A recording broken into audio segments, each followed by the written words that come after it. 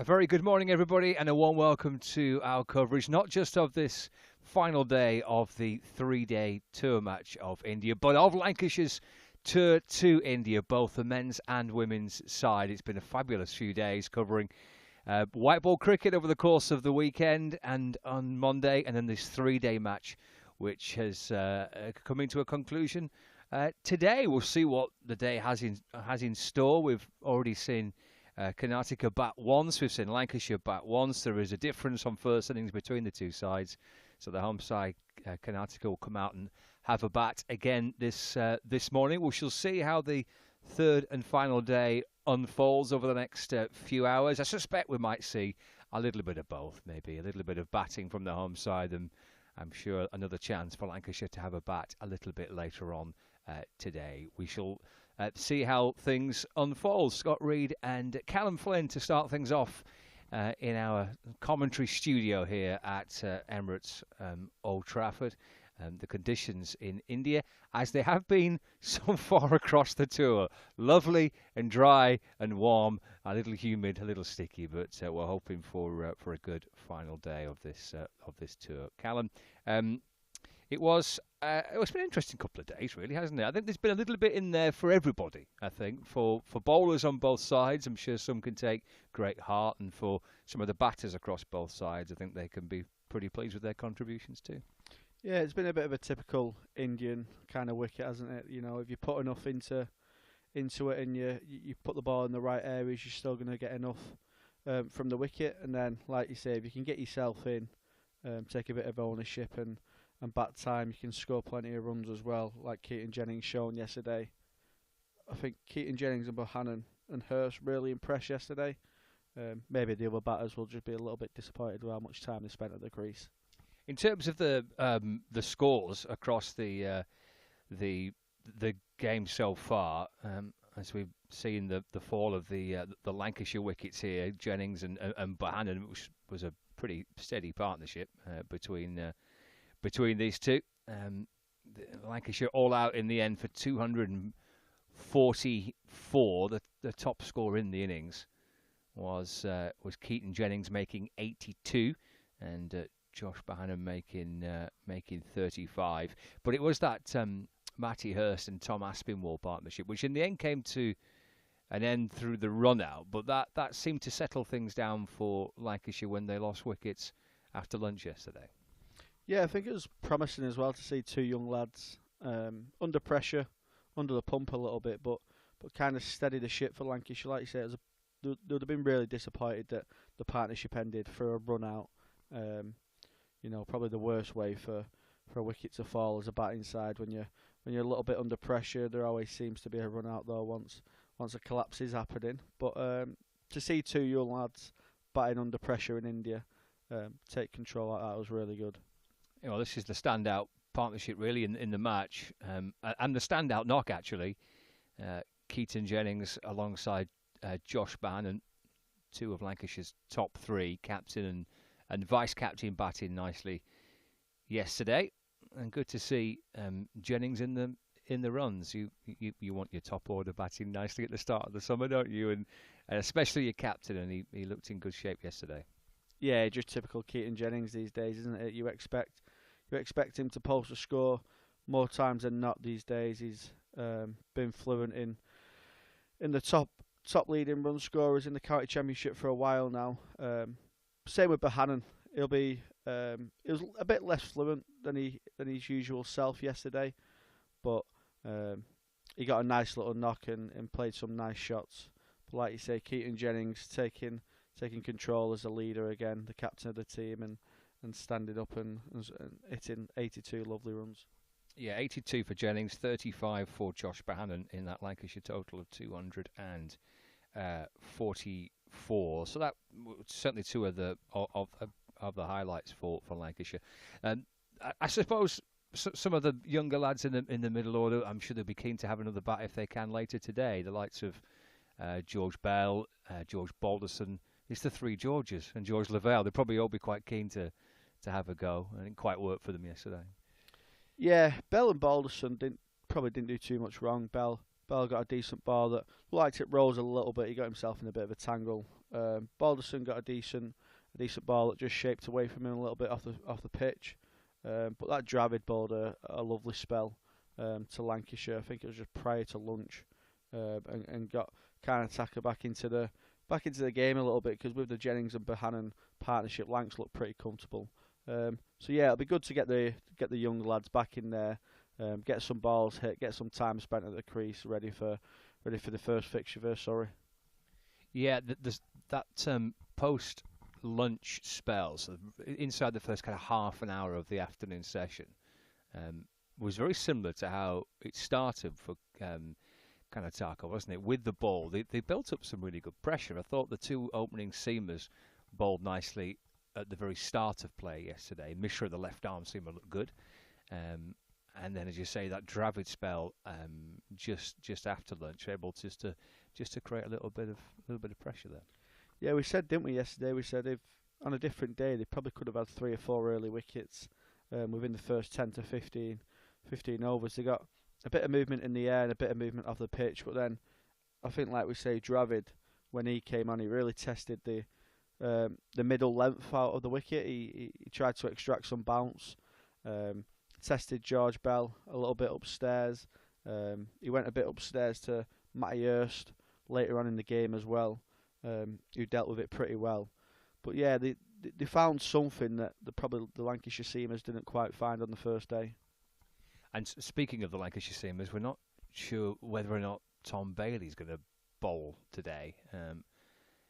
He bowled 5 overs on the first day, and then picked up a little bit of a niggle, and didn't reappear. We did have a chat with him yesterday during the course of the day's play here on Lancs TV, and he was telling us all about the injury. He was pointing to his body where the injury was, which is his lat muscle, somewhere below the kind of armpit, connecting the muscle around the back of the body there. And yeah, we're not sure if he's going to have a bowl or not. As the players all settle down for a team photo ahead of this final day of the tour. It's been actually a fabulous experience for Karnataka and for Lancashire. Great chance for some of the young players in the Karnataka side to face some of the Lancashire players as well, and it's obviously been played in a really great spirit, and the backroom staff from each side there on that group team photo, which is really nice to see. I think it's been a terrific experience. I'm sure it must have been for both sides. Yeah, Lancashire will take a lot from it, like you say, from the Dubai trip, the UAE trip, and from the India tour. It's a beautiful place to play. India people, the locals, just absolutely love the cricket, and they wouldn't have been able to do enough for the Lancashire staff and the Lancashire players. They'd have been treated like royalty over there with how much they love their cricket. So they'd have really enjoyed their tour, and hopefully, it's a partnership that Lancashire and the Indian boards can move on forward in the coming years.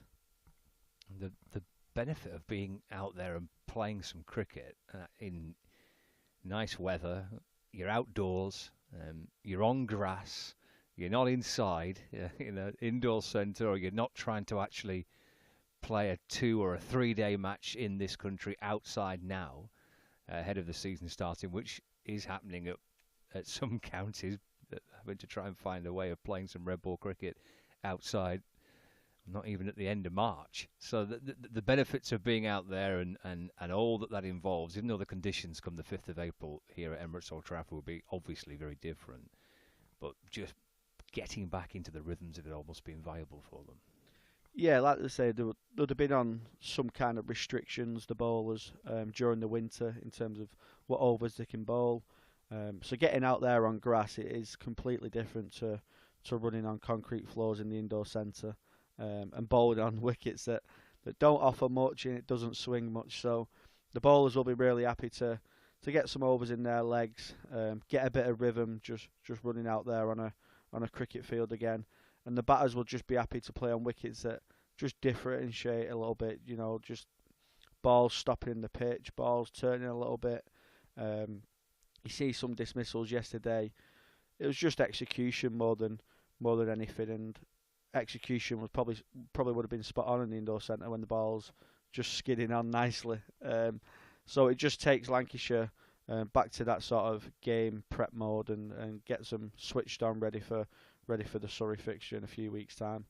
Yeah, it's been lovely to hear from some of the players and indeed the coaching staff over the last couple of days who have been joining us here on Lancs TV, just to give us a little bit of an insight as to the benefits of these tours and actually being out there and playing some cricket. I suppose you want to try and get yourselves into the best possible position to try and be ready for that first game of the season. We've seen all sorts of different techniques used by cricket clubs through the winter to try and replicate, or at least try and get outdoors and from kind of big heated kind of tents across the square outside, so you can actually bowl and bat outside on the grass rather than inside.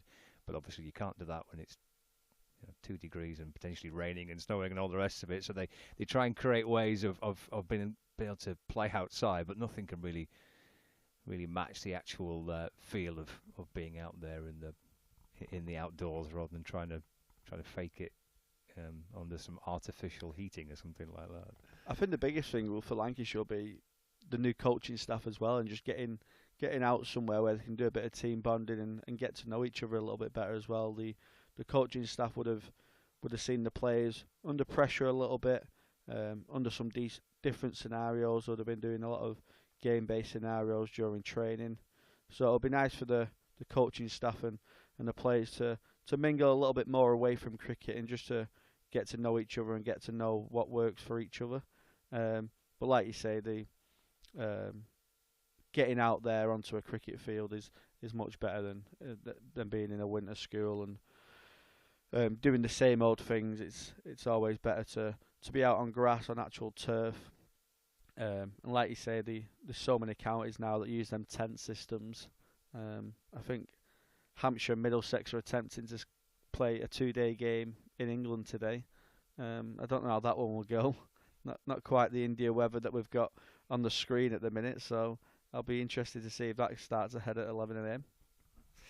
Yeah, that could be a chilly experience, couldn't it? The eagle-eyed amongst you may have spotted that Tom Bailey he's not out there. He's not in his white, so he's not going to feature.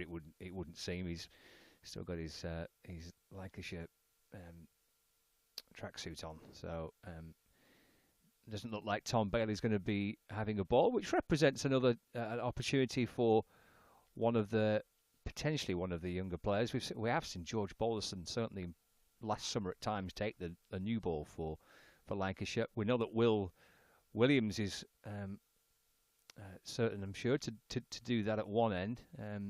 So then it creates there's Will Williams actually just sat alongside Tom Bailey and Stephen Croft. So Williams from one end with a new ball and potentially, and then an opportunity for one of the younger players at the other end, or maybe not. Maybe Will's just sitting back for the time being because he's not in that little team huddle there.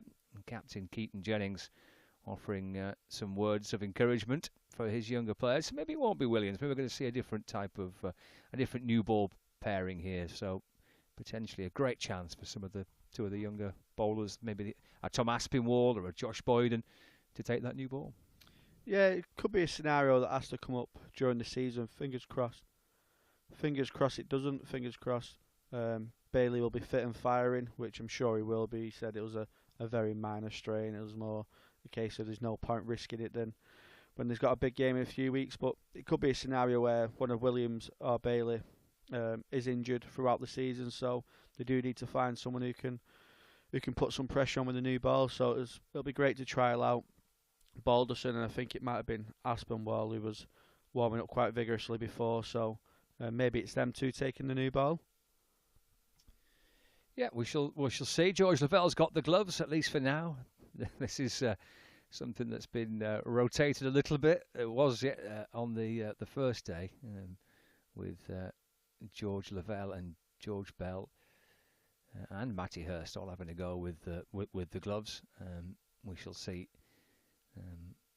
how that develops today, but George Lavelle has the gloves to start off with. So just a reminder, 356 all out for Karnataka, with Lancashire's reply of 244. So the home side going to have a bat today. The openers are heading out to the middle. As I say, I don't think it will be too surprising to see Lancashire have a bat a little bit later on, and then everyone kind of gets a little bit of something out of this this warm-up match. We shall see how the day progresses. Looks like George Balderson will take the new ball for Lancashire. He's done that at times last summer as well. The senior pair of Tom Bailey and Will Williams. Tom being rested as a precaution, and Will just at least for the time being sitting out the start of this Karnataka second innings. So we shall see how the final day of this tour unfolds. Let's hope for a good day's cricket. Let's hope that Lancashire, I'm sure they will be able to sign off in good spirits ahead of the start of the season, which is just over 2 weeks away. Here we go. And run straight away. Nicely played. Just to the right of Aspinwall at mid-on. He's got the chase on. Does really well, actually. Puts in the dive. Able to flick the ball back and save a couple of runs for his side. I don't think you'd see well the senior boys getting down like that on a final day of a tour game. While the young boys, Aspinwall, trying to impress the new coaching staff. Like you said, they'll just be hoping to go through their own motions here. Balderson will be looking to just get in a bit of rhythm, get in some groove, ready for Surrey in a couple of weeks as he bowls a lovely ball which just shapes away from the batsman there.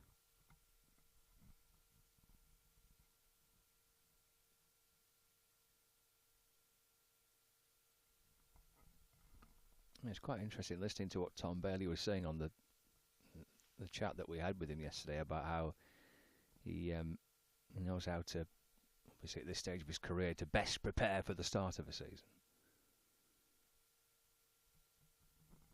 Sort of the benefit of being experienced, you know what works for you.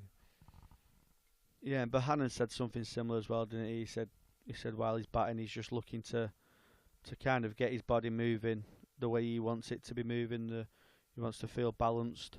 Wants to make sure he feels pretty composed at the crease. And he said he felt that yesterday. Obviously, he would have liked to have scored more runs, but he said he was pretty happy with how things were moving.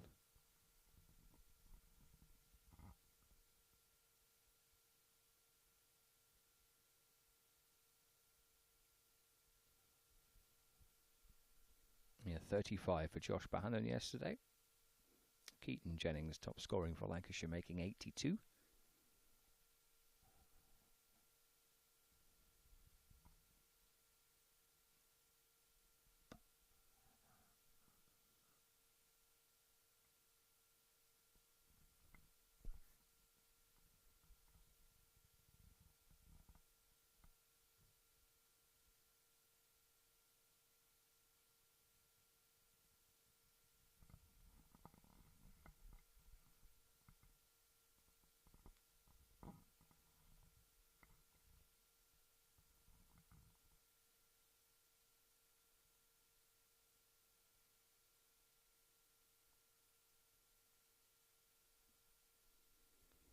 First over complete, then 2 runs from the first over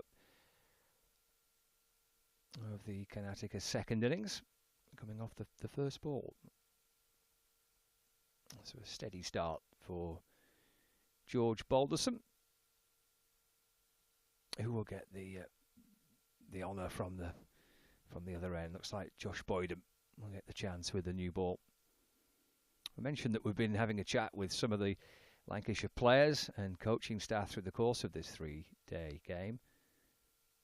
As ever, we're going one better today on the final day. Not only are we going to speak to one of the Lancashire players, but it's one of the Lancashire players out there in the middle right now. I think we've got George Bell, who can join us. Hey, George. Hi, Scott. You all right? I'm very well, thank you. How are you? Yeah, Yeah, I'm good. I'm hoping we get a nick this ball. Oh, stars, Boyd. No, it's been good. It's good. Nice start to the day. Obviously, Bale's been a bit injured and Will's been a bit ill, so we've got a younger opening bowling partnership today. But we've also got Aspie to bowl as well, which would be nice. But it's good for the younger lads to showcase their skills with a new ball. I know Boyd's has done it a lot. Spent a lot of time with boys this winter actually. We were out in Australia together, living together, so I know probably a bit too much about boys than I wanted to, but yeah! Just like that. Well, that's a perfect start, isn't it? Yes, Boydo. Thanks, man. Nice lad. Thanks. Yes. Yes, Scott, that's your influence, son. Boydo. Wicket me up, baby. So you had a feeling he was going to swing one back. Well done, boys. Well done, mate. Lovely. Very nice, buddy. Hey, Aspie, CB round. You're still with us here, so I don't know whether everyone's going to behave themselves on this while this microphone's live. Yeah, well, I reckon Tom Aspinwall's going to cause a bit of carnage, I reckon, with this today. So I'm going to have to stay clear of him. I reckon Boshy as well. Got to stay clear of him. He's a dangerous character. He's the vice captain now. He's got responsibility. Oh, he's got responsibility, but he does like to have a bit of fun, to be fair to him. So.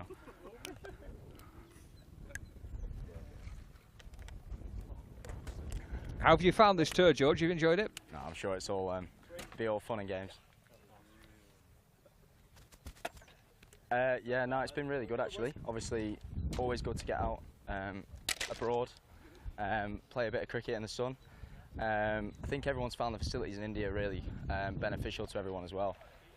Obviously, Dubai is great, and we've been there quite a lot. And India, we didn't really know what to expect. A lot of people have been here before for certain tours, like I've been with the academy before in the past. Whereas others have also been here for Lions tours, test tours, whatever, but we never know what to expect when we come as a group. But the facilities have been amazing, the hotel's been great, pitches have been top draw. It's been quite relevant really, the pitches, like they've been very similar to what we probably expect when we get home. Bit of nip, a little bit green, obviously they do turn, but you still get that in England in April, like now and again. So it's been really good. Obviously it's always good to get on grass. No! Nice Boyd! Yes, nice day! How's the early morning, Scotty?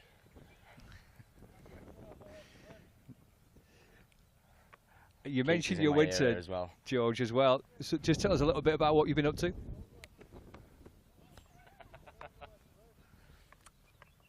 Yeah, so obviously we had a few days in Dubai. That was good. It was we did a lot of the commercial stuff over there. Got that out of the way. Obviously we've had all the cricket stuff, but we had the golf day there. Managed to play a bit of paddle. Beat Saki and Blad at that, so that was nice. And then obviously in India there's not a lot to do, but you get out and about out the hotel and you see a lot of things, and it's see a lot of decent sights that you probably wouldn't see back in England. But it's obviously good to experience the culture and everything. I know Keith's headed down to the market one day and bought a shirt that's probably not my cup of tea, and also got the matching shorts. But Yeah, I think I've given you context this. but yeah, no, it's been really good to get out of the hotel as well and do things other than just the cricket.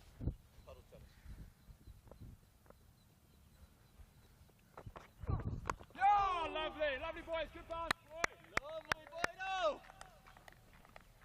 And how much you're looking forward to it all starting in April. It might need an extra layer or two on, George, for the 5th of April. Yeah, I think so. Obviously myself being fairer skinned, it's actually going to be nice to get in the colder weather, I reckon. A few more jumpers on, a bit less sun cream. I think it'd be quite nice, obviously. It's always good to be in the sun, but for me, tanning's not my forte, so it'll actually be nice to get in a bit more cold weather, I think.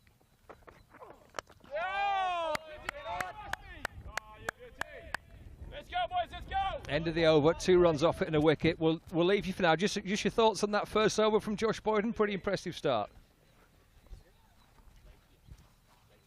Yeah, it's a very good start from him. I know what he can do really. He's good with the new ball, swings it both ways. He's been practicing his away swinger, so hopefully we see that.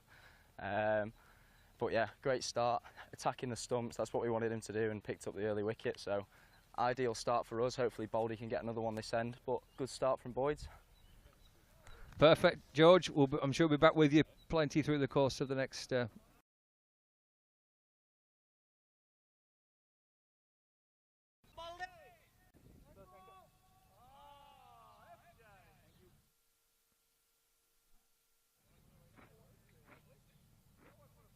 So 2 overs gone, 4 for 1.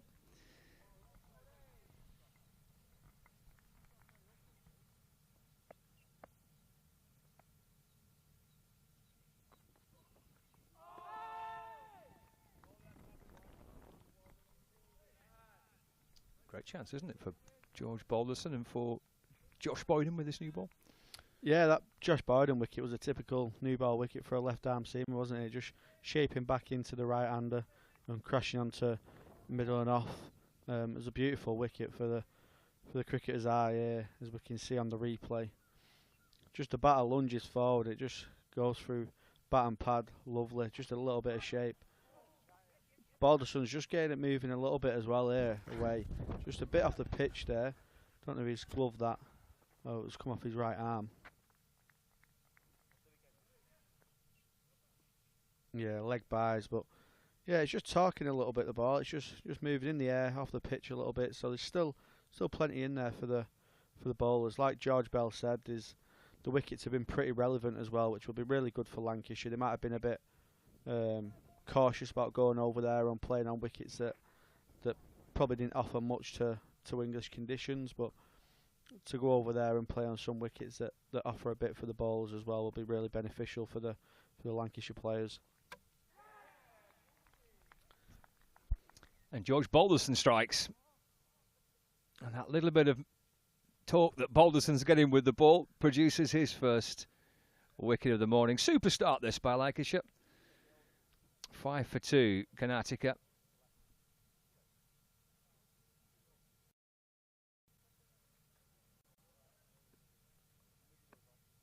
A very nice piece of bowling it was too.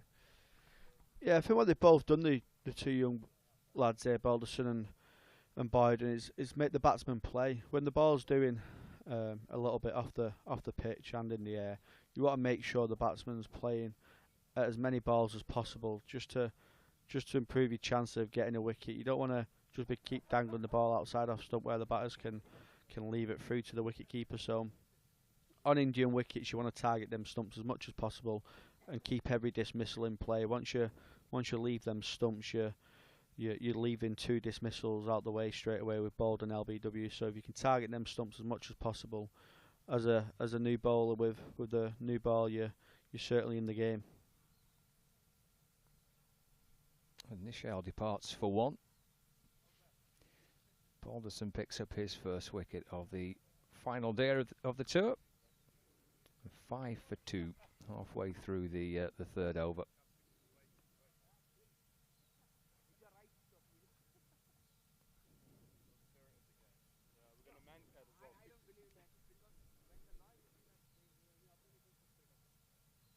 Let's head out and have another chat with George, shall we? You're in a perfect position here at second slip to watch this. Super start, isn't it, by both Josh and George Balderson?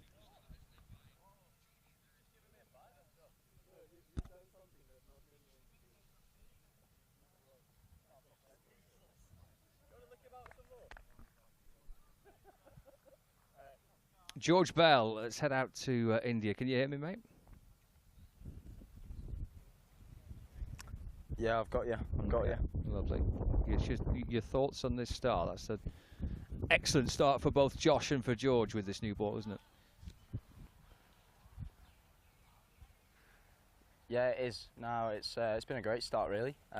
Obviously, when we came out here this morning, we wanted to target the stumps and keep every dismissal in play. Obviously, I think in the first innings we bowled pretty well as well with the new ball.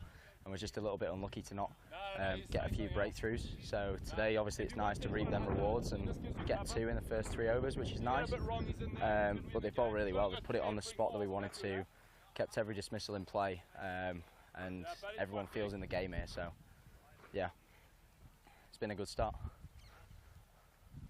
Thought Trevor comes, but he's quite big.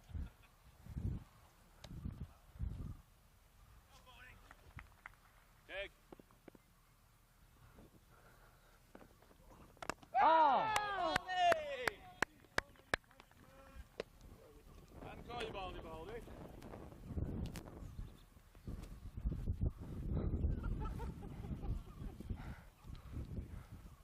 George, what are you in these pre-season games? Is it just about just trying to find a little bit of rhythm when you're a bowler with a batter? Just get back into the groove of it all.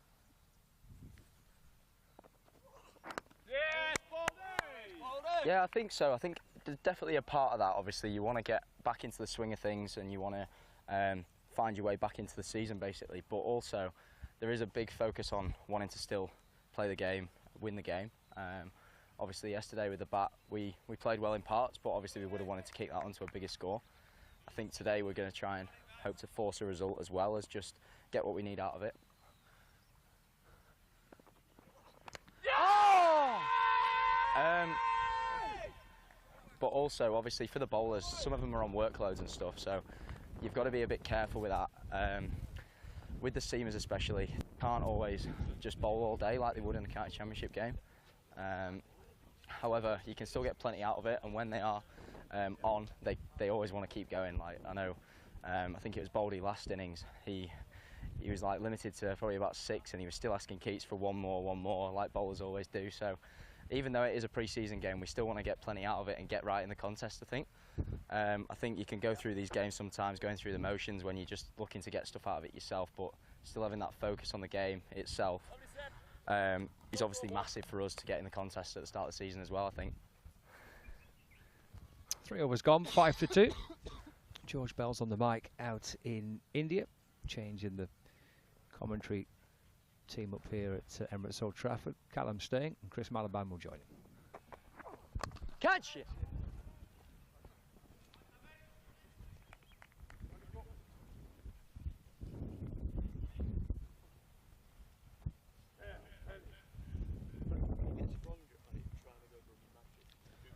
It's a lovely shot there through the covers, but I don't think Josh Boyden will be too disheartened by that at all. The ball's still doing plenty, a bit aerial. On another day he might have found a fielder there, so Josh Boyden will be quite happy seeing that shot, especially at 9 for 2. Yeah, superb start this for Lancashire on the final day. That's a good shot. Yeah, as you and Scott have been saying, Callum, it's really been a case of the opening bowlers giving little for the Karnataka top order to leave alone in these early overs, being asked to play and play again, and that's reaped the benefits. Yeah, and I think George Barlison did it really well last season for Lancashire. I thought he really stepped up in that third, fourth seamer role that he took on as the all-rounder for Lancashire. I thought he bowled really well last year in some good spells. He was often the man if Lancashire needed a wicket. Often someone that Keaton Jennings called upon to try and get a breakthrough, so he'll be looking to... Oh, run him out! Oh, yeah! He'll be looking to put in performances like that again this season, both with the bat and both with the ball.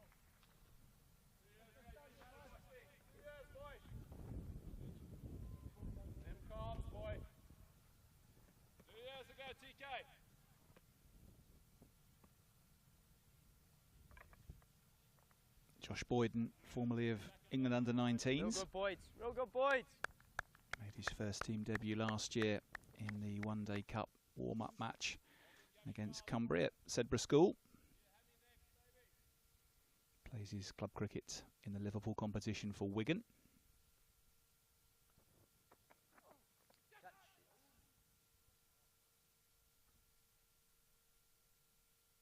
Now 4 runs coming there. Was that off the thigh pad, I think? I'm not sure that Samit Dravid got anything on that. How did you see it, Callum? Yeah, he's just clipped his thigh pad, hasn't he? He's just strayed a little bit leg side. Just the sort of the bad ball for the left arm seamer that you typical often see with a new ball. Just strays leg side a little bit and just clips the thigh pad for 4 leg byes. But Josh Boyden and Balderson have started well there, and they'll be looking to keep causing the batters some problems. Great stuff this, boys. Great to get your feet on the grass, boys. Good comeback from Boyden, making his adjustment to his line.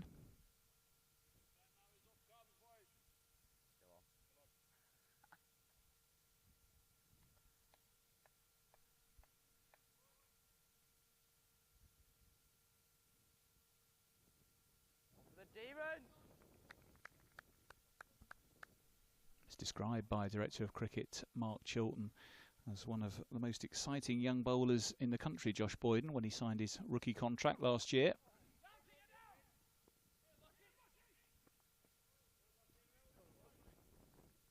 Good work from Josh Bohannon, cutting that one off. End of the 4th over of the morning.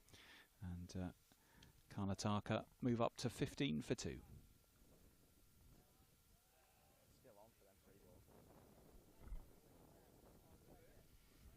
We've got George Bell on the mic, of course, out there in the middle. And George, another encouraging over there from Josh Boyden, asking questions of Samit Dravid and Lokanapana.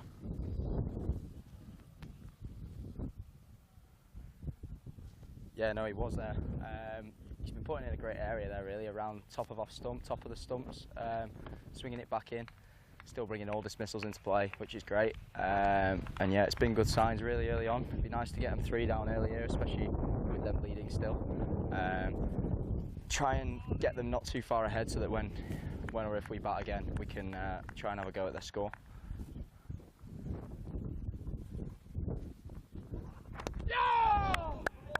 Good body!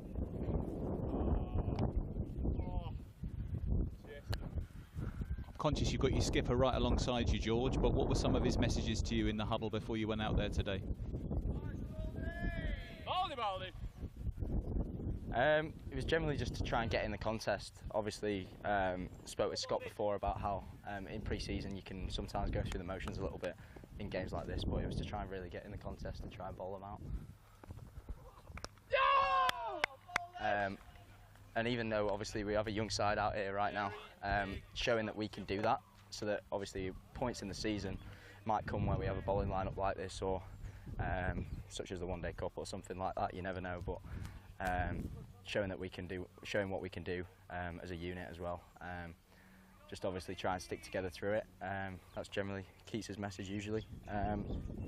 But yeah, he's generally talking about trying to just get in the contest and win the game.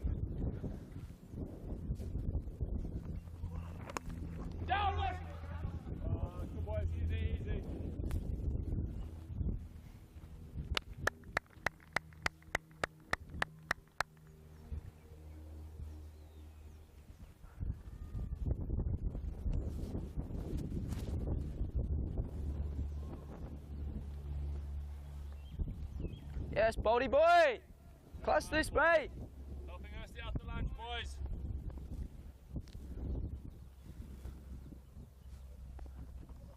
Yeah. Oh, Baldy!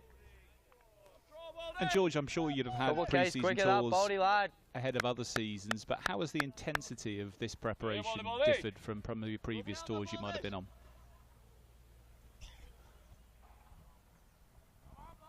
Sorry, do you mind just repeating that one? No, of course, George. I'm conscious. I'll try and pick my moment so you can focus on this next delivery. Oh, shot. That's a good shot. Driven down the ground by Apana for 4. Now, I was just wondering, George, how this tour had differed from perhaps some of the previous pre-season tours you've been on in your early career.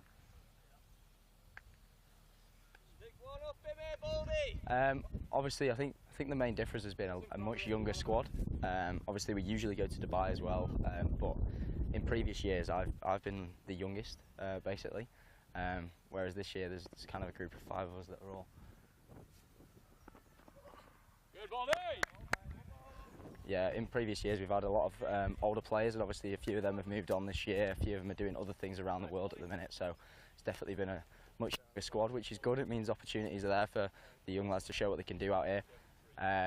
Obviously being in Bangalore as well instead of Dubai brings different challenges and whatnot. Obviously it's been really good to be out here, and the facilities have been amazing here. I think it's the allure.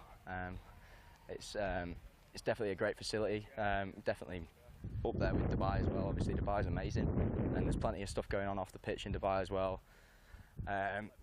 But here it's been really good. It's definitely been different, but I've really enjoyed it. Obviously new coaching staff as well, so everyone's really been pushing to show them what they can do up to the new season as well, and then try and take it in to the season when it comes around. Oh, Boyd! Going to Loughborough next Tuesday could be a bit of a contrast for you temperature-wise, George. Yeah, no, I think it will be. I think the past 2 years we've been there, it's been some of the coldest days I've ever had on a cricket pitch. I remember the first year that I was a pro, we were there. Honestly, it was like 1 degree or something. We went straight from there from Kent where it snowed. So I think it's definitely going to be a little bit different. Loughborough's great there. I remember last year we didn't even play, I don't think, but hopefully the weather holds off next week when we can get outside in England. It's a great facility there as well, so it'd be nice to play against them and get some cricket in a bit colder weather, get used to it for that first game against Surrey. But I think everyone's pretty ready to get back and straight into it now. We've obviously had a good time out here, but everyone's pretty keen to get the season started, and I think the first hurdle of that is Loughborough down there next week. So it'll be a good trip down there, get some more miles in the legs and get ready. Brilliant. Well, George, we'll come back to you in a bit, but thanks so much for now. Cheers. Thank you. It certainly will be a contrast, won't it, Callum, when the players come back from 34 degrees in southwest India to a chilly day in the Midlands at the old Hazelgrave ground at Loughborough next Tuesday. It will really feel down to earth with a bump, I think. Yeah, they'll be praying that first one doesn't get it to them with a brand new cherry. Fielding the covers or something like that. They'll be praying it doesn't it doesn't find them. Mind your fingers.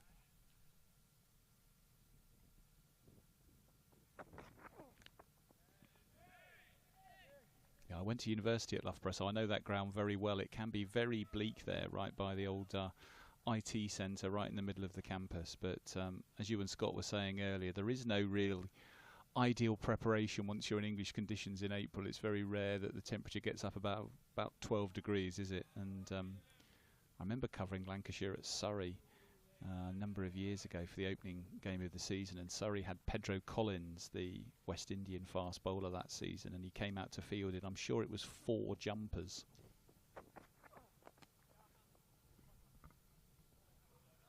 I bet they got 2 to him every time as well. Yeah, absolutely. Well, I think it was Mark Church, the BBC Surrey reporter, who interviewed him afterwards, and he said it was the coldest day he'd ever played cricket in. And I guess if you're, playing your regular cricket in the Caribbean, then arriving in April in the UK, you're down to earth with a bump pretty quickly. But can be nice. Can sometimes get a bit of unseasonal warmth to launch the season. Here's hoping we might get that here, although I did hear on the radio this morning there was an Arctic blast due.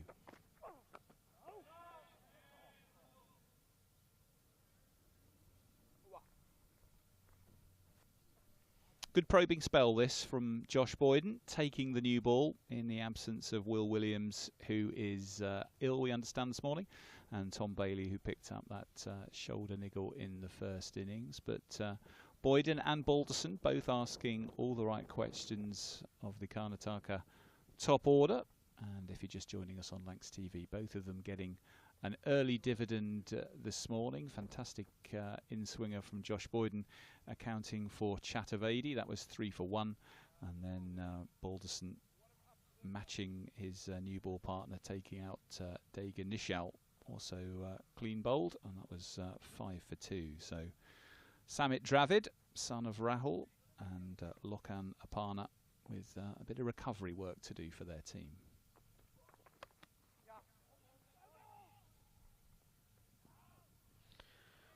Just the first real loosener from Balderson there, just a little bit short and wide off his usual length, and Aparna just tucks into that back with a point and just gets 4.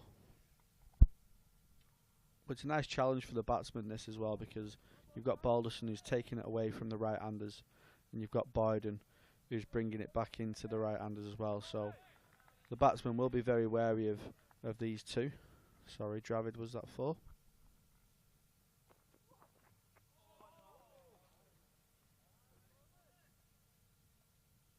Yeah, Dravid inheriting plenty of the family genes, it seems. He impressed with the ball yesterday, didn't he, Callum? It was a very good spell that Samit Dravid bowled.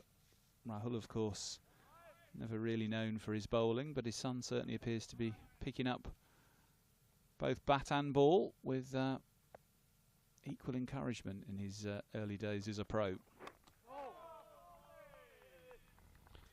Yeah, he really impressed us yesterday. He ran in hard, hit the pitch hard as well, and just found something when Lancashire was looking pretty comfortable.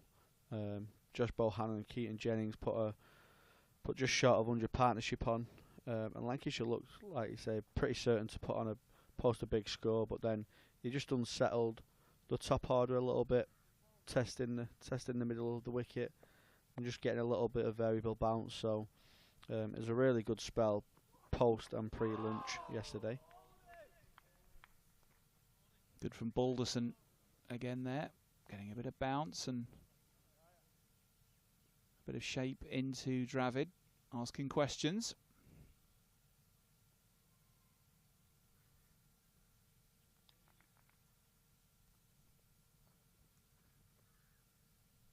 What we've seen from both Josh Boyden and George Balderson, Callum, so far has been a good amount of movement, and that's not always easy to get in Indian conditions if you're a seamer.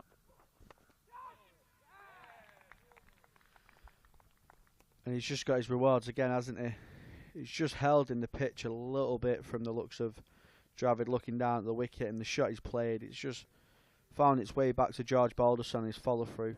A nice caught and bowled, they're never easy caught and bowled. You don't quite understand the pace that they're coming back at you sometimes. But again, it's another wicket that's justified with the pressure that George Balderson and Boyden have put on the Karnataka batting lineup, and they find themselves 28 for 3. And Lancashire will be really happy this morning, especially the coaching staff. They'll be. Well, as they take a quick water break, it's an opportunity for us to grab a quick word with George Bell. And George, another breakthrough for you there. What a fantastic first mini session for you this is proving to be.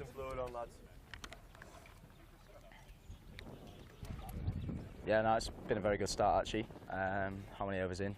Still in the first 10 overs, 3 wickets down, so happy days.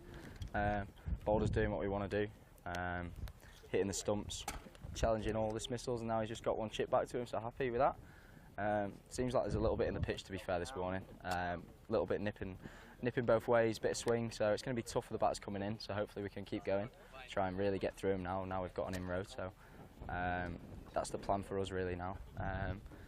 But yeah, I think Aspie might be coming on in a sec, add a bit of pace as well, so see what he can do from that end, the far end, and then yeah, see if bowlers can get another one this over. Did that one sit in the pitch a little bit, did you think, George? It looked like Samit Dravid was a bit early on the shot. Yeah, I think so. I think obviously when the seam's been on, it's been quite tough to go square because it's slow. So if you're looking to score, it's generally quite straight and waiting for the right ball to go square. There's been a bit of invariable bounce in the pitch from this end that Bowley's bowling from. So obviously with that one, I think it might have just straightened a little bit and then popped up onto his leading edge, threw the shot a little bit early with it being a little bit slow. But yeah, it's not a bad ball from Bowley, but I think yeah, obviously with it being slow and doing a lot, looking nice and straight is where the batsmen want to be. And I think it's just kind of caught him out there. Thank you for now, George. Cheers. Sujay Satiri is the new man. He made 36 in the first innings. We still haven't seen the Centurion from the Karnataka first innings, Smaran Ravi. He's clearly being held back a bit, perhaps less in need of practice than some of his colleagues. But Callum, I don't think those opening 7 overs could have gone much better for the Lancashire Lightning. No, they'll be really happy, and from a point of view in terms of the future, looking at Balderson and Boyden with the new ball, the coaching staff will be really impressed and with how they put the pressure back on the Karnataka batting lineup and got Lancashire straight back into the game as well. Like I say, Aspinall looks like he's just about to replace Boyden now, so he'll be looking to keep the pressure on. He's had a pretty successful India and Dubai trip with Lancashire so far, so he'll be looking to end the tour really well. Over pitching that first delivery and punished. That's a good on drive from Lokanapana. Bit of a loosener from Aspinwall there to be driven, and the batsman taking full advantage. Nice shot. Bit of a commentator's curse, that one, wasn't it? I was bigging him up, ending the tour well, and like you say, it's just a little bit of a loosener. But he'll be looking to do the same as Boyden and Balderson have done. He'll be looking just to hit a length, get a bit out the air and get a bit out the pitch and just challenge both batsmen. Again, as he finds his length straight away after that 4. Yeah, much better, that second delivery. As you rightly say, Callum, he's had an excellent tour, young Tom Aspinwall. 20 years of age, just turned on the tour. I saw him get a, did you see the clip of the birthday cake in the face indoctrination from reaching his birthday? I think they were still in Dubai at that point, but I saw the clip on social media where he was having the sort of custard pie style cake in the face. Yeah, it's a bit of a tradition, isn't it, in India as well. I know when we was on tour in January, we had a lad whose birthday, his birthday it was when we was flying back, so the day before we organised a cake, but he didn't quite let us smother it in his face. So instead we had a slice and ate it ourselves, which we weren't too fussed about. Good. Well, waste of a good cake, isn't it? But Tom Aspinwall, 4 for 10 the other day in the T20, bowled really well in Lancashire's 50-run victory over Karnataka 11. He'll want a nice couple of wickets, perhaps, on this final day to finish the trip. Oh! Really well bowled. It'll be someone who'll be looking at the makeup of the team as well, and with the new coaching staff and with the players that Lancashire are going to have missing due to IPL commitments and the World Cup, and then later in the season, the 100. He's going to be looking for some real opportunities this year. If he keeps putting performance in like this, he can find himself into that T20 team as a sort of a bit of a T20 specialist bowler. He seems to bowl well in all scenarios, whether up top or at the death.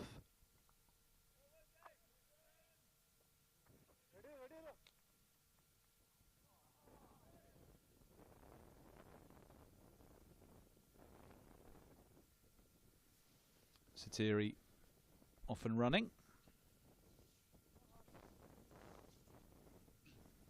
24-year-old, one of the more experienced players in a young Karnataka 11 in this match. One or two of the players who've been around the first class scene a bit longer.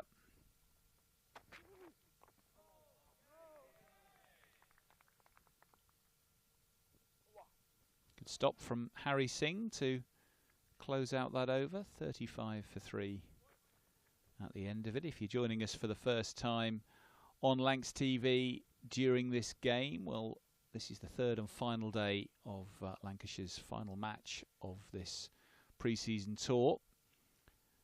Karnataka posting 356 in their first innings. Lancashire replying yesterday with 244. So Karnataka with a 112-run lead as we start this final day. But it's Lancashire's bowlers who have certainly been on top in the opening 40 minutes or so of play. And George Balderson, 2 wickets to his name. Will continue to try and make further inroads into this top order.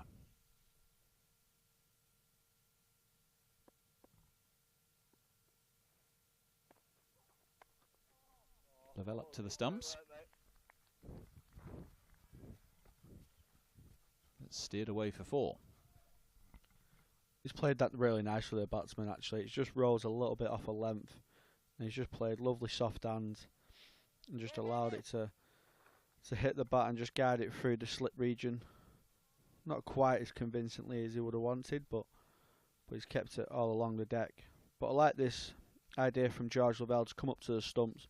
George Balderson's attacking the stumps as much as possible, and we're seeing a partner come down the track a couple of times in the previous over, so he'll look just to try and keep him trapped in the crease now, and with the movement Balderson's getting, he'll be looking to try and tap them pads and bring LBW right into play here. There's Harry Singh.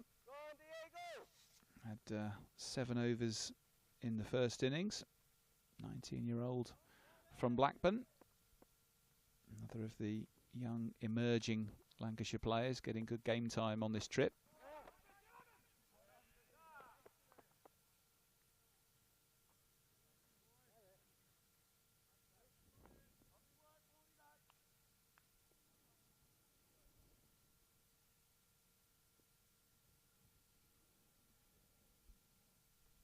Yeah, you mentioned the IPL there, Callum. 4 Lancashire players, of course, featuring that. It starts in a couple of days' time and runs for the next couple of months.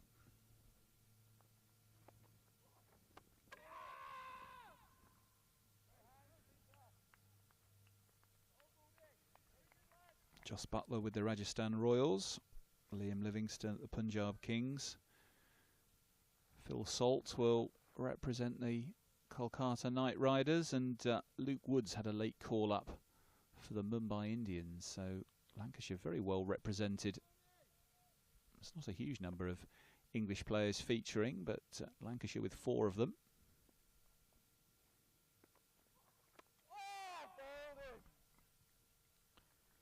And they go straight into the T20 World Cup as well, don't they? I think the IPL's due to end. I think the finals are 29th of May.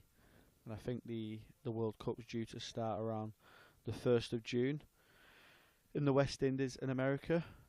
So, I mean, Butler's a shoo-in as captain of the T20 side. He'll be straight in there. Livingston will probably want to put some performance in the IPL. He's probably been a little short of runs for his usual standards in the previous 12 to 18 months.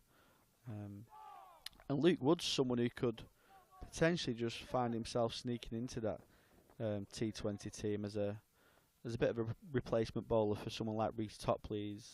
He's had his injury issues in the past. The game's come thick and fast in them World Cups. I don't think he played every game in the last World Cup in Australia either. So, with no David Willey on the international scene anymore, they'll be looking like they need a left-arm replacement. So, Luke Wood might find himself sneaking into that side if he can try and get some game time in the IPL, which won't be easy. He might be there as a backup squad player in the IPL, but if he certainly gets his chance, he's someone who can send the ball down at decent pace, move the ball late, and he's got a good bumper and a good yorker, and they're ingredients for a really good T20 specialist bowler. So he'll be looking at knocking on that door as well. That one keeping a little low. Certainly on the final day of a match, you do tend to see that variability of bounce become ever more prominent, and we've seen a couple of deliveries this morning just keep a bit lower than the batsman would anticipate. Encouragement for the Lancashire bowlers, although perhaps less so for the batsmen who've got a bat yet potentially.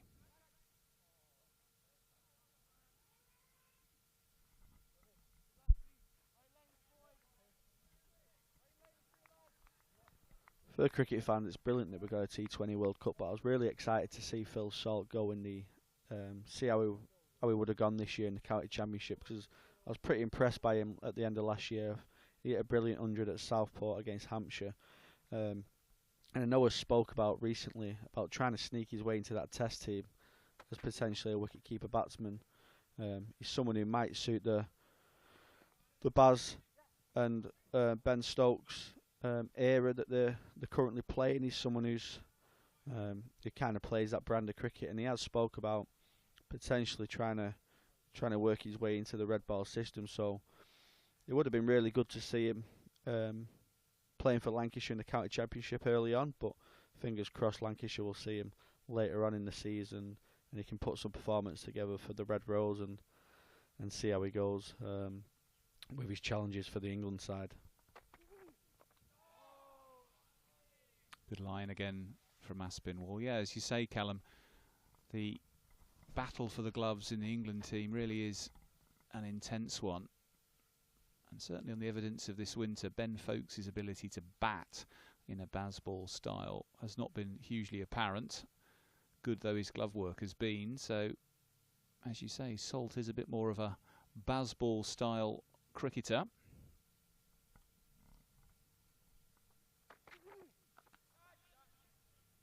That's a good shot. Onto that really quickly, but straight down the throat in the deep of Morley. Well, he picked that up beautifully, Satiri, and it looked like for all money that was going to disappear over the boundary rope. But Jack Morley, call as you like, out on the deep mid-wicket boundary, steadied himself and took a very neat catch. Aspinwall strikes, 4 down. Yeah, it was a very casual one, wasn't it? The way the batter looked and the way the bowler looked, it looked like it was just kind of sailing over the ropes and there was no fielder out there. But Morley's plays perfectly there for the back of the leg delivery. Well, let's bring George Bell back in there after the 4th wicket goes down. And George, Jack Morley made that look very easy for a catch. It was probably a lot harder than it might appear. No, he did, yeah. With them ones in the Skyers, it's actually quite hard to pick up on the sky sometimes, so he's done well there. Had to jump in a little bit just at the end, but he's done very well, I think. Good wicket from Aspie, he bowled nicely there. That's his job as well, to come in, hit hard length and then go the odd bumper. It's nice that the plan's come off. He's done it a few times out here now, got people with his bumper. It's a bit skiddy, a bit quicker than people think, so it's been good. But yeah, very good catch from Jack Morley, and yeah, good to see him hang on to it.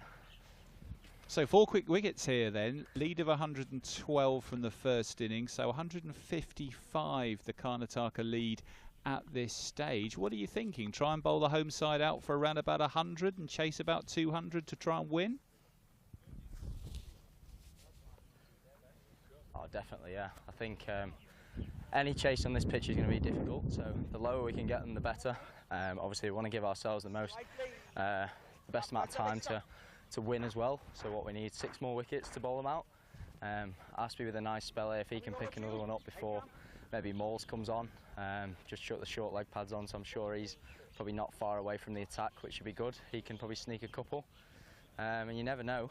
Obviously, I think we've just had the first hour there, so we've got another hour. You never know how many we could get them down in this first session yet as well. So I'm sure they're going to play positively and try and take the game on, but it would be nice if we could, obviously early days still, but if we could try and bowl them out around 100, that would be a great effort from these lads in these conditions as well. So.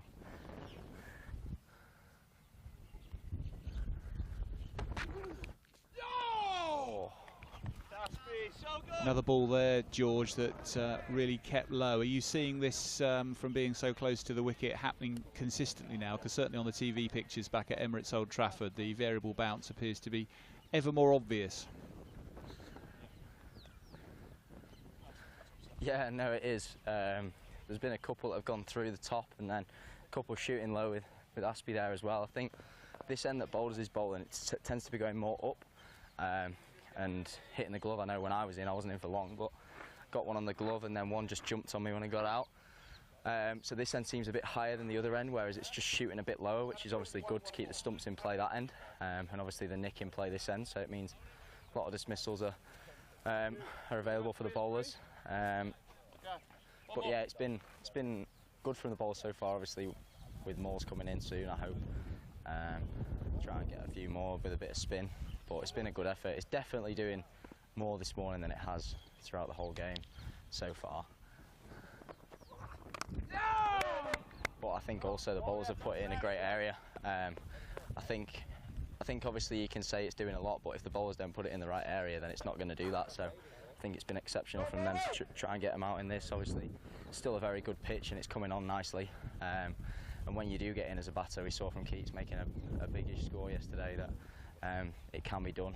I know one of their lads got 100, so it's definitely not too bowler friendly. So they've done a very good job here. I keep forgetting that you're all back at Old Trafford as well. Speaking to you here. The wonders of technology, George. Yeah, it's not quite 34 degrees here. It's still actually dark, 10 to 5 in the morning and about 12 Celsius. But we're pleased you're enjoying the heat anyway. Thanks for now, George. Yeah, no, it's Keith. It's very odd to be speaking to you, and obviously it's 5 in the morning back home. Hopefully a few of the viewers are up early and watching a bit of cricket. Or what day is it? Yeah, Thursday before work. But yeah, I do keep forgetting that. It's been a very good effort by the media team and all the people involved in the live stream and whatnot to try and get this possible. Obviously, it is difficult when you're on the other side of the world. So I do keep forgetting that. Obviously, all the commentators are back at Old Trafford as well. So fair play to you all for getting up so early every morning. That's very kind, George. Yeah, the 02:30 alarm calls certainly are pretty tough, but when you're playing as well as this, it's well worth it. That's a good shot. Yeah, hopefully we can bowl them out, and then at least it's worth the early wake up, I reckon. Thanks for now, George. I know no worries. Scott Reed is back alongside me, and Scott, this continues to be a very decent bowling effort from Lancashire on this third morning. It does, and it's all been, of course, been done without the two senior guys as well, isn't it? With Tom Bailey and Will Williams. Tom injured. Will, I think George was saying before, not feeling 100%. So it's great that the three younger lads. That's straight to Jennings at first slip. And Balderson picks up his third of the morning. And it's 5 down now, 48 for 5. And this outstanding morning session goes from strength to strength for Lancashire. It's another good ball from Balderson, isn't it? Bit of away movement there, finding the outside edge of Mahesh's bat. We're going to go back to George Bell, I think. He's right in the middle there. He's effectively leading the commentary team this morning. And George, another bit of away shape from George Balderson. Another great delivery. Yeah, it's all action this morning, plenty of wickets. 5 in 10 overs is pretty good effort, to be honest. So obviously the pitch is doing a lot and Boulders is putting it in a good area. Still to get 5 wickets in 10 overs is a very good effort. But yeah, ask me with another one I'm calling next over, I reckon. Well, you've still not seen the Centurion from the first innings come out, George, Smaran Ravi, so they're obviously holding him back a little bit, so you've still got a key player seemingly still to come.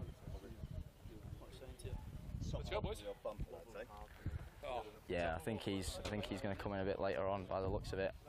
Trying to get their other lads a bit of a bat as well, which is good. But yeah, he was a very good player in the first innings, so you never know what could happen lower down. Got to keep just sticking it in the right area, keeping the ball moving, and hopefully get him out early when he does come in. But generally they bat quite low down anyway. They've got a very good side. It's been a really good test actually with bat and ball. Obviously you never know the opposition you can get on pre-season tour sometimes, so that's what we've said. It's been a really good contest to play against such a good side, and it does get you much more ready. Their bowling was really good, a lot of pace, moving it around, put it in the right area, didn't give us much, and then even with the bat they've been very disciplined and it really does show the standard out here that these lads play at as well, which is definitely good to play against. Thank you again, George.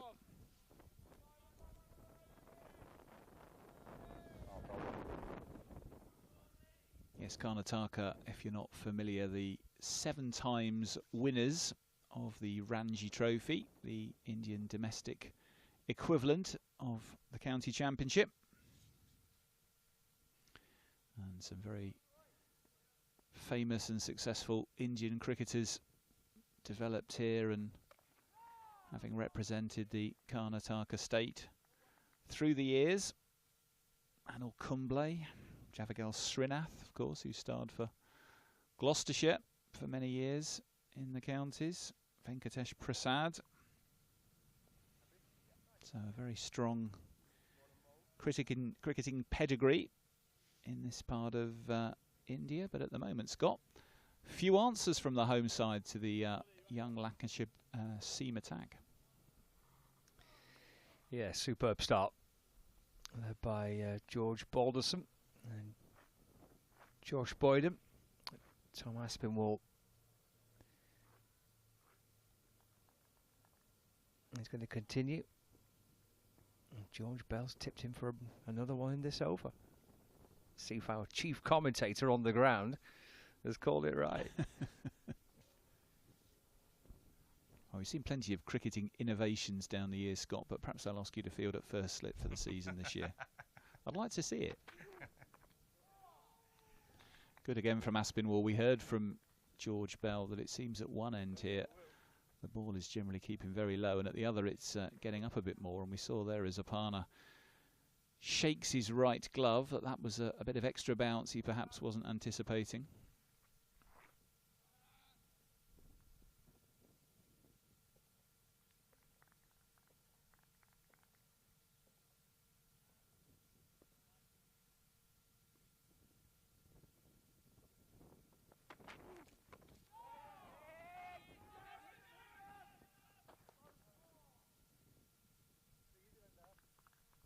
Interesting field change from Keaton Jennings. He's actually taken George Bell out of second slip. And he himself posted there now. When you've got a team 5 down in 12 overs, perhaps surprising.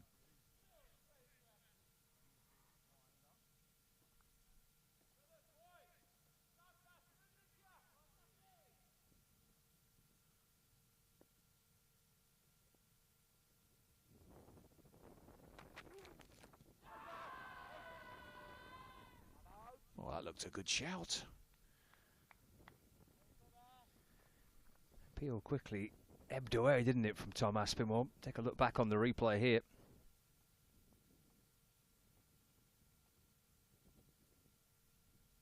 Well, I don't know why the appeal did ebb away. I'm not quite sure what that's missing. That looked a really good shout. Apana has a life.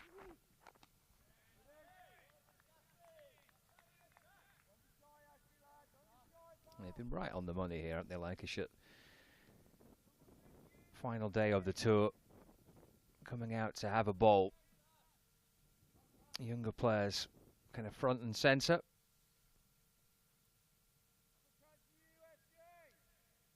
The coaching staff at Lancashire must be thrilled with how George and Josh and Tom Aspinwall have performed in these first 12 overs.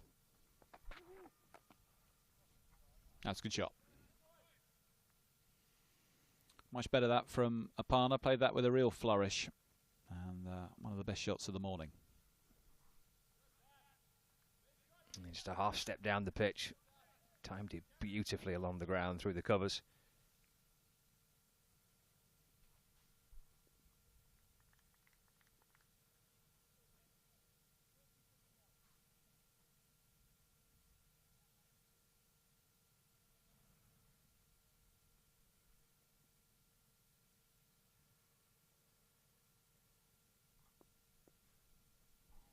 .400s and 25 50s to the name of Lochan Apana, so he has pedigree as a batsman. And there's further evidence of it. Back-to-back boundaries to finish that Aspinwall over. 56 for 5 at the end of it. That's a lovely shot, isn't it? Late cut down to third man.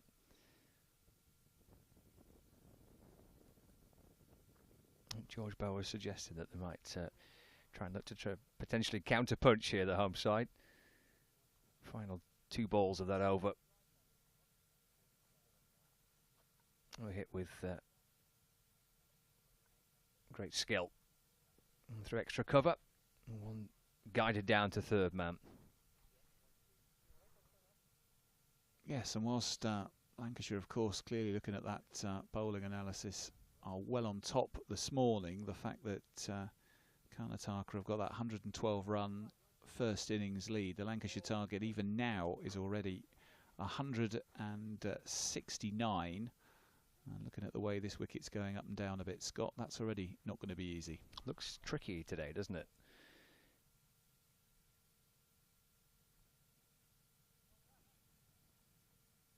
And it looks like a little bit more spice and life in the pitch than perhaps we've seen on the first 2 days.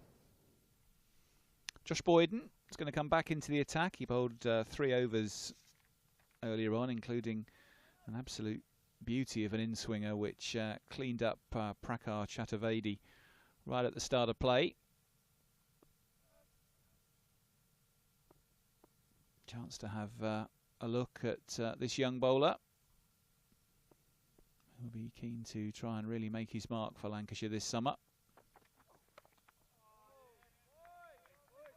I heard you talking yesterday, Scott, with Paul Allott about some of the possible combinations for who might make the 11 for the opening round of championship matches against Surrey on April the 5th, and Boyden will definitely be in that conversation. Yeah, I think between the 4 of us yesterday, we picked about 9 different teams for that opening match. So I'm not sure that any of us were absolutely in agreement on what the starting 11 might be. But with the bowling reserves potentially a little bit stretched, with at the minute Jack Blatherwick is not fully fit and obviously not out there on the tour. We don't know what yet the availability will be for Jimmy Anderson at the start of the season. I don't think Mitchell Stanley's going to be fit for that. Luke Wood's away, so there's potential opportunities in the first few rounds of the season.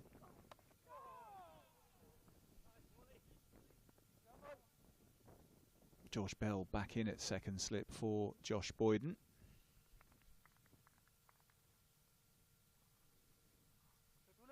And when you factor in the shape of the first couple of months of the season, certainly the bowlers, I suspect, those that bowling group that are fit, I think everyone will get a chance.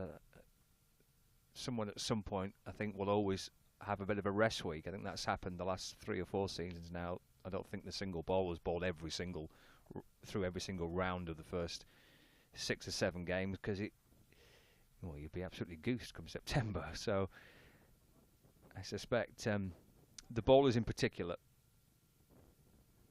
will all get a chance at some stage in the opening month or 2 of the season.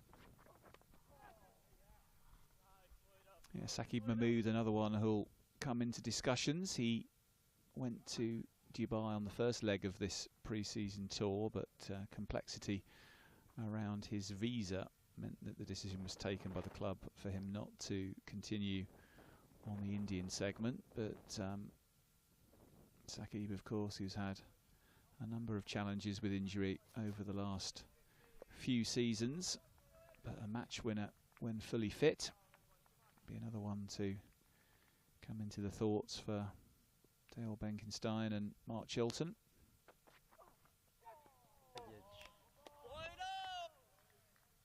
Good again from Boyden, probing away outside off stump.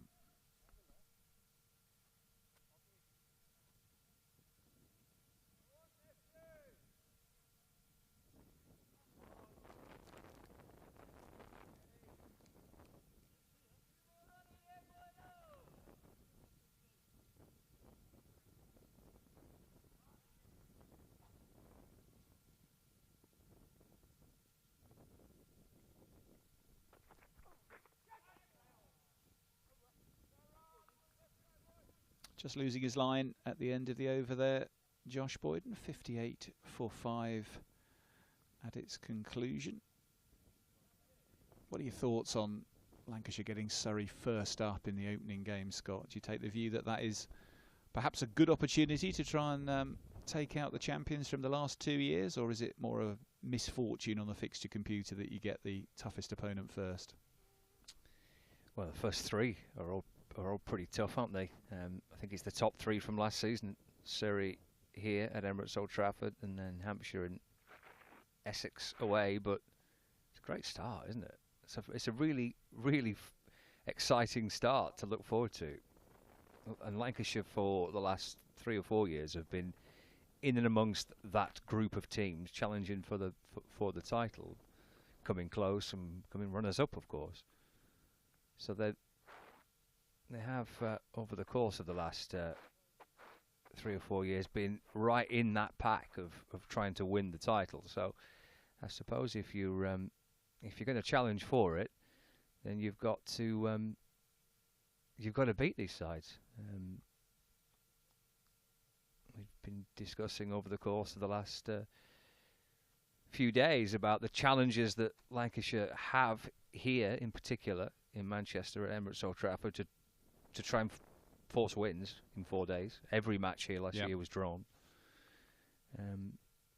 So that's something that I think is an ongoing process. The quality of the pitches here are superb, and they are brilliant test match pitches and produce brilliant 5-day cricket matches. But it is tricky to win games in 4 days here.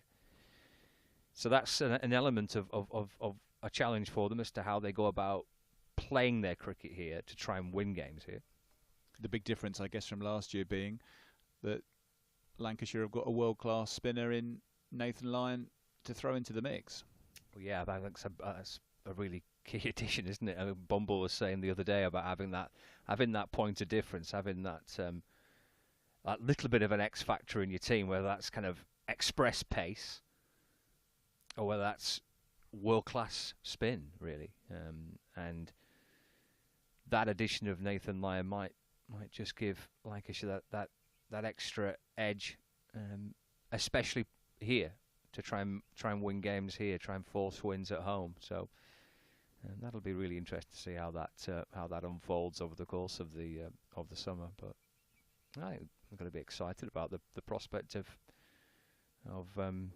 facing these sides that have all been up there consistently challenging for the title. Yeah. Lancashire Thunder are completing their tour of Bangalore today as well. They're located just nearby, and we can get some pictures, I think, now of Thunder's action today. Chris Reed's team have also benefited from this trip. And we can see Sophie Morris in the back of the shot in her red top. This wonderful setup here at the Allure has 3 main grounds and a further 22 practice pitches, so plenty of opportunity for both the teams to get practice. There's Warren Hegg, the cricket operations manager, having a chat to Sachi Pai there. Sneaky camera work, that, isn't it? Just peering through the bushes. Yeah. I don't know who's in charge of the long camera. lens. Yeah. That was sneaky work.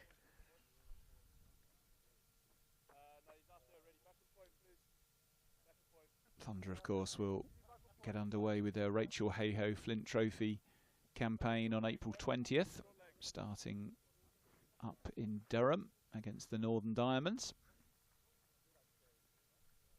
A number of the Thunder players drafted yesterday in the 100, as were a number of the Lancashire men's players.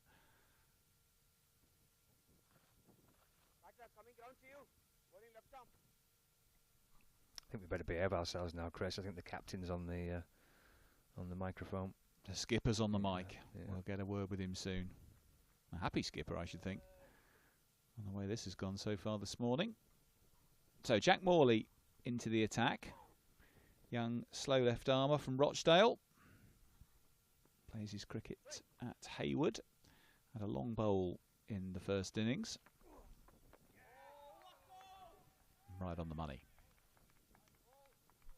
He did. I spoke to him at the close of play on the first day, and telling me about how much he'd really enjoyed the challenge of being out there with the red ball again.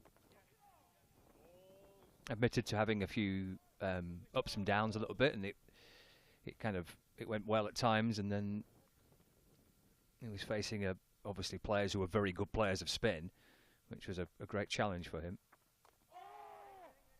But what an opportunity, though, Scott, for a young spin bowler to come out to India and play against players who, as you say, have been brought up from tiny children, playing spin in the streets, in the back gardens, at school, on the grounds, and now up at this level.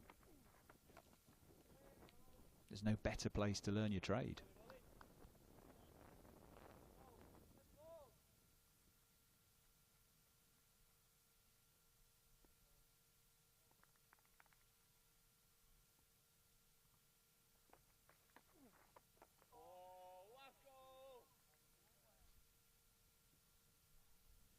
When you chatted to Jack, did he give any sense of what his own aspirations are for the season ahead?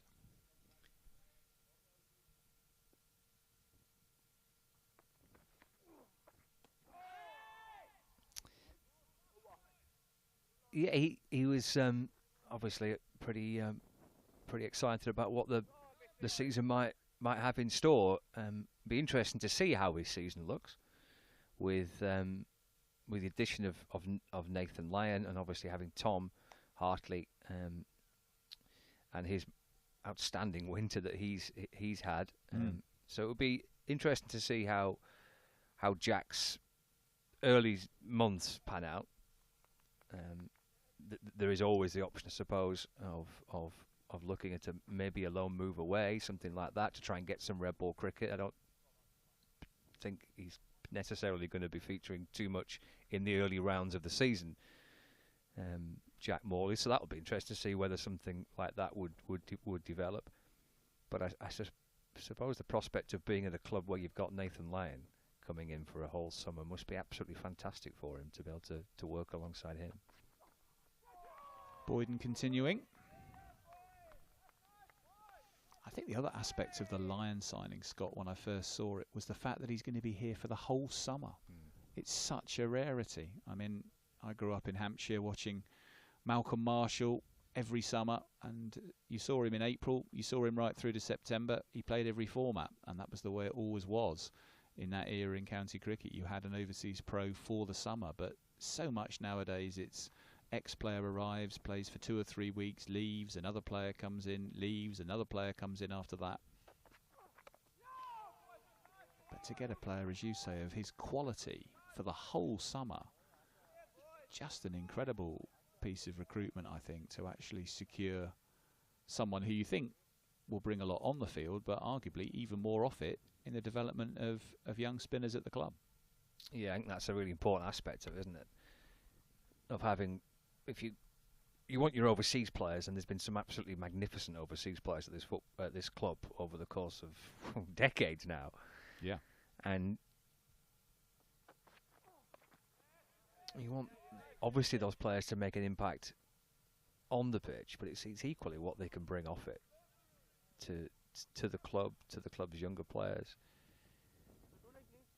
The influence around the dressing room, just in conversations, you know.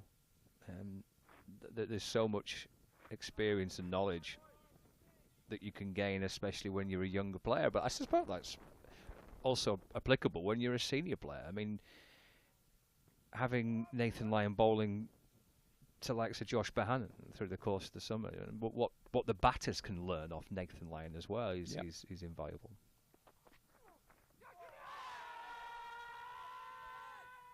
Shout for a catch behind, but never really looked wholly convincing. Yeah, that's right, Scott. I mean, the hours of net practice that you'll get in just having a look at all Lyon's variations of overspin and flight, bounce, pace. But he's a true match winner, isn't he? In a way that Ozzy Makram was for the county for so many seasons, Miralitharan. other top-class overseas players of the past. So exciting few months ahead with Nathan Lyon coming on board.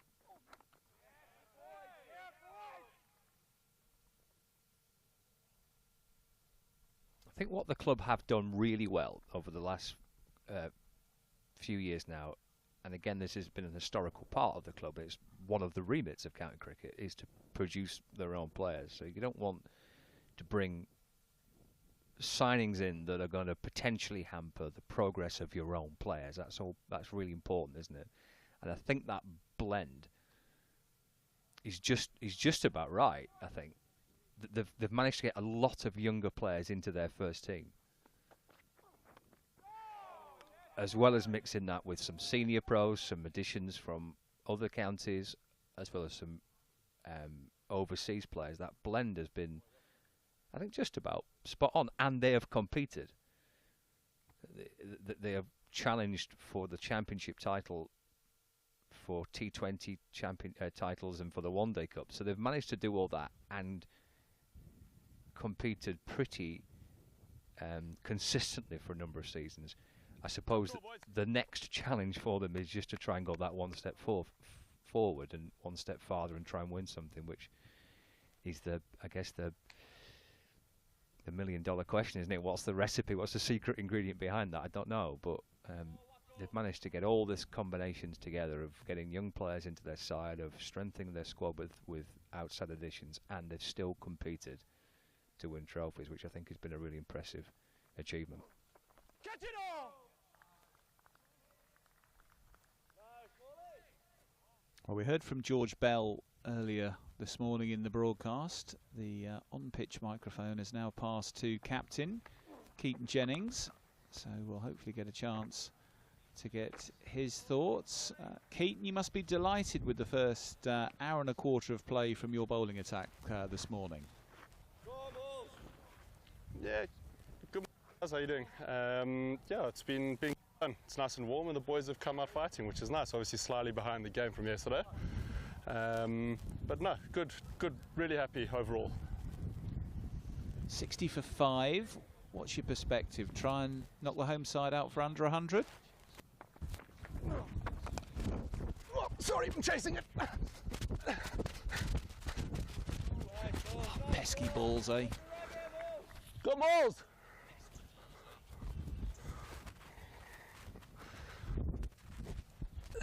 Sorry, lads, what was the question?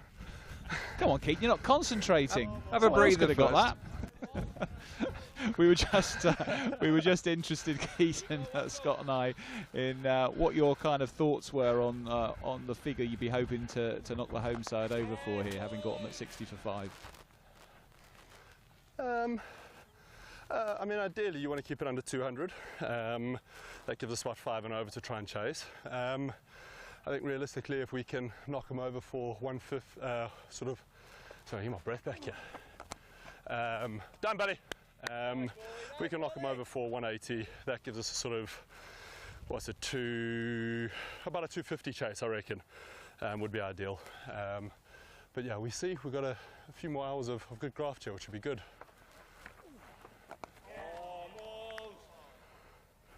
No Tom Bailey in the attack, So I might have a bit morning. more breath now, standing at slip. Sorry to come to you at a bad moment. No Tom Bailey in the attack this morning, Keaton. We can see he's in his tracksuit. How bad is the shoulder injury that he picked up on the opening day? Sorry, you cut out a little bit, but I think you asked about Bales. No, look, it's more sort of precautionary. He did a gym session the day before this game. Obviously bowled the morning of day one, and then pulled a bit stiff through his lat. He's okay. It's just sort of managing and making sure, like you said the other day, he's ready for the 5th of April. It's always a tough balance when you're out here. You're trying to get in gym sessions, running sessions, time on feet, bowling, and your body takes a bit of a hammering. Yes, boys. Yeah, boys! Nice, Boydo! Oh, boys! I need you there, boys! Lovely hammer, Boydo! Keaton, without Tom and without Will, what you what it has presented is a chance for your younger bowlers today, and they've all stepped up for you, I think, haven't they? Absolutely. It's been a brilliant chance for the younger lads to step up and bowl a bit more, take sort of different roles. Catch it. Take sort of different roles within the group. Normally you'd have Will Williams and bowls with a new ball. Suddenly you've got Baldy and Boyd's, so it's giving guys new opportunity, new chance. Bailey Midwick and my brother to sort of, I suppose, showcase as well to a new coach. Or three new coaches really. You got Chalky, Ports and Benke in with 3 new sets of eyes. So I mean, you got young lads wanting to impress, you got old lads wanting to impress as well. Got Will Williams on my right chomping at the bit wanting to bowl, and he was on death's door yesterday, so, and he's still on the field. Catch it! Did he have a slightly dodgy belly, Will? Yeah, he had a slightly dodgy belly. It's obviously a lot easier growing up in New Zealand than it is India.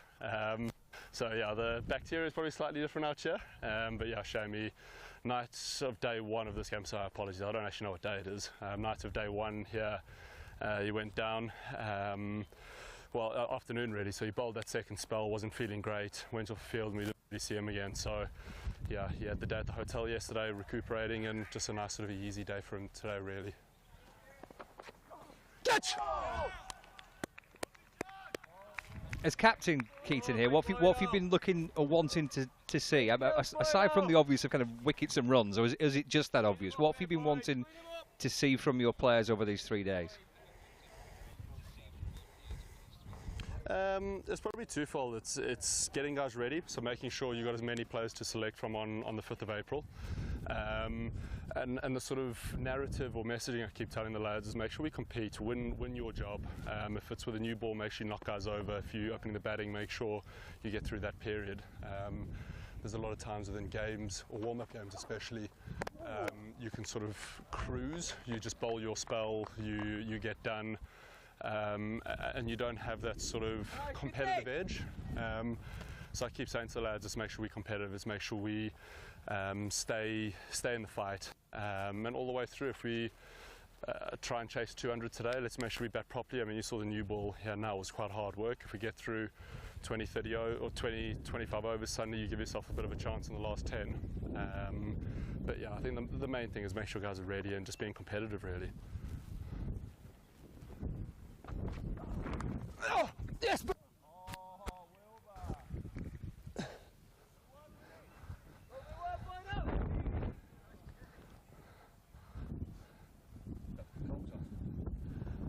Sorry, but I'm gonna need your hand here. So I've got about 25 kilos worth of remotes and all sorts on me. So there we go. Good teamwork that. Well done, boys. Absolutely. Good teamwork, Bill. Well done.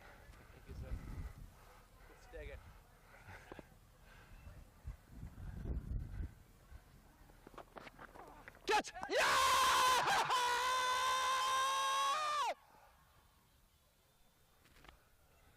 What's it hit? Keaton, I presume you thought that was out? To be fair, it's probably just more wanting to hit off the field. I've done enough fielding in my career, I want to get off. Good stuff this, isn't it, by Josh Boyden? Boyd's, well done, buddy. That's been next on, my friend.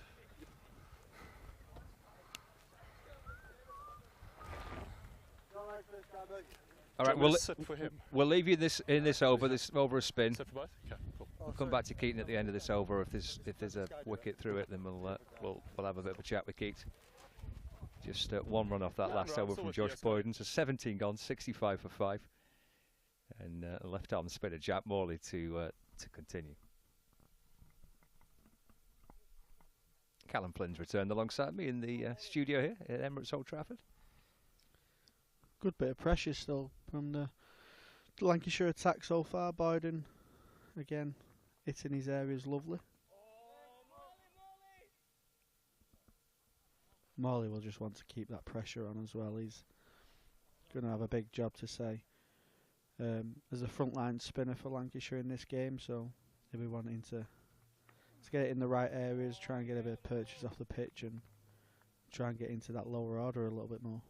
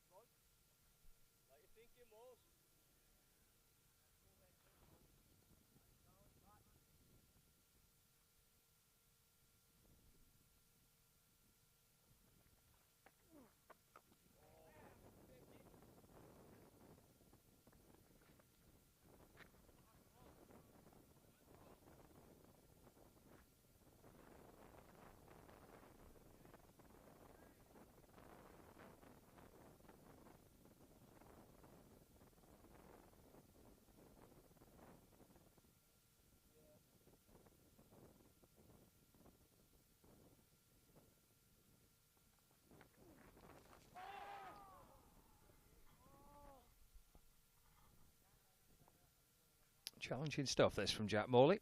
Started nicely. A long spell on the first day. Ball through the bulk of the afternoon session on the first day of the match.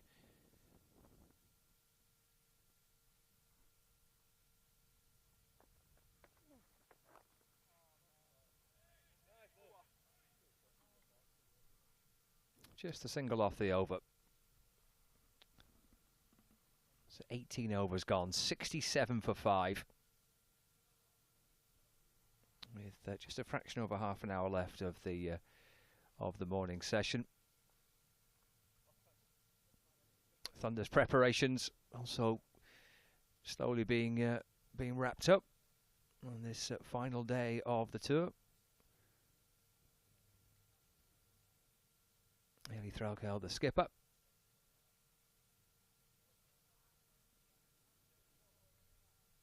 It's been terrific that, again, both Lancashire's men's and women's side with this joint pre-season tour.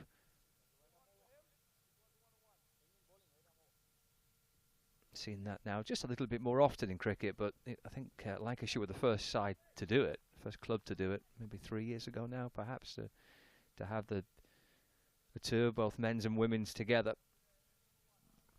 Was that the Mumbai trip? Was that the first one? I think, wasn't it? And like you say, it's brilliant opportunities for the ladies. The opportunities in the women's game now is fantastic. We've seen the 100 draft yesterday. Lots of women picking up some healthier contracts that they've previously been offered. So it's great to see the women's game really picking up, and you've seen the women's IPL recently as well in India.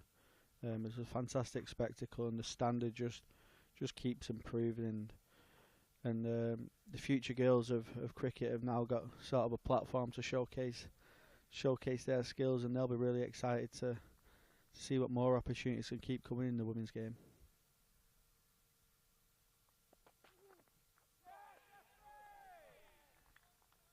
Short ball by Aspinwall, who's replaced Josh Boyden.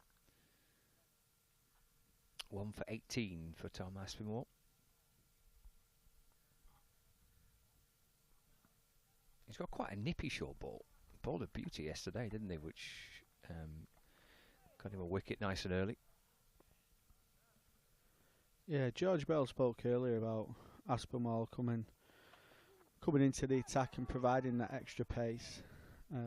He's had a fantastic winter tour, hasn't he, for Lancashire in the UAE and over in India as well, and he'll be looking to create as many opportunities for himself as possible this summer. With the bowling attack at the moment is probably a bit short of availability with a few injuries and a few lads out in the IPL as well, so he'll be looking to try and make an impact early on in the season. That's another beauty, followed up by the ball before, just shaping the ball away on that length. There's still plenty of movement out there. They're testing the wicket halfway down every now and again, keeping the batsman on the toes, but there's still plenty of movement on that 6 foot kind of length that they speak about.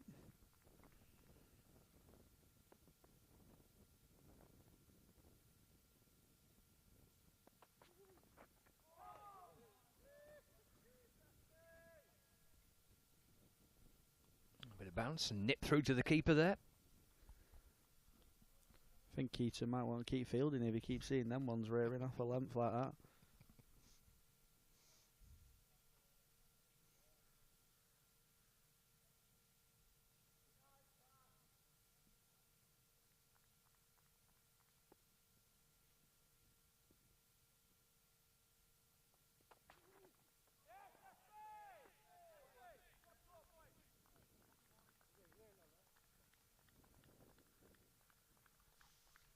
Good start by Aspinwall, back into the attack. Just a single off the over. 68 for 5. 19 overs. Into the Karnataka second innings. A reminder what we've seen so far today that George Balderson's 6 over spell, 3 for 23. Josh Boyden 6 overs, 1 for 16. Tom Aspinwall 1 for 18 from his 4 overs. We see the spin of Jack Morley to continue. He's bowled 3 overs so far for 6.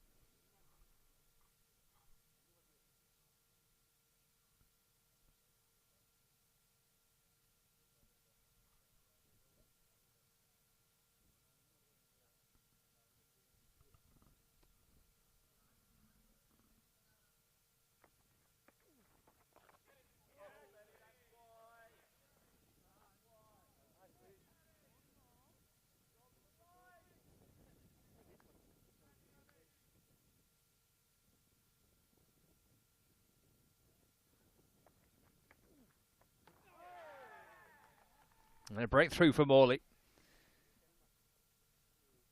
Went off the back foot and his defence is beaten.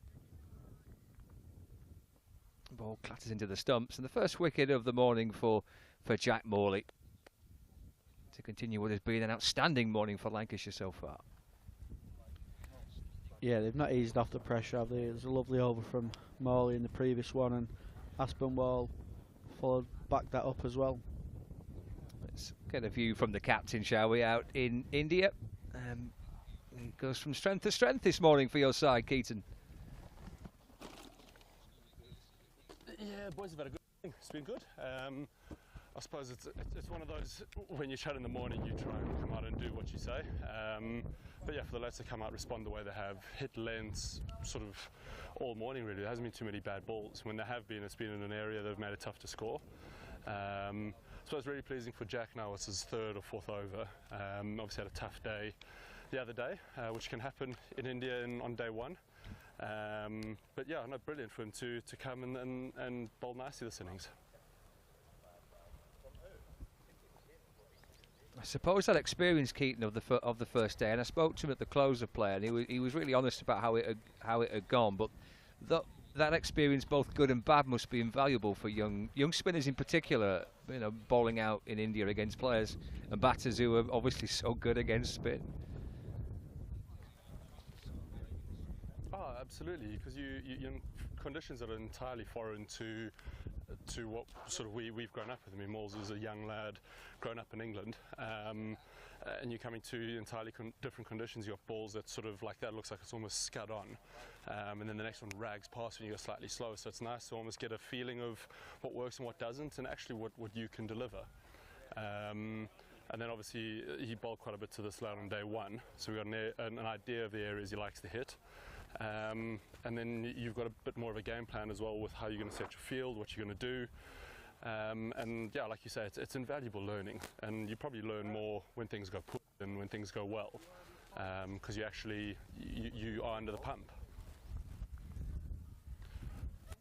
Moles, why don't we go him and him, leave him up to start, Okay, let Boshi into there. Yeah, I think he's going to go. And then, but you've got 2 out. He didn't really sweep first Tig, so let's hold him slightly higher. Yeah. And then if he goes over my head to start, fair. Yeah. He didn't reverse, but I like the man out there. But we could go the other way round. If I were you. The other way. I think as much as that's a risk, I think it's an easier shot with the 100%. bounce. So I think that's a harder shot if you bowl your best ball. 100%. I think if you bowl your best ball, you can still get a strike. So it's about we have Singy like backward. And let Baldy sit in So front. you've still got your cover there if you do go slightly fuller. It still allows you to do that. Happy? Like that. Baldy, and then Singy, backward point. Yeah, through. You into here. TK.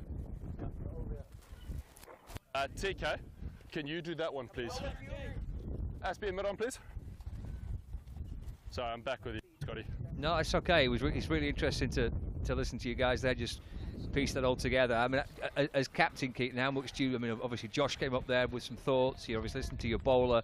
Just give the Lancashire viewers an insight to how much you all kind of work together to piece this setup and where you want your fielders. Sure, so we get through this ball, yeah. Oh, get on him. Good belly. So what would normally happen would have a guy walk in on a champo day. We do quite a bit of analysis on the scoring areas where they're sort of vulnerable up front. I'll communicate to the bowler in that point in time, and then down. And then it's about you sort of Boshi obviously reads the game very well, and then it's between myself, Boshi, and ultimately the bowler. The bowler has to decide what field he feels is going to be best for him to deliver to the batter's weakness, and then you catch it, and then you have to go and deliver. So I think the job for me and Boshi is to, one, give information to the bowler, what we feel, what we see. Two, you then have to try and simplify what's going on, and then it's down to the bowler to deliver on what they feel is right. I can't tell them what to bowl in the same way they can't tell me how to play cover drive. It's their skill. It's why they've been picked, and then we trust them to execute that. And obviously, as the day goes on, you chat, you communicate, and you see what you feel is working and what isn't. And it can be quite tough, so especially in situations like this when it's quite hot, things get heated, and the opinions get ruffled quite quickly. So to try and simplify the information that you're delivering, be very clear with your language as a captain, to help lads out, whether it's Bales or Will or young Moles, you don't want to be lumping confusing information. You want to make that very clear, direct sort of sentence and giveaway of information to help the bowler out. I hope that explains it. Sorry, I feel like I've mumbled on a bit there, but Not at all. No, it was fascinating, Keaton. No, you explained it really well. We'll let you have a breather and concentrate. We'll come back to you in a minute. cheers. 72 for 6, 20 overs gone. Got about 20 minutes until we get to the lunch break. Tom Aspinwall to continue. I think that was a brilliant segment for any young, inspiring cricketer. You know, whether boy or girl, you hear Keaton Jennings and Josh Bohannon, the captain, the vice captain of the team, speaking to a young lad, pretty still inexperienced in Jack Marlin, how they go about setting the field. You know, they're trying to set the field to his best ball, not the worst ball that he's going to bowl, and trying to protect the boundaries. They want him to bowl his best ball. They're backing him to bowl his best ball, and that's the field we're going to set, and we're going to back you for that. And I think that's brilliant for young boys and girls to listen to. They might not be up at this time, but fingers crossed they can hear conversations like that, because it's a great piece of advice to take into your bowl, and you want to back yourself. You want to back your stock delivery that you're trying to bowl. Like Keaton's just done with Jack Marlin, he's backing him to bowl his best ball every time, and we're going to set the field to that. If it don't quite come off, we can change it later on in the game. But we're not going to be defensive straight away, and we're not going to set a field to where we think your bad ball is going to be hit.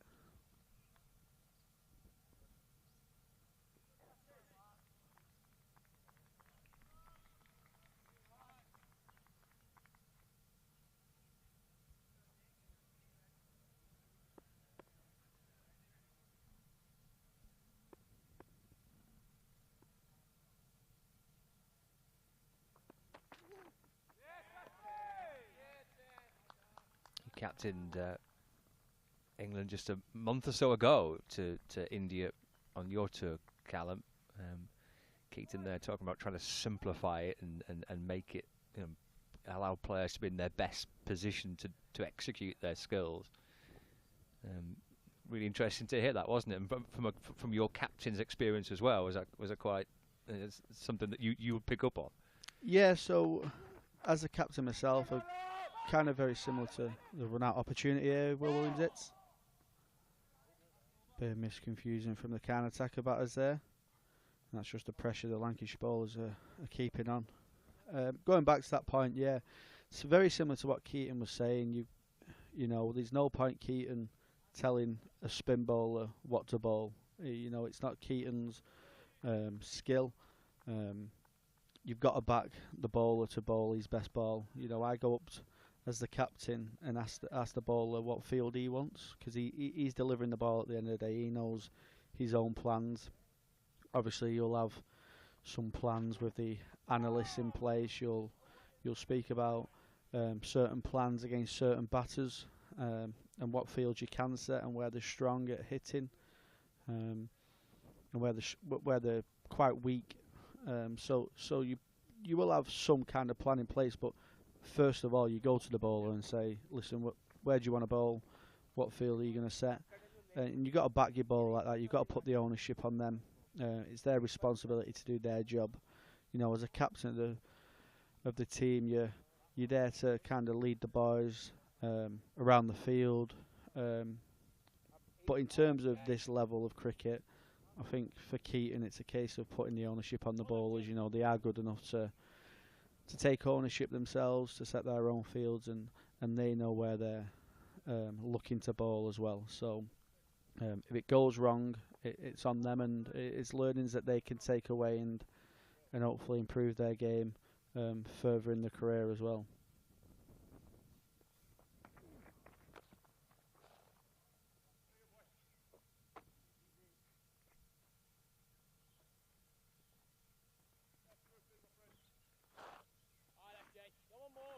Pushed away for a single by Hardik Raj. He moves on to 5, 73 for 6.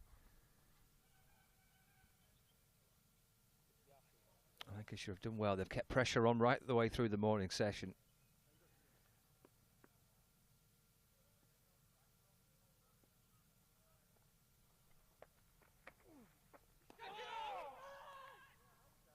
So lovely delivery by Morley. Left arm spinner. Just searching for that outside edge.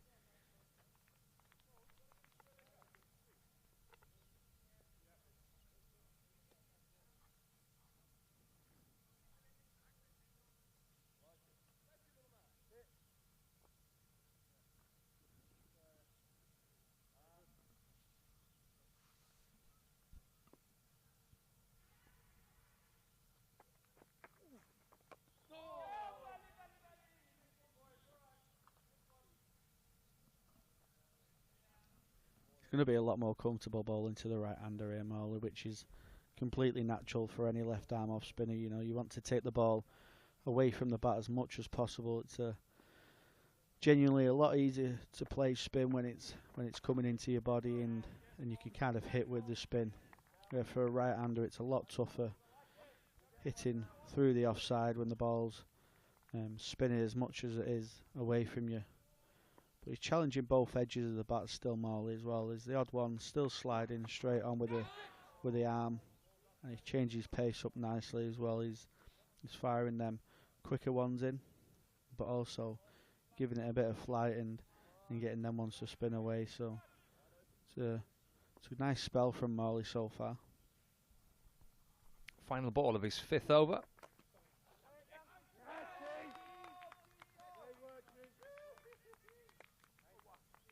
Pushed away by Aparna. And the captain setting the example there. Losing his glasses. He's lost his earpiece.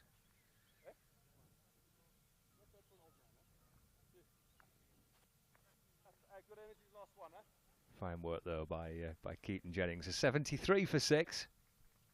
Aparna on 30, Raj on 5. A tough day with the bat for the home side, but Lancashire have bowled really well. Aspinwall to continue.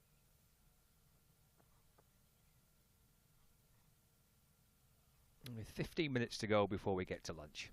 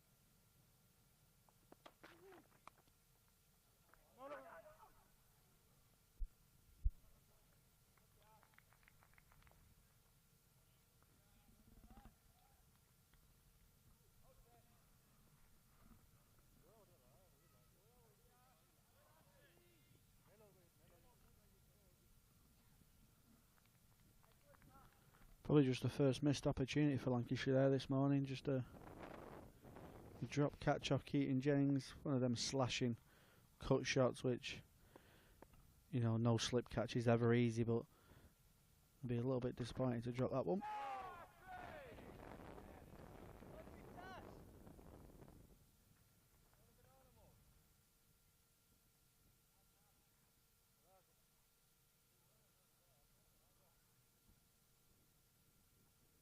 Aparna on 30, Raj on 6. Aspinwall 1 for 19, halfway through his 6th over.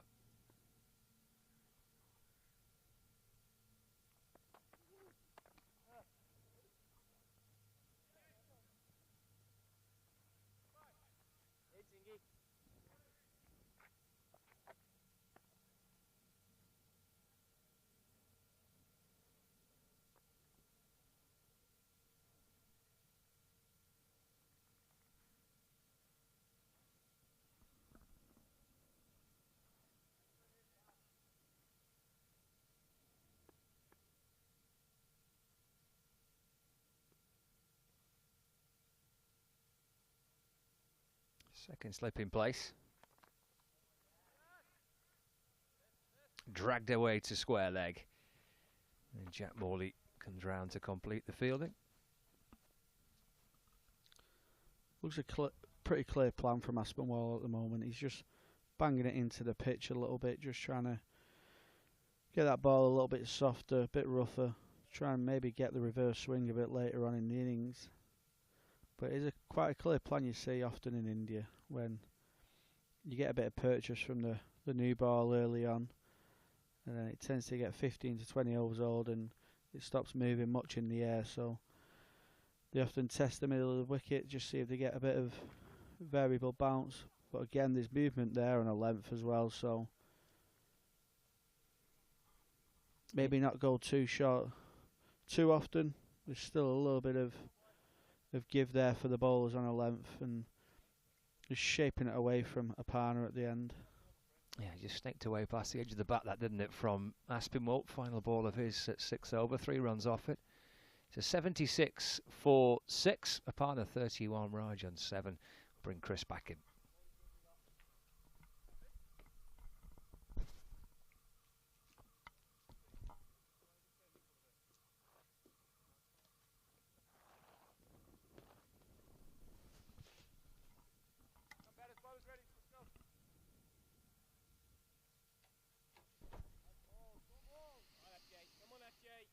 Well, it continues to be Lancashire's morning, Callum, doesn't it? 76 for 6.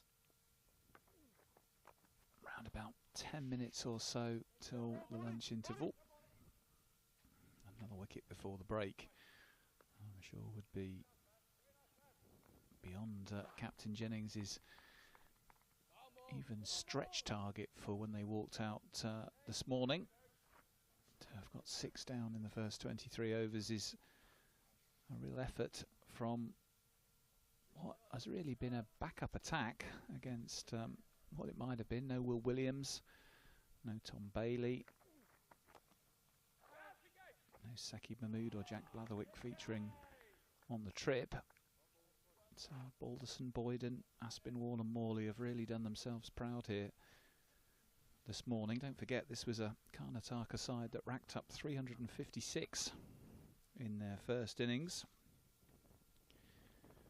Strong line-up from their state.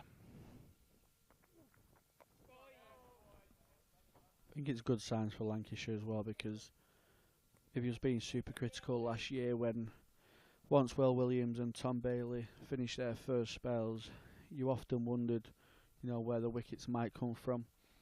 George Balderson produced some wickets and broke partnerships up quite often, but there was often sort of a lot of pressure put on by Bailey and Williams last season, and then you could just see the pressure releasing once you get into them 20, 30, 40 overs. So it's good from Lancashire that the first, second, third changer are back in the pressure applied from the new ball bowlers today as well.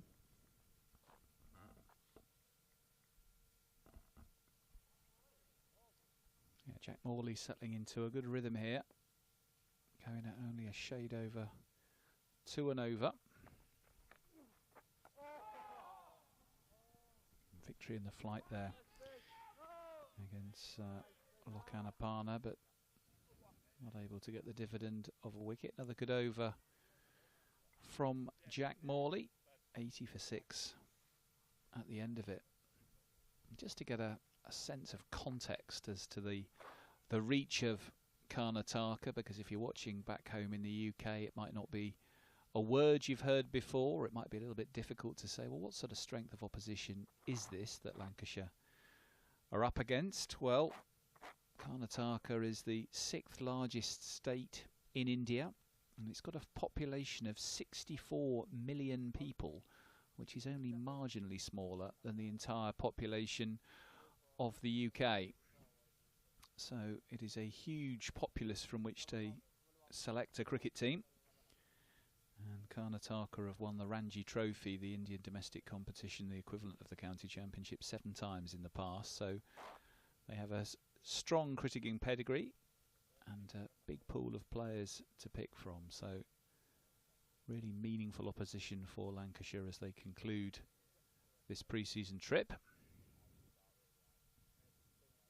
You had the chance to play in India with the English disability team at all, Callum? Yeah, so I was there in January, just been. So I was based in Ahmedabad, which was a brilliant experience. We played a five match T20 series versus the India physical disability team, which we sadly lost 3-2.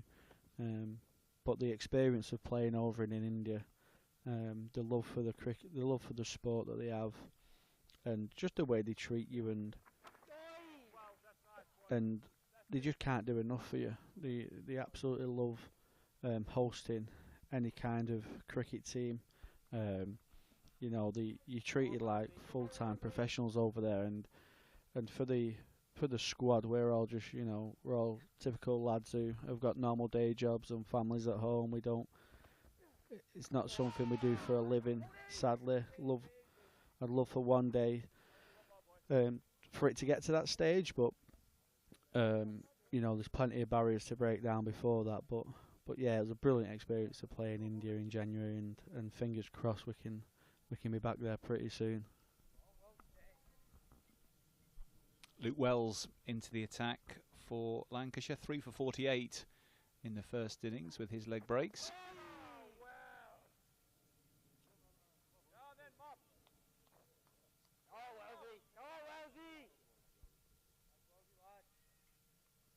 were the pitches unique to bat on, Callum, compared to what you'd experienced in your previous cricketing career?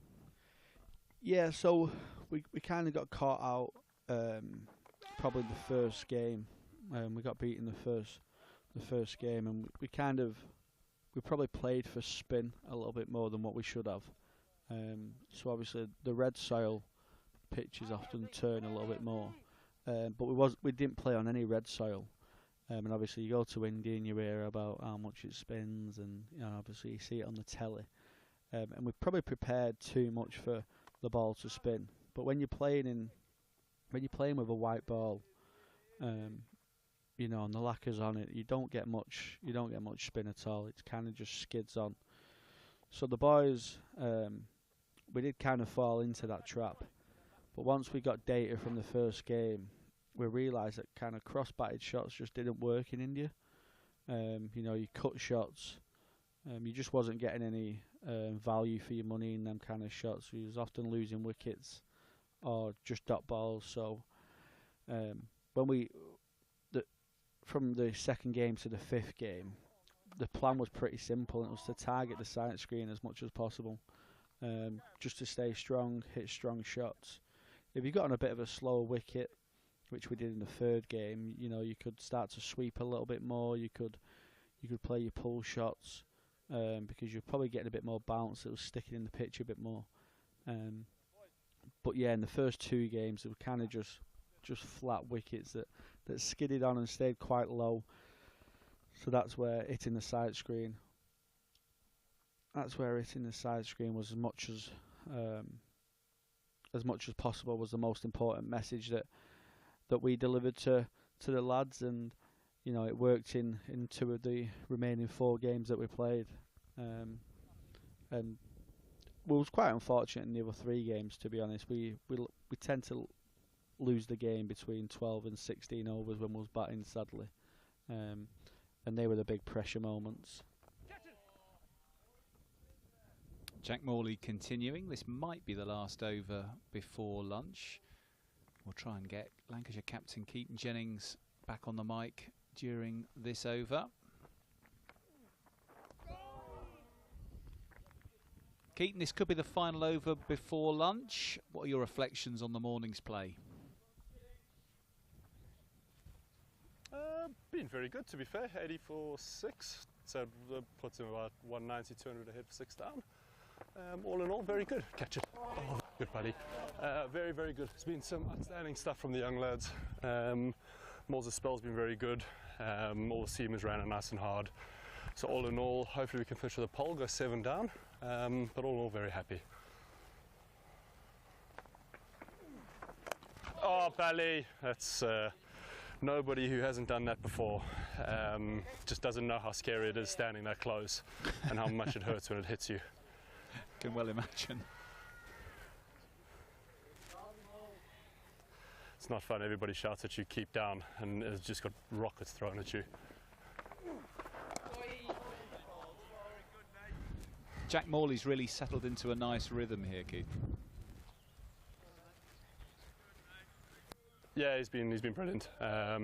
Fought himself a bit in the first innings. He's, I suppose, one of those you try and tell guys to be who they are. Sorry, there's some work there. You try and tell guys to be who they are. So a guy like Moles, he's very chilled, very relaxed. Doesn't mean he's lazy or off the pace. He's just just nice and relaxed. So for him to sort of get tense and try and try harder, if that makes sense, almost is counterintuitive for him. So he's just nice and relaxed, had a slightly different approach today. And some days it doesn't work, some days it does, and luckily today it's sort of come off quite nicely, and it looks like he's got some good rhythm. Off the field, Keaton, on this tour, have you had the chance to really get to know one another on another level, do you feel? As captain, will you be getting back on the plane going home thinking, I've really learnt a lot more about some of the lads perhaps I knew less well before the trip began? Yeah, absolutely. I mean, obviously a lot of the lads have... obviously a lot of the lads played in the one-day comp or around that squad last year, so obviously you have known them from that. But it's nice for them to get out and actually be in and amongst the squad. I heard Bally saying earlier that he was sort of the only young lad last year, and Wellesley and Bale will feel like the only old lads. So it's sort of a reversal, which is in a way quite nice and quite refreshing. It refreshes the environment, it refreshes.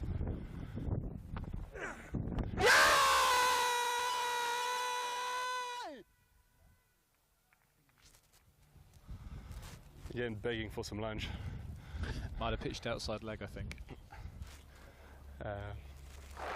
Yeah, I think it was just outside leg. Wellesley's not a massive turner on the ball back into the left-hander, so for him to get an LBW can be quite hard work. I almost feel more in the game myself. Backward point, this sort of area to my left is more sort of a threat to Wellesley. Yo!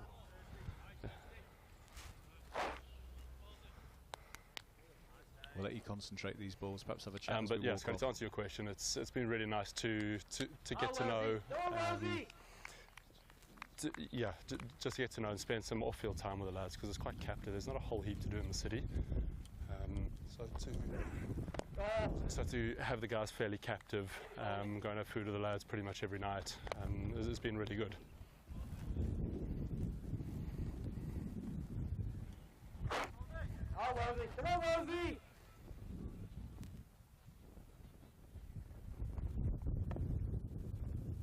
A nice early morning for you boys back home. Absolutely. Wellesley! I literally just said to him, Google LBLW, sir.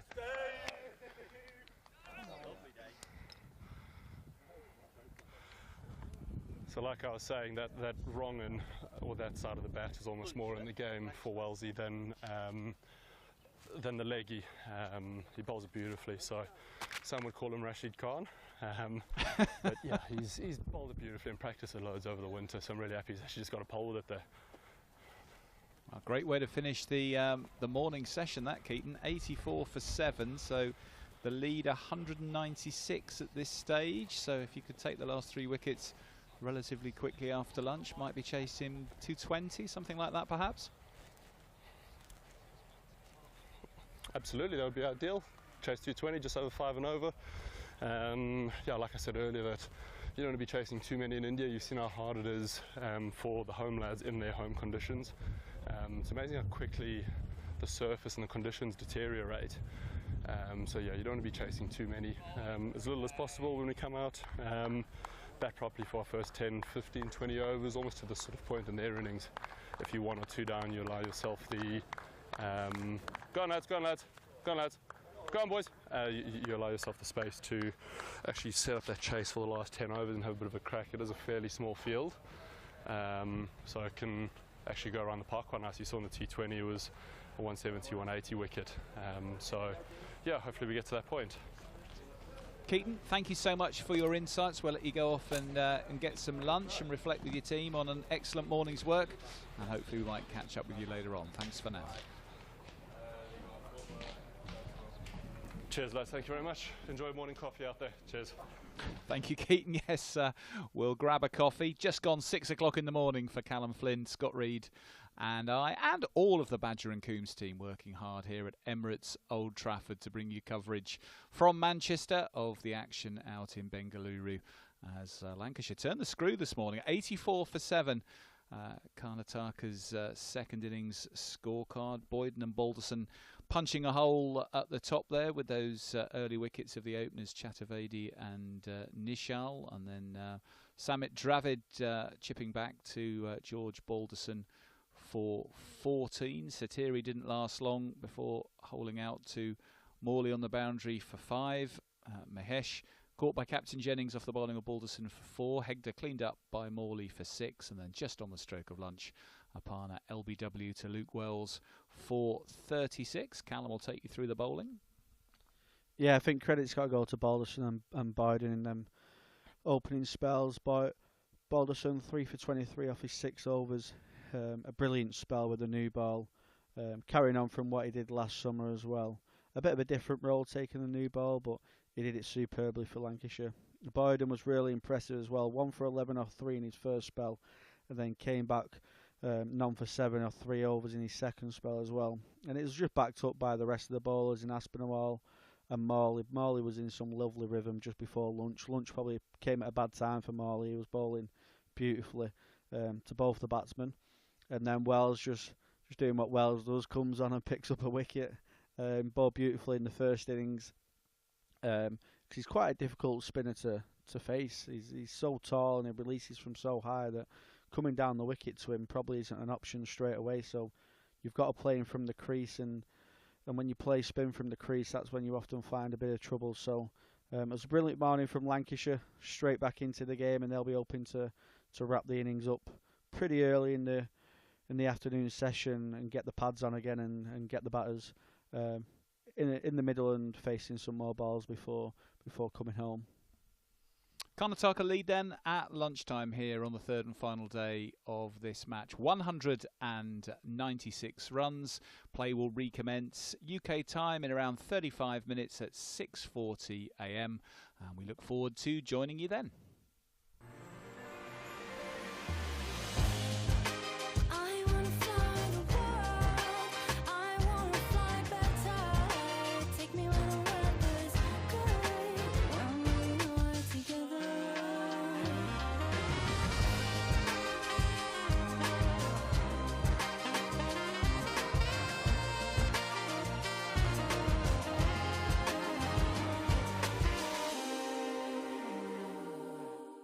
This is a call for hungry dreamers and hard-working self-believers.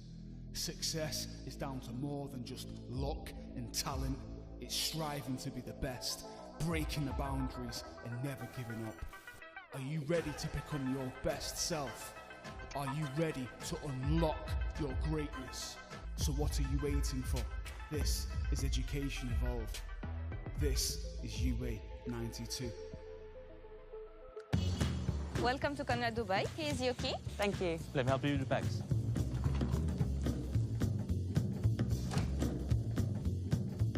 Nice room. How's that?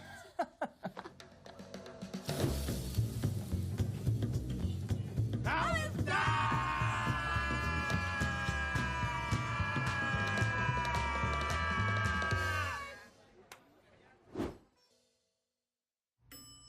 How's that?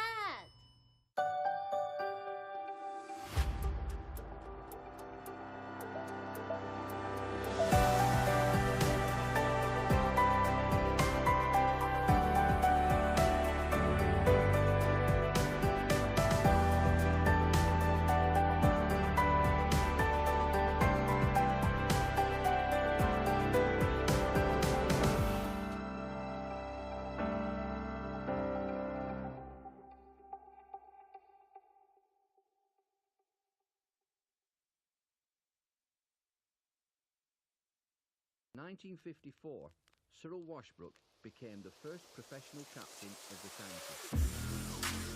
Lancashire have won a tremendous victory here. Indeed he has, and decisive. What a moment.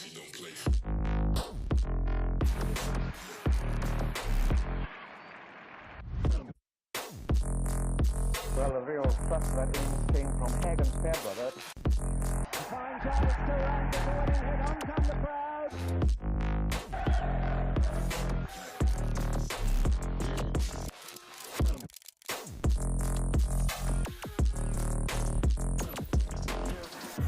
Been a really wonderful game of cricket.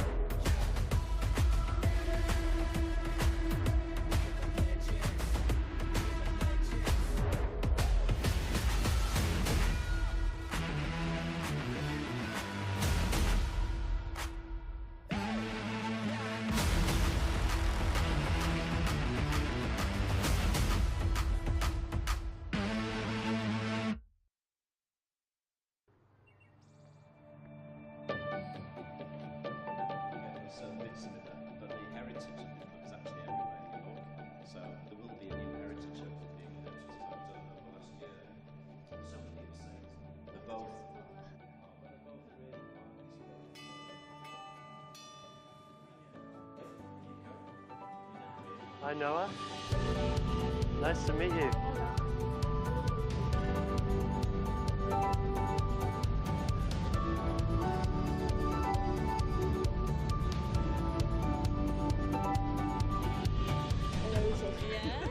Can you believe it? No. No. I can't stop smiling. I'm just trying not to.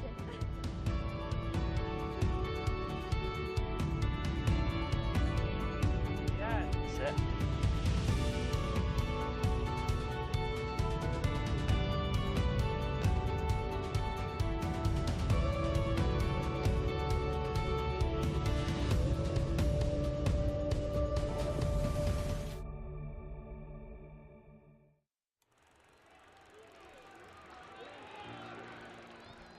"1864. We were first class then, and we're first class now.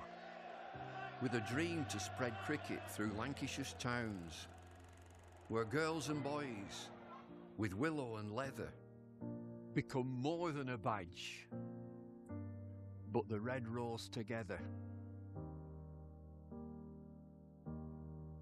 A club where more than legends are made, but friendships, obsessions, moments replayed on our screens, in our minds, in our hearts forever.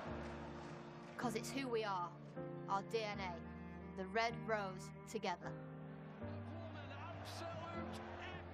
Statham, Briggs, Jimmy, Freddie and Joss Chappie, Sir Clive Lloyd, Carol Hodges, Kate Cross. What a roll call. It's a hard one to measure, with future names still to be written on the red rose together. We're all about people. It's what the red rose really means.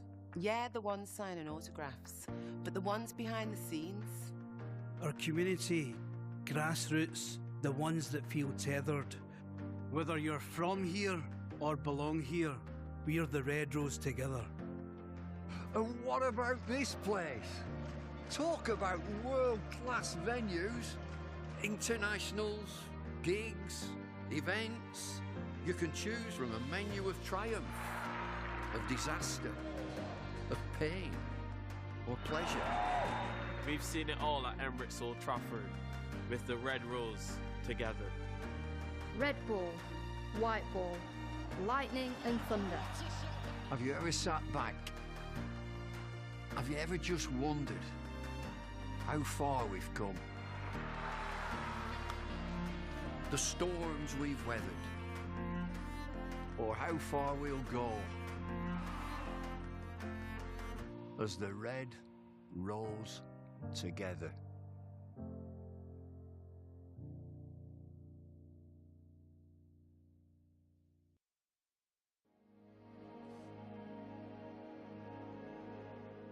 Welcome along to another edition of Beyond the Boundary with myself, Paul Allett, and today I'm delighted to have the greatest left-arm quick bowler in the history of the game alongside me. Played for Lancashire for 10 years, has become an adopted Lancastrian and had a wonderful international career with Pakistan. Wasim Akram, welcome along. Thank you, Alt. Welcome back to Emirates Old Trafford.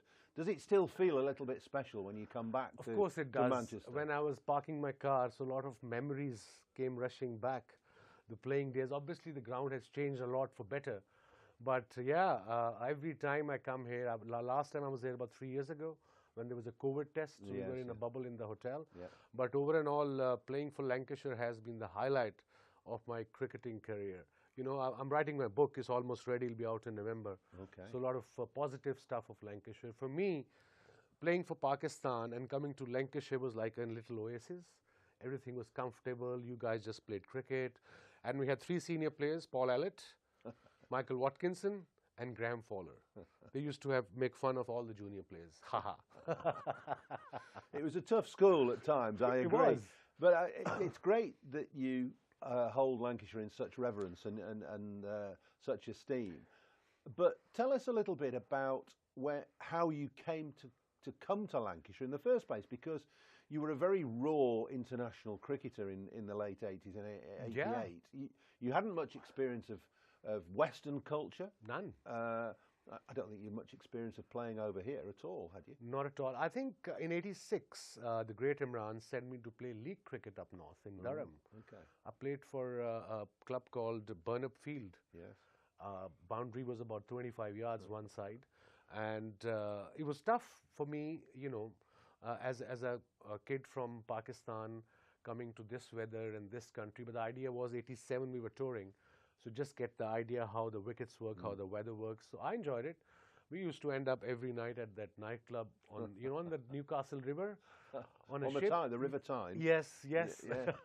I bet, and the fog on the Tyne was and all then, yours. yes, coming back to your question, '87, I think, or '88, '87, we were playing in Sharjah. Yeah. And Neil Fairbrother was playing for England. He got picked up. And Laurie Brown, a physio, great guy, one of the best physios I've worked with, great human being too. They got hold of me there. They said, would you like to play for Lancashire? And remember those days, Lancashire, county cricket was, you got to be #1 player in the world. Only one overseas was allowed to play in playing 11, and you can only register 2. That's right. So I thought they were talking about Lancashire League. I said, yeah, sure, I'm ready for Lancashire League. They said, no, county. I said, really? So yeah, that was my first experience that I found out. And did you knew nothing about county cricket, presumably? No idea. None. Nothing about it? Nothing about county cricket. I only read about it in Urdu magazines, cricketing Urdu magazines, that's how it works. But when I arrived here, I remember in 1988, but before that in '87, there was a test match here at Old Trafford. And our chairman, Bob Bennett at the time, Lancashire think tank, they got my family here. Yeah. For my birthday surprise. They called everyone, my 2 brothers, my younger sister, my dad and mom, to celebrate my birthday here. I think it was on 4th of June, if I remember correctly. But that was the first experience of me of, Lancastrian hospitality. So the club embraced you right from the word go, and you in turn embraced the club.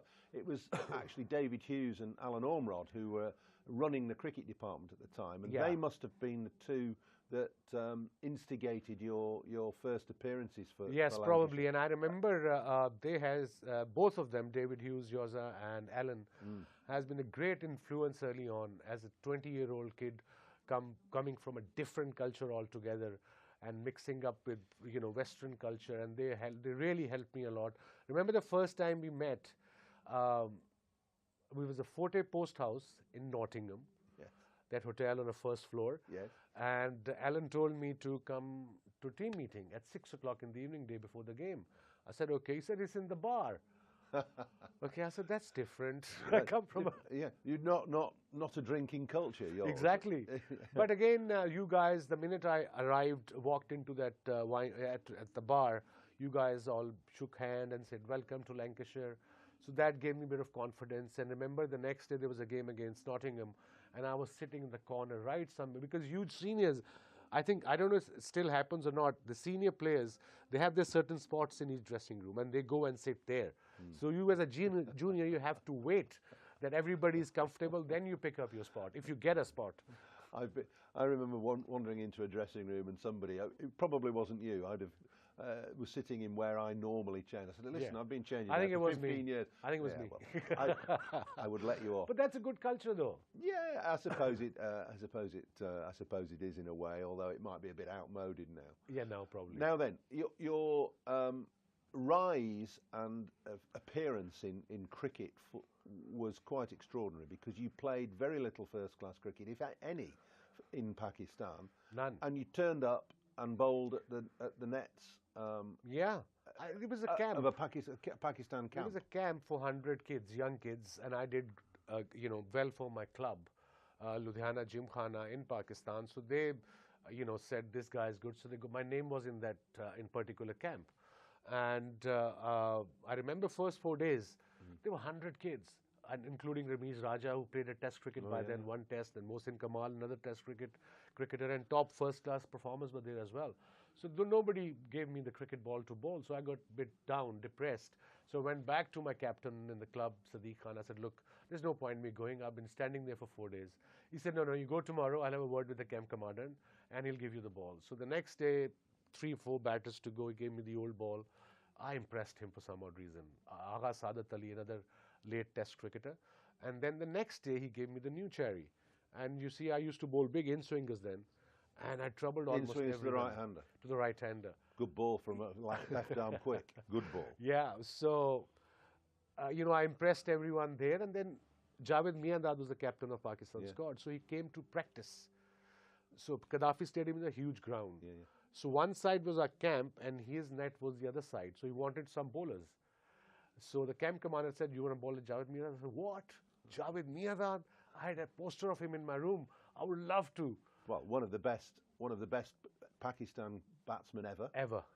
And one of the best in the world. So I went to bowl at him for a couple of days and he got impressed by me, and then New Zealand was touring Pakistan and suddenly my name came in to play against New Zealand team first 3-day game, President 11 versus the New Zealand side in Rawalpindi. I was over the moon, so was my family. Javed Miandad, Sarfaraz Nawaz, Tahir Nakash, all these test, Ramiz Raja, Salim Malik, all these guys were in the squad. And Javed dropped, I think, Tahir Nakash or Sarfaraz to have me in playing 11. That was my first class game. How on earth did you feel playing international cricket from straight out of club cricket? How on earth? Because that would well, it would cause issues for an awful lot of guys when you were 17, 18? I was 17. 17. Yeah, 18. So how did you feel? I think probably too young to I even was bother too about young it. to even bother about. Absolutely spot on. It was blessing in disguise. I didn't know probably half the team of New Zealand. I knew Martin Crowe, Jeff Crowe, Jeff Harwood, John Reid, Jeremy Coney, the big names there, you know, cricketing. And they were a good team. Great team at the time. Yeah. So I got 7 for 50 in first innings. I don't know how. And second inning 2 for 50. I was just running in and ball, and I didn't know at the reverse swing at the time, but it was just happening. I know how. How? Because you're a good bowler. But I mean, were you quick? And presumably you were raw then, as you say. Raw. You say I don't know how, but you did swing the ball. You swung the new ball, and you had this very quick arm. Pindi wicket was like a road. You know how Pakistani flat, no bounce, no grass, no bounce. But I've got I think before lunch I got John Wright caught in second slip, and then from there onwards just everybody walked in. I would just start bowling full, and everybody was getting leg before bowled. So yeah, I think I was too young and naive. It was blessing in disguise that I didn't know who the players were. And and you didn't have time to worry about it, no. presumably. So what about your development then? Because you're set into the world stage straight away. Yeah. And you've got this natural raw talent. Were you allowed just to carry on doing that, or was there some pressure on you to change what you were doing? Oh, there was no pressure. I had very good mentors in Javed Miandad, and then Mudassar Nazar, who still lives in Manchester. He does, yeah. Well-travelled person in India. Yeah, well-travelled, who also helped me off the field. And then that was on New Zealand tour. And then Imran was joining us. He was playing for New South Wales. So he was joining us. We were meant to tour to go to tour to Australia for Mini World Cup in 1985, where India, I think, won eventually. India, Pakistan went the finals. So I played, I think my first game was against Windies or against Australia. And I got 5 for 21, first top 5 wickets. Again, just bowling full, no control of the swing. That I learned eventually. But in the beginning, just come and bowl and hit the right areas, and that's what I did. And Imran was standing at mid-on, you know, telling me on every delivery what to do. So that, as a young kid, was a huge confidence. My hero was telling me what to do, and I listened to everything he wanted me to do. And I think that's how I sort of got into the groove of Test cricket.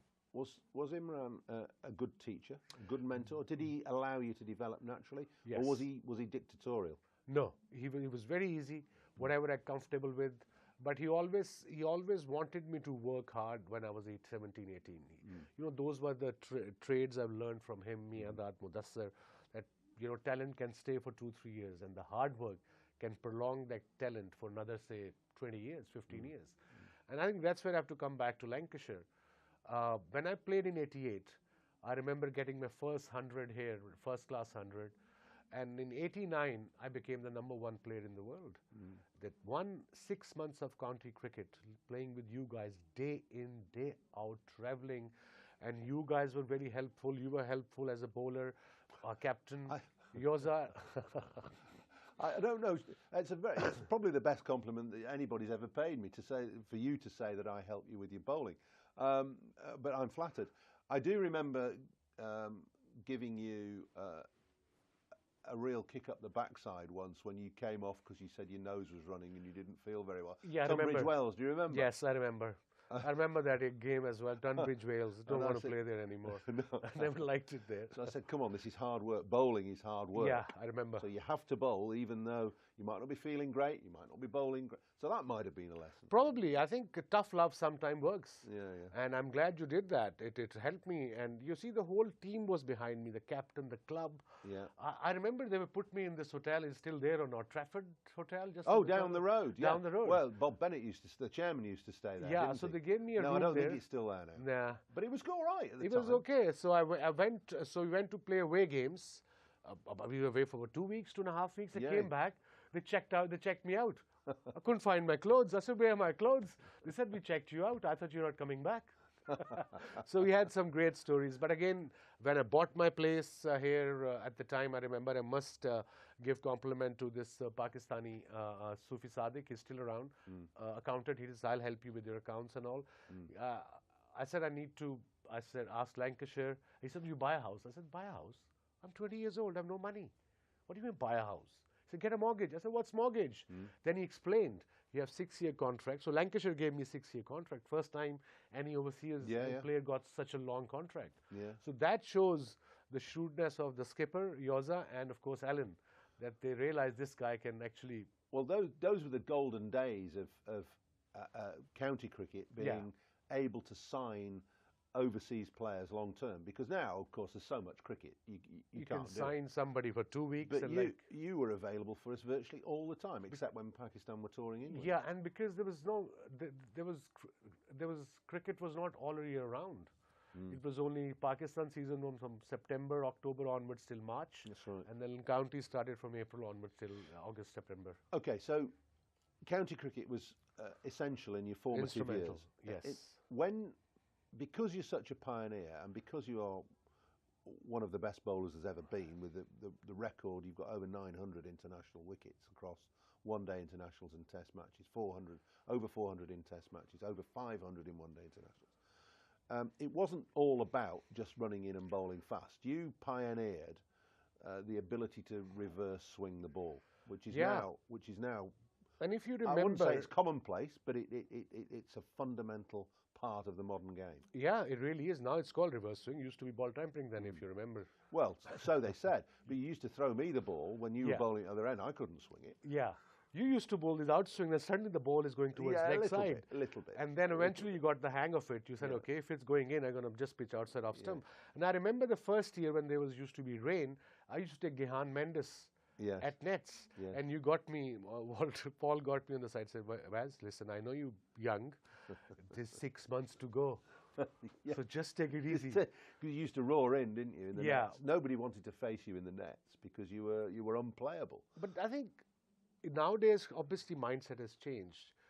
The more you bowl, a lot of youngsters ask me, how should I increase my pace? What to do? It's a very simple answer. The more you bowl, the quicker you'll become, because your bowling muscle gets strong. And bowling muscle is not just one particular muscle, it's everything in your body. And I think nowadays you bowl 8 deliveries and say 12 deliveries, say, okay, I'm done. Okay, thank you very much. So probably cricket is too much, but mindset has changed over the years, sure. But reverse swing didn't just happen. No, you must have developed this in line with Waqar probably. Waqar came a little later. Imran was the one. Mudassar and Imran. Yeah.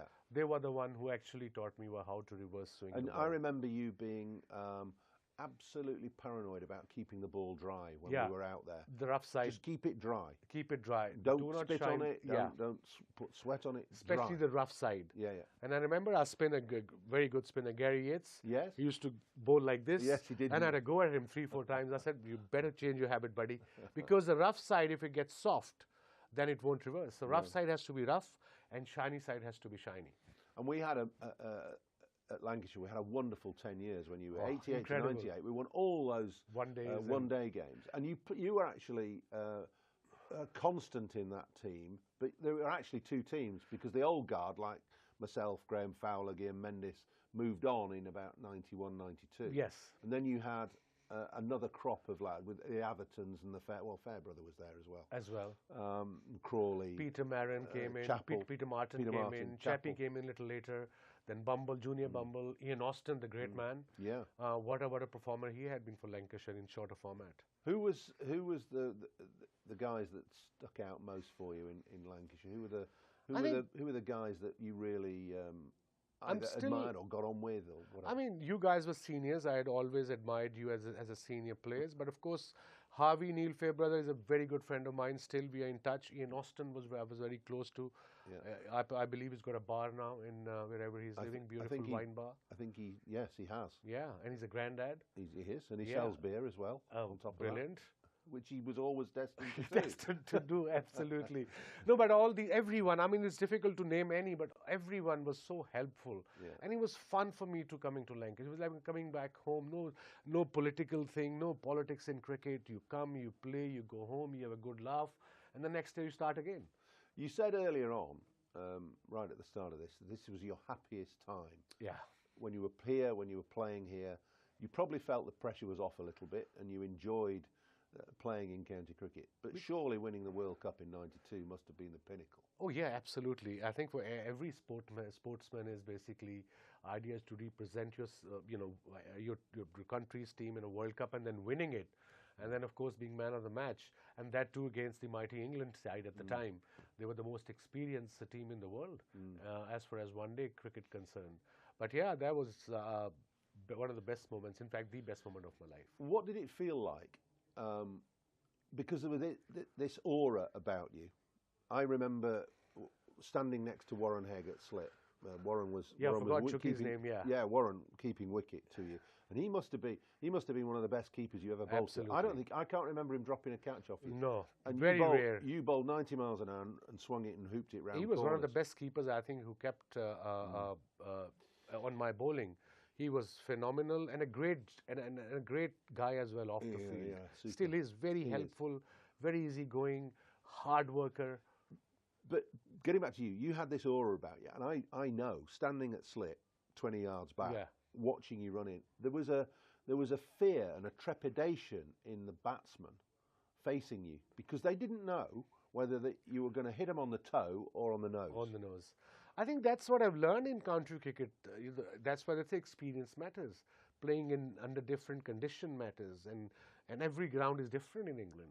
Weather is always nice. It's not, I mean, if it's 26 degrees in England, you say it's a heat wave. No, it's not. Heat wave is in Pakistan. Right now it's 41 degrees. Yeah. So that also helped. And remember, we used to have a playing deck as well. And the next deck, next was pitch, each side used to be dry as well without the grass.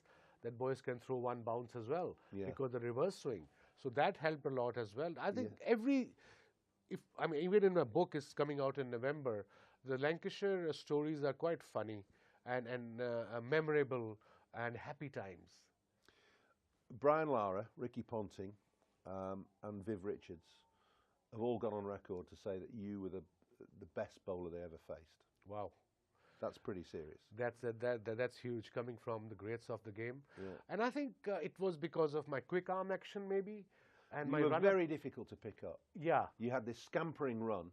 And I learned quick run. And I learned things as well. I was the only left-hander who went around the wicket, if you remember. Well, you started this. Yeah, I started this trend. You did. And I used to run. From behind the umpire. I said, why not? And then leap out.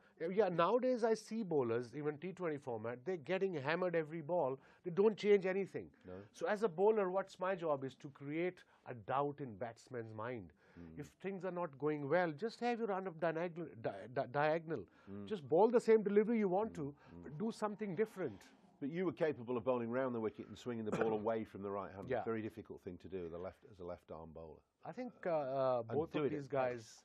Yeah, I mean nowadays Shaheen Afridi. Yes. And then Mitchell Stark. Yes. Trent Bolt. Yes. These you guys were the are very pioneer. good. Yeah, I started bowling around the wicket, different angle altogether. And as a right-hander batsman, if I'm bowling around the wicket, if you're batting, you have to, with the angle, you think ball's going to come in. Yeah. And if it just goes across a bit, every chance to take an edge. Whilst we could talk for hours, and hopefully you'll come back and we'll do part 2 of this at some point. But just before we go, I talked about the batters who said you were the best. Who was the hardest batsman to bowl at? You see, I played against great Viv Richards, Brian Lara, Sachin Tendulkar, Alan Border, Graham Gooch, Mike Gatting, Alex Stewart. These are the big names. But I think one of the best was who played against me and Bakar against reverse swing was Martin Crowe. He always played us on a front foot. At 93 series, he got 200 out of 3 test matches. Pakistan won 3-0. I got 16 wickets in 2 games. I got injured. Bakar got 30 wickets in 3 test matches. And he got 200s. And then I think in England, who really played both of us well with the new ball was Alex Stewart. Because he realized I have to attack. I can't just block and wait for the semi-new ball. By the time it'll be too late. So yeah, he was also quite difficult, especially. And in one-day cricket, I suppose Brian Lara and all these guys were there, but Gilchrist was the most difficult, especially when there were no bounces. Waz, it's been fantastic to talk to you. And I hope that you'll come back and talk to us again. You're going to keep coming back to Emirates Old Trafford? And Absolutely, any time. I mean, I'm 20 minutes away. Every summer I'm here for a month and a half with my family. My boys are 23 and 21, 24 and 21. They were born here in Wythenshawe Hospital. So they love coming here. They have a lot of memories of their mother as well. So yeah, love coming back, enjoying the weather, enjoying my little town, little Altrincham town. Just walk around, Dunham Massey. Just love it. Beautiful. Well, we love having you back. Thank you very much. Thank you for everything that you've done for Lancashire and keep coming back. Absolutely. Thanks a lot. Thank you.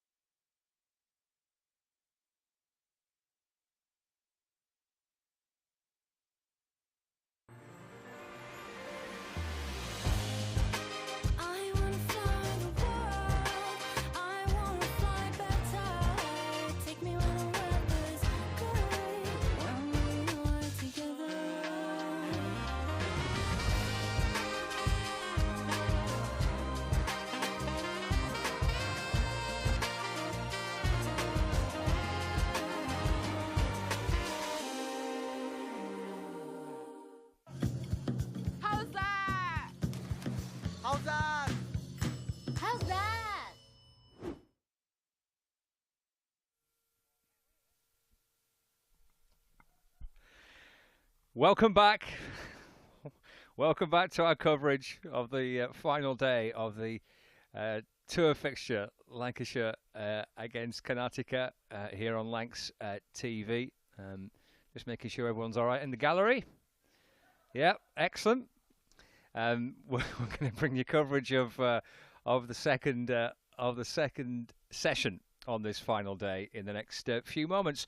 Graham Hardcastle's alongside me. It's been a really good morning session for Lancashire to get the home side 7 down, and we could be set for a really good finish because I think Keaton Jennings was saying somewhere in the region of about maybe 220, something like that, to try and chase. Could set up for a fantastic couple of sessions of cricket. Yeah, I suspect what they'll probably do, say for example, they bowl them out for less than that, they'll just say, right, we're going to chase that target that we want to chase rather than actually chase the runs down. But I do think that the kind of goals have changed a little bit over the 3 days in a sense that they've taken a few wickets this morning. I'm not 100% sure that would have been exactly what they'd have wanted had it been on day one. I suspect they'd have wanted miles in the legs, all that kind of stuff, which is exactly what they got. The closer you get to the start of the season, the more you want to see a bit of success, really, in a sense, and wickets going and things like that. Not that day one wasn't successful, but you know what I mean, in the sense of more reward for your endeavour.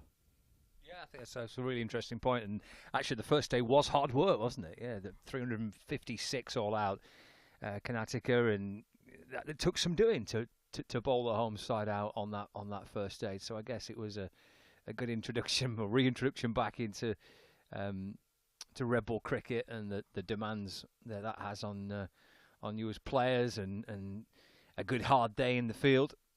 And this morning certainly was an impressive morning.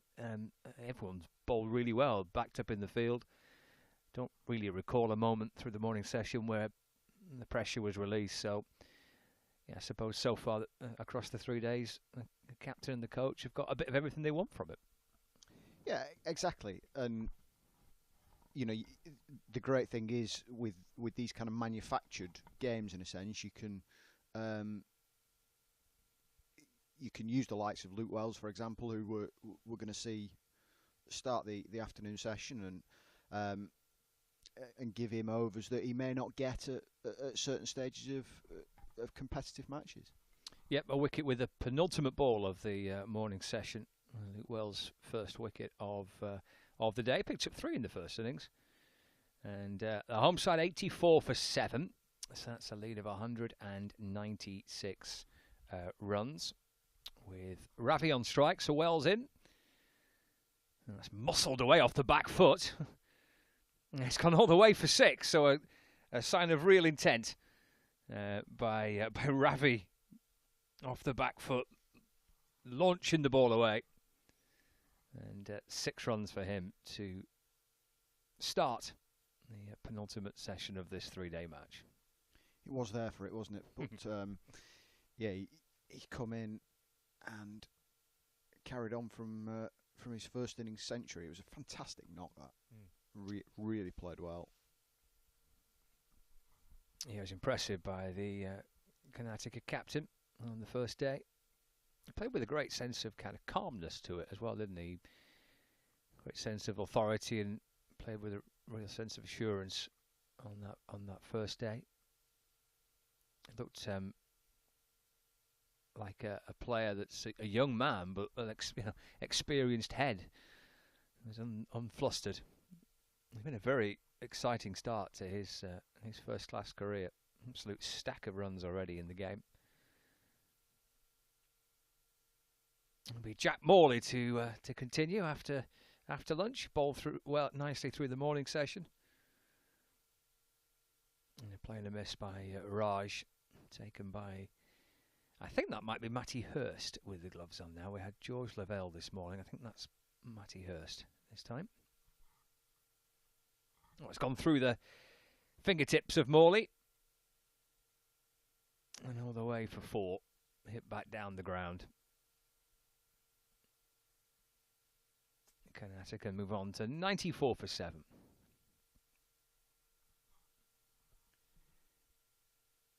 You do wonder whether Ravi may decide to play differently, in a sense, that if there's not a great deal of time left in the innings, and there has been an agreed declaration, whether he may just come out and open his shoulders.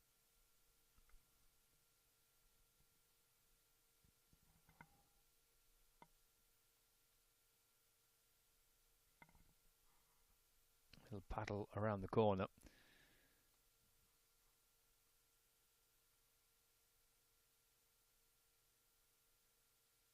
Takes the score on to 95 for 7. Yes, well, that's one element of it too, isn't it? Potentially, if conversations have been had at lunch as to, well, we've got 2 sessions left of this 3-day match. How do we see it shaping up, and what do we want to get out of it from both sides? Yeah, that just goes back to what I was saying before, that if say, for example, these 3 wickets go for another 5 runs, and Lancs are thinking they want to chase a little bit more than that, 250, 260, for example, I suspect they will just say, right, that's what we're going to chase, if that's okay, rather than just going along with the flow of the game naturally. You can manufacture it to suit your needs at this time of year.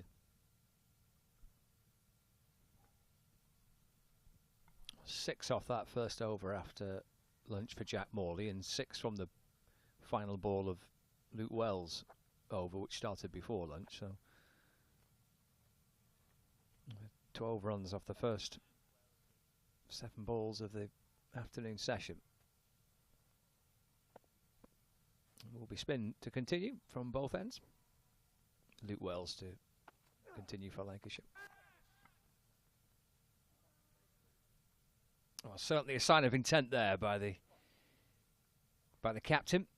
Didn't see that shot too many times in his first innings.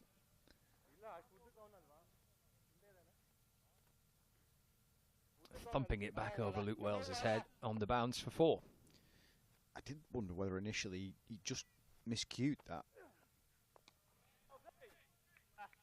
I was half expecting it to land in mid-on's hands. It seemed to skip onto him that little bit quicker, didn't it? But he managed to get enough on it.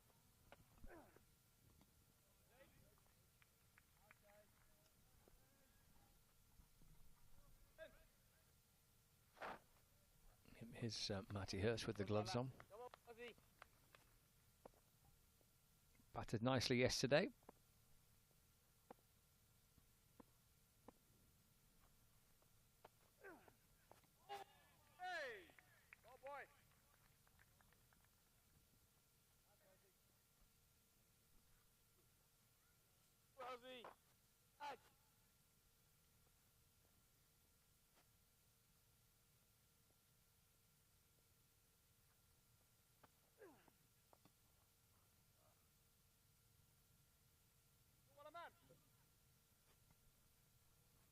Balderson sends it in to Hurst. Took the new ball this morning, George Balderson.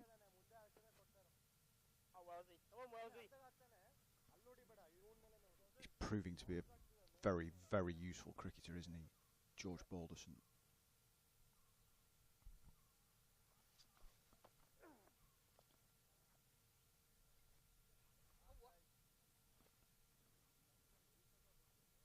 Five runs off that over. Karnataka bring up 3 figures, 101 for 7.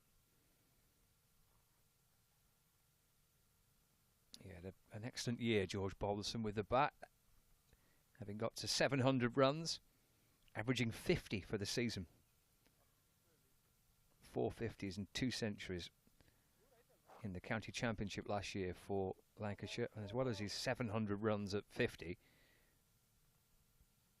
He got 17 wickets as well for the Red Rose.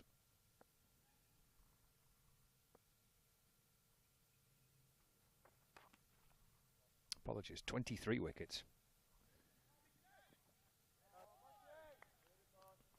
Which is a fine return. It's a very, very good return for an all-rounder. Exactly. Josh Bohannon in the action.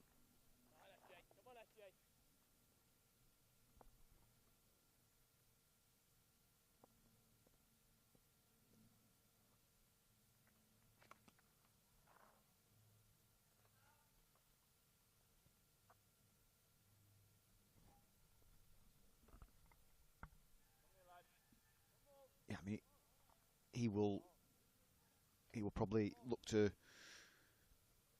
similar again. Clearly, a few more runs, a few more wickets. Absolutely ideal if he can maybe get to 30 wickets, 800-900 runs from the middle order. You're doing very well in the kind of position that he bats. If he's going to be down in that middle order, obviously clearly he's opened before, hasn't he? But it would be a kind of real challenge to get to 1,000 runs. But you know, clearly he won't be a million miles away from that with a good season.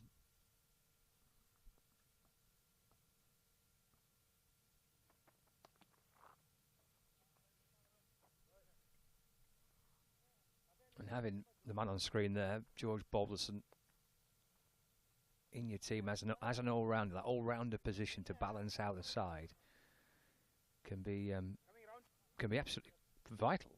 You know, to have someone who can come in and get, say, north of 700 runs in your middle order and push up to 30 wickets for the season. It's perhaps something Lancashire have not had, that genuine all-rounder. Maybe even since perhaps a Tom Smith. I mean, Glenn Chappell was that man as well, wasn't he? But increasingly in his later years, wasn't batting as much as he did. But yeah, you're right. I mean, Tom was that kind of player. Impressions where he's just home.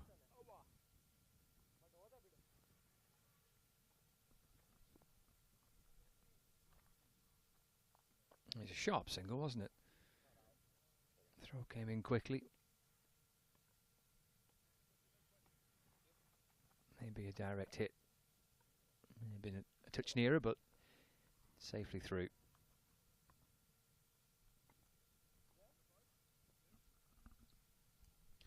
But clearly Tom's career ended quicker than he'd have wanted it to. And his impact on the team was diminished for kind of reasons beyond his control, really, with the back problems.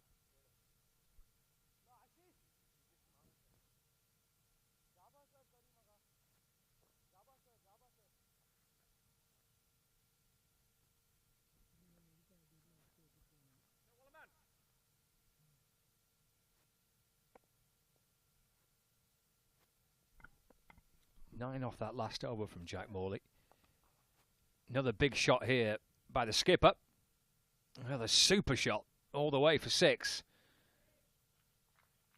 Back over the bowler's head, and certainly post-lunch looking to score quicker here. The home side looking to push on.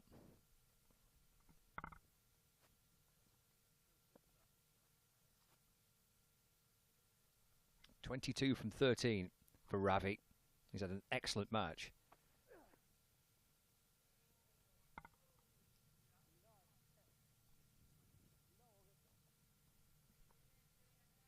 Just going back to the discussions around George Balderson, I mean, get the feeling he's the kind of cricketer who, if you asked him to do any role, he wouldn't let you down in fulfilling it, whether it be taking the new ball, opening the batting, whatever it be. You just get the feeling that he's the kind of character who'd say, yeah, no problem,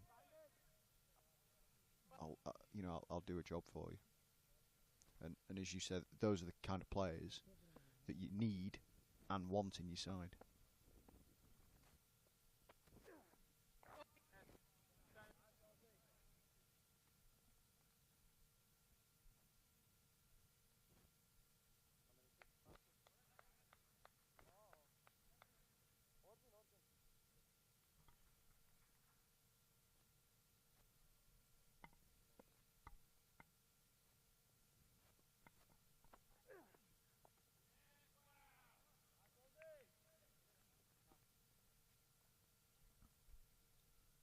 Well, 6 off the first ball of the over.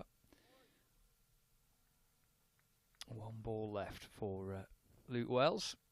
He's had this little spell either side of the lunch break. 116 for 7.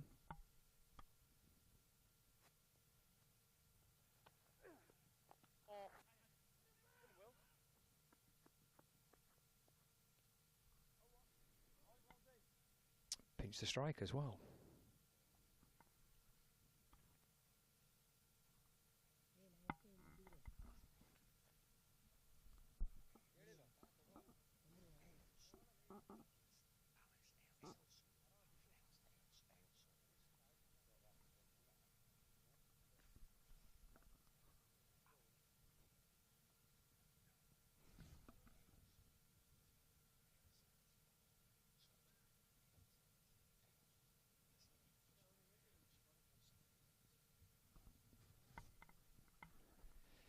$117 for 7.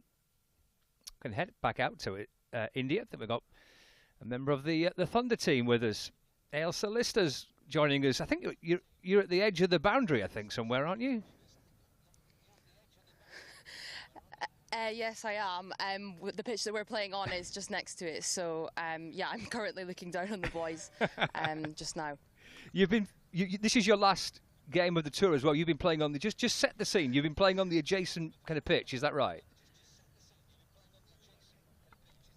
Yeah, that's right. I've got my back to the pitch that we're playing on just now. We're playing our final game today. It's a 50-over game, and we've just finished our batting innings.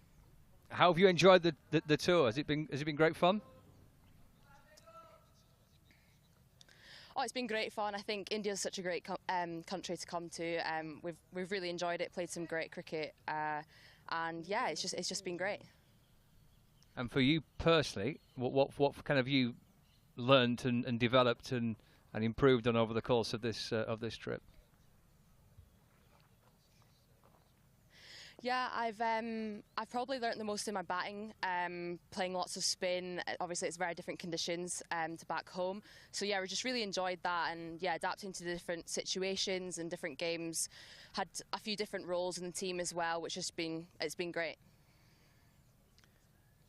Ailsa, it's your first kind of full summer with Thunder as a contracted player. How much are you looking forward to that? Oh, really looking forward to it. It's a great group of girls. I just joined them over the winter, moved down from Scotland, so I've really enjoyed it so far and really looking forward to the season ahead. You've done a fair bit of travelling reasonably recently, haven't you? You've been to Australia and other places like that playing cricket, so so this is just another stop on that journey. Yeah, it's great, and we had a spin camp in Mumbai as well in January. That was great fun. That was batting against spin, so learnt loads there, and it's been good to kind of take that into these last few weeks as well. And yeah, we're just looking forward to getting going in the season. What would be if I could set out a perfect summer for you, what would that be? Oh, well, I'm lucky enough to have just been picked up in my first 100 as well, which is really, really exciting, and I hope to make my debut for Thunder as well, so that would be great. And then playing for Scotland as well, we have a few fixtures, so I think it'll be quite a busy summer. You've got the World Cup qualifiers, haven't you, at the start of the kind of summer, so there might be a little bit of a kind of an availability clash. Yeah, I think so. We're just back in the UK for a couple of weeks before Scotland head off again for the qualifiers. We're back to the UAE, so that'll be great fun. And then I'll come back kind of May time, and hopefully start my season with Thunder then. Those air miles must be racking up. Yeah, definitely. How much kind of crossover has there been between both the Thunder squad and the Lanc squad? Has there been much kind of information shared between the two squads on this tour? Yeah, there's been a little bit. I think our schedules have kind of clashed a wee bit. I'm kind of playing games on same days, different locations. We were in different hotels at the start of the India trip as well. But no, it's been great, and the lads are really supportive of us, and obviously we are of them too. You join a squad with quite a lot of wicket-keeping options at Thunder. I guess you guys have got to be ready to fill any role, really, whether it be playing as a specialist batter, that kind of thing, or stepping in when needed with the gloves, which I think you've done on this tour as well. Yeah, I've had a bit of a go at keeping this trip, and it's great to learn from Ellie as well. She's brilliant. But yeah, we're all really supportive of each other, and as I say, I've enjoyed kind of different roles, and I really enjoy fielding as well. I've loved fielding out here, so yeah, a bit of a mix, and it's been really good. I guess confidence is now really high ahead of the summer after what happened last year with the first Charlotte Edwards Finals Day appearance. If you can better that, then it'd be a fantastic year. Yeah, I think so. The vibes seem really good in the group, and everyone, obviously, Reedy's come in at the start of the year as well, which is really exciting, and he seems great, and everyone seems to like him, and yeah, the squad seems to have gelled really well this trip, and yeah, looking forward to a good season, hopefully. Just a final one. It's manna from heaven for you, that, isn't it? Having a wicket-keeping coach coming in with all that Chris Reed's done in the game. Yeah, definitely. He's great. He's got great knowledge, especially with keeping batting. But yeah, it's been amazing so far. He's been great.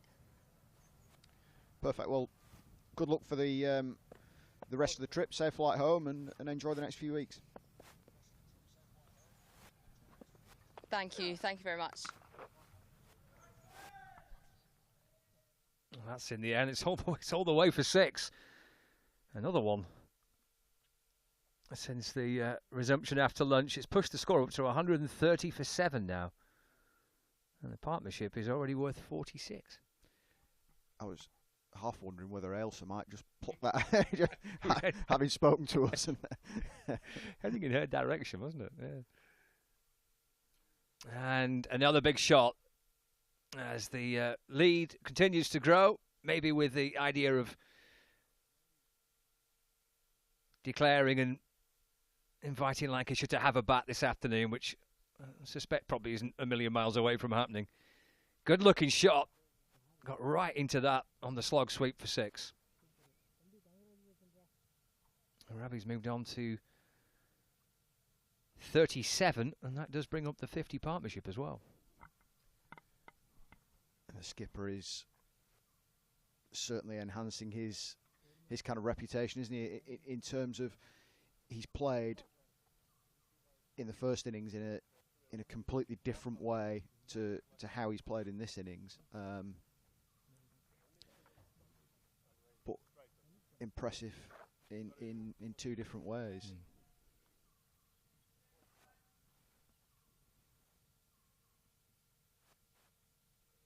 37 from 22 balls. Just under 20 minutes worth of batting has pushed the score on to 136 for 7.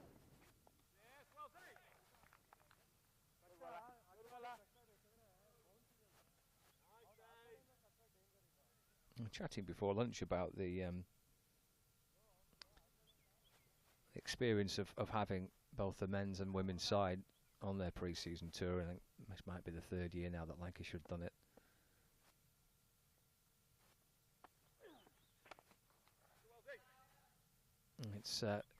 It's terrific, isn't it? I'm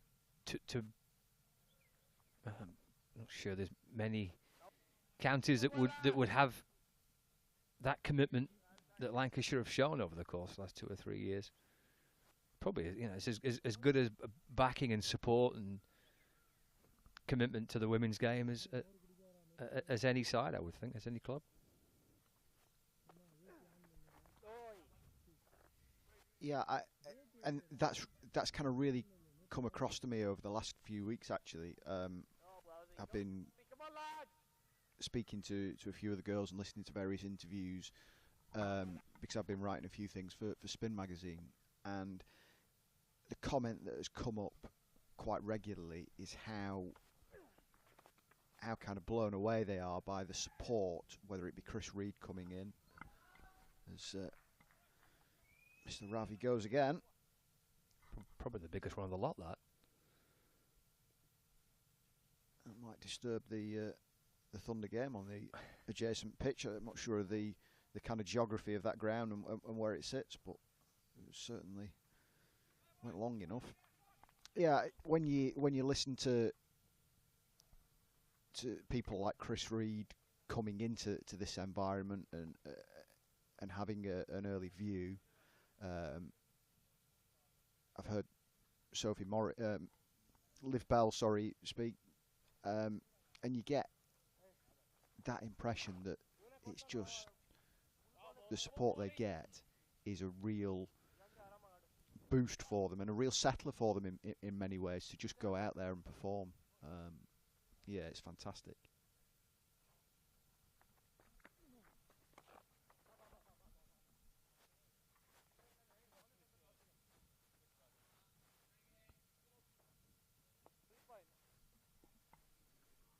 I think reaching finals day last year must be a big kind of step forward for them. I spoke to Sophie Eccleston after that finals day appearance, and I know that it's in the air, but safe enough for a single down the ground. They didn't go on to progress and win the competition, but that kind of psychological boost of actually getting to a finals day must have done. Well, it's still a pretty young squad. I know they've added some experience to it. Certainly last summer they did. But just getting to a finals day and experiencing that, even though in the end they lost, certainly a step in the right direction for them. Yeah, I mean, as much as they've been a developing squad over the last 3 years, you compare them to, say, the Northern Diamonds on the other side of the Pennines, who at the start of the regional era, they went at it a completely different way. They wanted to hit the ground running and went and signed players like Jenny Gunn, for example. They brought in Sarah Taylor very briefly as an injury replacement instead of promoting people from their academy. Now, there are many ways to skin a cat, and it worked for the Diamonds because they went on and won a trophy. Now, completely different for Thunder in that they have really built a model on the basis of youth and promoting players and just adding the odd experienced player in there, and maybe not seeing results as the most important thing. But the one thing you do need to do when you're progressing a structure is you do need to see the odd sign of results, and for that to happen last year was a huge positive for them, because they will go into the phase, and I think they are in that phase now, where results are of more importance because of the development of those players, and to know that they can do it, to know that they can be successful within the regional structure is a massive positive for them. Relatively calm over compared to what we've seen since lunch. Just 4 off it. Lead now 260. 148 for 7. That's what we've seen in the match across the 3 days. Ravi's had a big impact in both innings. 111 in the first innings. And already quickly got to an unbeaten 46 second time round. A lead of 260. Final session. And the penultimate session on the final day. Change in the commentary box here at Emirates Old Trafford. Graham will stay, and he'll be joined by Chris Malavan.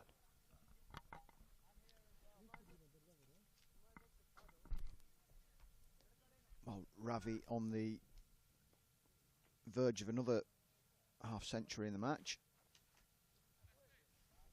joining his first innings 100.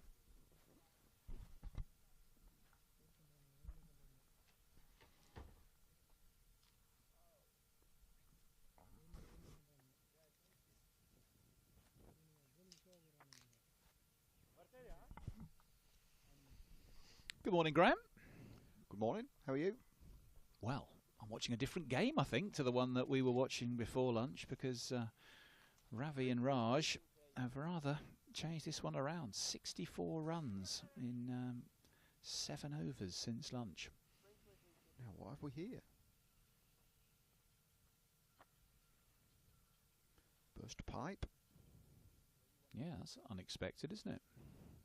Certainly not rain, so yeah, it must be something under the playing surface. Might need a bit of attention. Yeah, Smaran Ravichandran, 46 off 28 balls, has taken a real liking to Luke Wells since lunch. And suddenly 260 the lead, 56 overs remaining. Lancashire are going to need 3 very quick wickets, you'd think, if this is going to be a vaguely gettable chase. The equation very different from the way it was looking before lunch, but we did say in the morning session that the fact that Ravi hadn't come out to bat was perhaps significant. 111 in the first innings.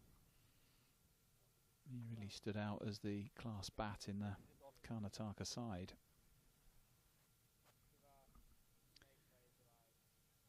I wonder whether this may signal the end of the home innings. Obviously, it needs to be a little bit of remedial work done to that outfield. Although it does seem to have dried up Well, it ought to dry fairly quickly in 34 degrees, Graham, but maybe not in 2 minutes. The standing water has disappeared, hasn't it? From visually, it looked to be quite a bit there, but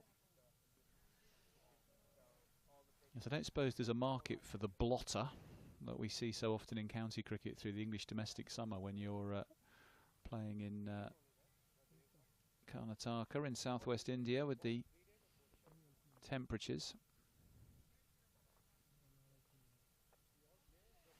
This is the summer season here, March until May. The monsoons come June till September, but this is still very much the early part of the southwest Indian summer. that's leadership for you, isn't it? Getting stuck in there, Keaton.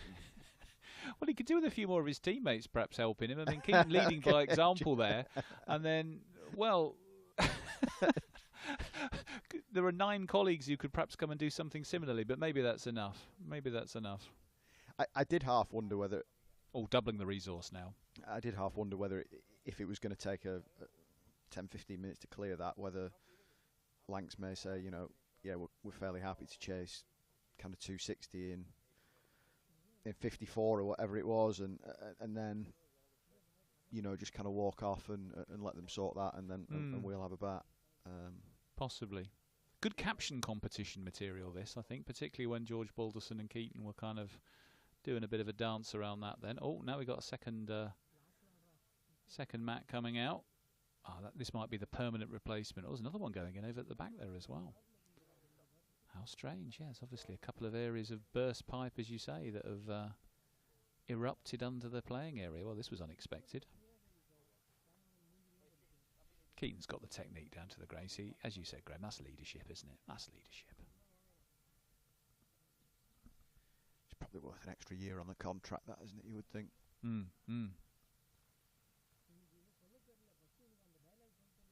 More mats coming out.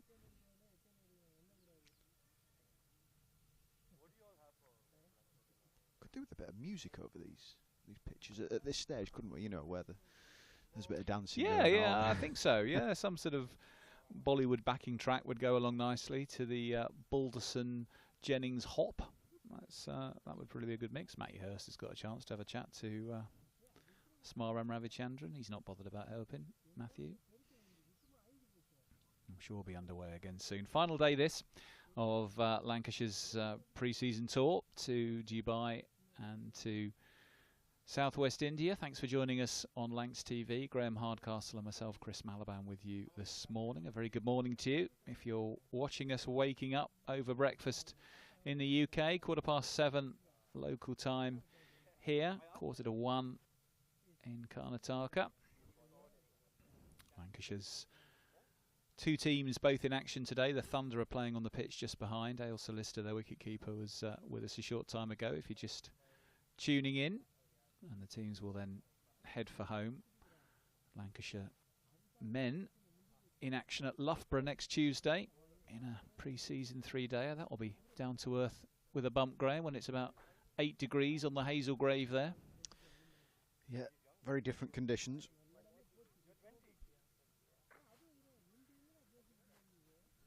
Hopefully get a similar kind of strength of test as well. You know, that'll be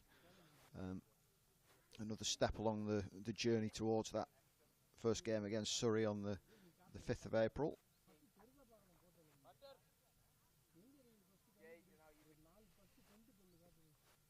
Looks like the matting has done its job. Ravi waiting to take strike. Prolific schoolboy player at Ebenezer International School. One that's been picked out as he's gone through the education system in India as a player of great talent.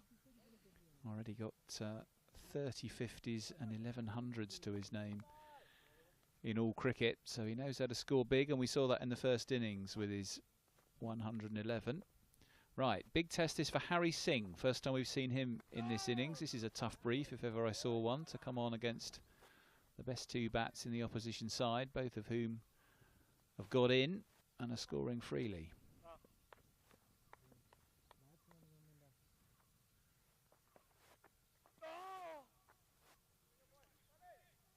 was half expecting that first ball to just drift into the problem area. It's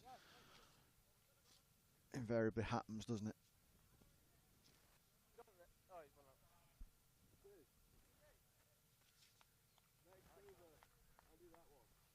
Seven overs for Singh in the first innings. Mainly a batsman. None from Blackburn, but tidy off spinner who's bowled a bit in second team cricket for Lancs.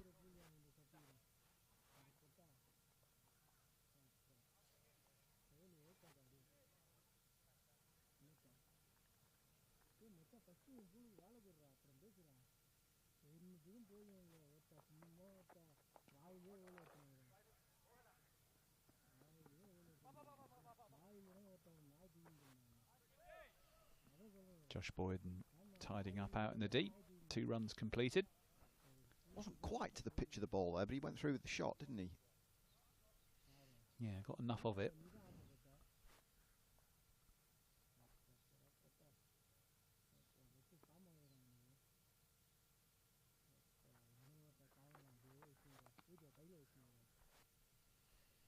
Swung away again by Raj, and 4 more. And this post-lunch assault from Hardik Raj and Smaran Ravi continues. Pulled down a bit there by Harry Singh, and Raj onto it very quickly. Rolled the wrists and it raced away.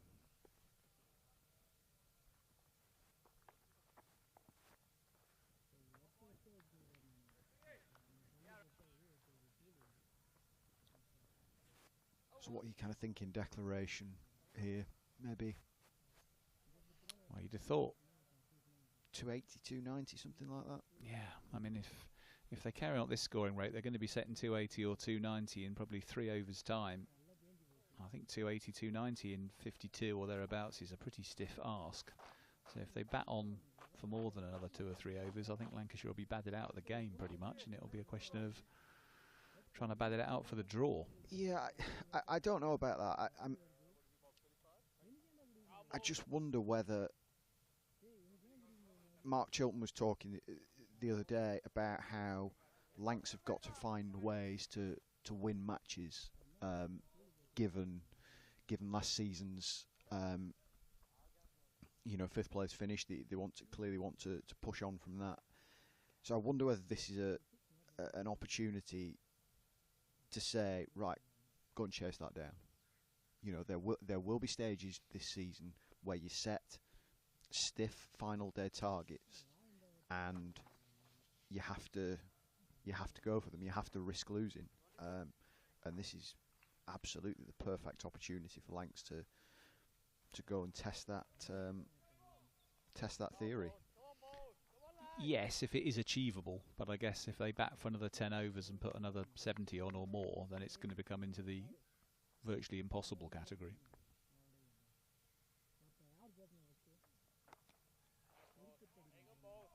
I mean, 350 in 45 overs on a deteriorating wicket. Yeah, clearly that is in the impossible target, in the impossible bracket. There's no doubt about that. I just think a discussion will have taken place between the two camps to say, this is what we want to get out of it. So my hunch is that we won't get that far. The assault continues from Raj. Yeah, I mean, it's nicely poised about now, isn't it? It is. 270 off by the time they've changed over 50. Just about gives Lancs a hope, but if Karnataka bat on for too much longer, it starts to maybe become a different mentality in terms of what you can get from the remainder. So we shall see. Will there be a declaration imminent, or are Karnataka going to continue to bat and bat?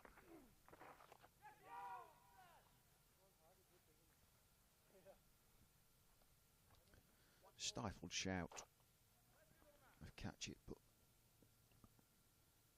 the ball went to ground.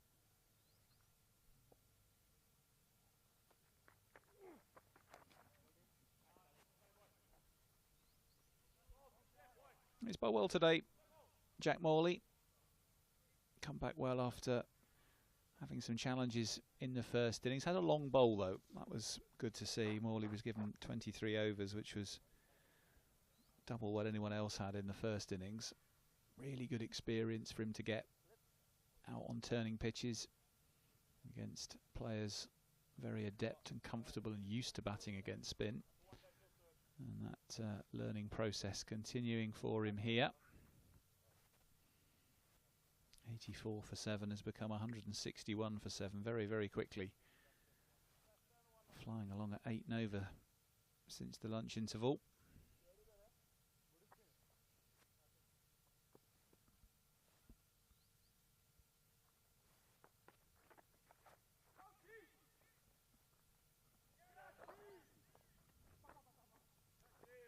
Innovative.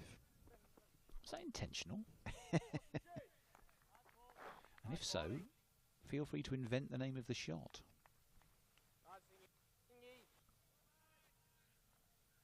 I'm not sure it was a ramp, was it? But it was something slightly in that family.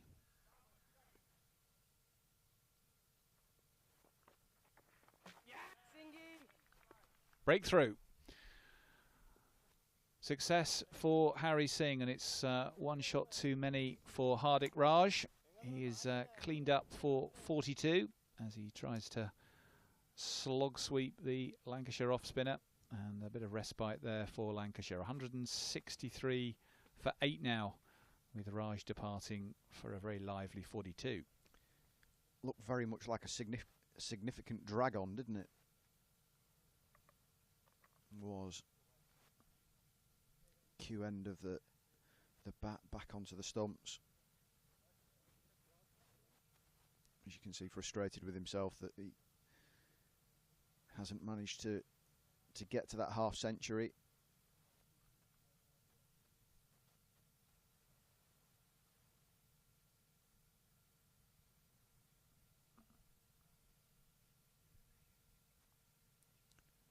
The talk of declarations, of course, it may just be that it just finishes naturally this innings.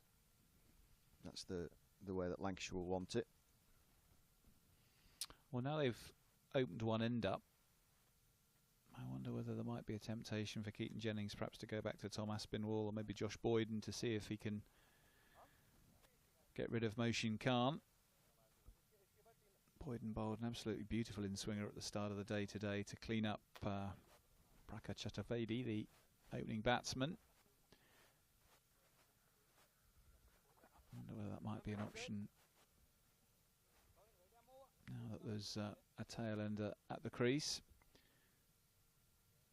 I'm sure that Smaran Ravi will try and get as much of the strike as he can.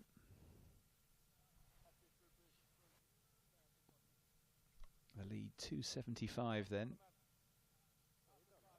We'll lose a couple of overs for the change of innings. So already 5.5 and over for Lancashire to chase down here.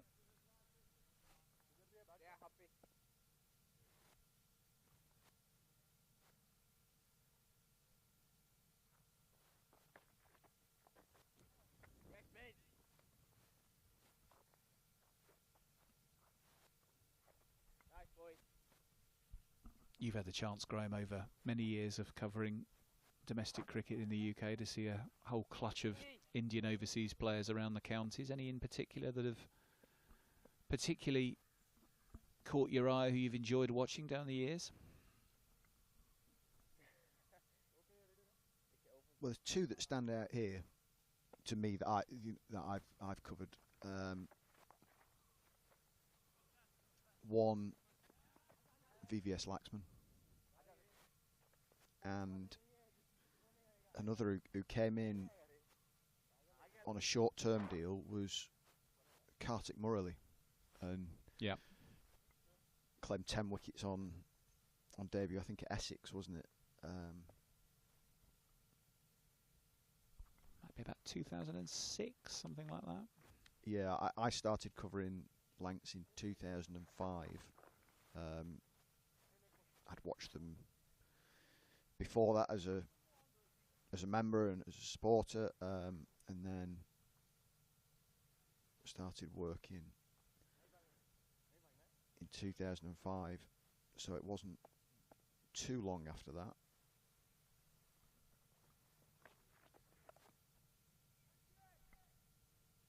Big swing from Mohsin Khan, but he just about gets away with that.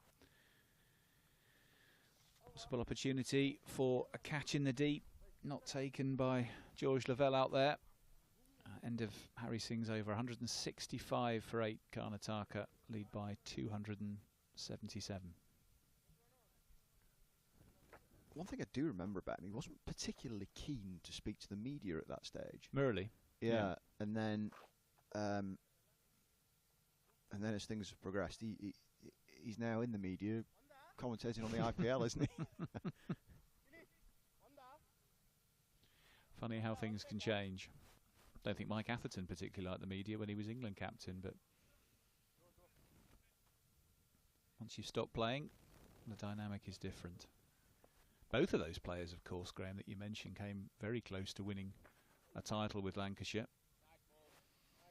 I'm pretty sure Murali Kartik was the last man out, LBW to James Kirtley in the C&G final, when Kirtley got 5 for, 6 for, all the LBWs, including the distinctly woody one against Stuart Law. Yeah, and then VVS played in that 2007 championship game at the Oval, didn't he? Yep. I seem to remember, I think the story goes that he gave a really rousing team talk on the final day to say, you know, we can do this, we can chase 400 and plenty. I can't remember the exact target, but it was it 425?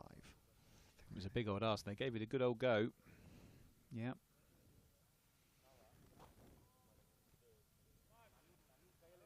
Yeah, lovely man, VVS. I remember you and I having the chance to interview him on a few occasions. Oh, tremendously modest man. I think that was the thing I always felt. So humble, kind of saying once that all he ever wanted to do was be a doctor like his dad. And then he realised he was reasonably good at cricket. Reasonably. I mean, he scored 100 in that game, I think. But one of the memories that I have of him was a game against Durham at Blackpool, when, again, not having the scorecard to hand, I don't think he got a massive score, and he batted with Stuart Law, and they were fantastic innings on a tricky pitch against a good attack. And I've since spoken to Otis Gibson, who was in that Durham attack, and he recalls that game quite fondly. He said I bowled quick that day, bowled really quick, and it was, you know, it was a really good battle.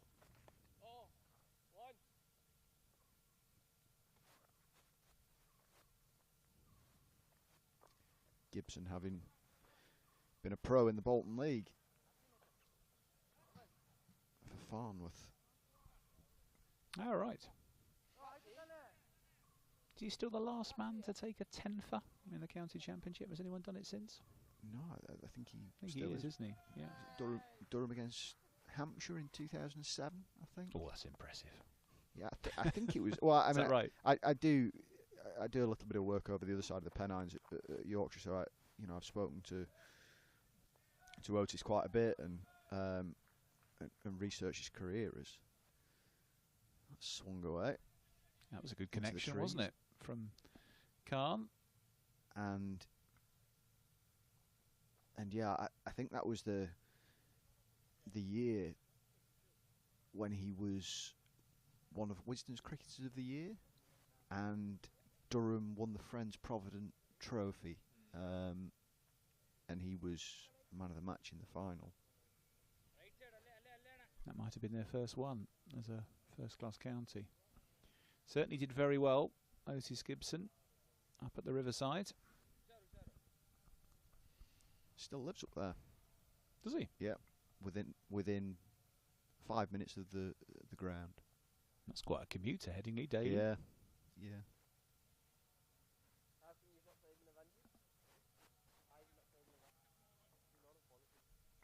174 for 8 then, Karnataka. No sign of a declaration. 286 the lead. 52 overs left, so this becoming increasingly out of reach for Lancashire, unless Harry Singh can potentially clean up the tail in this over.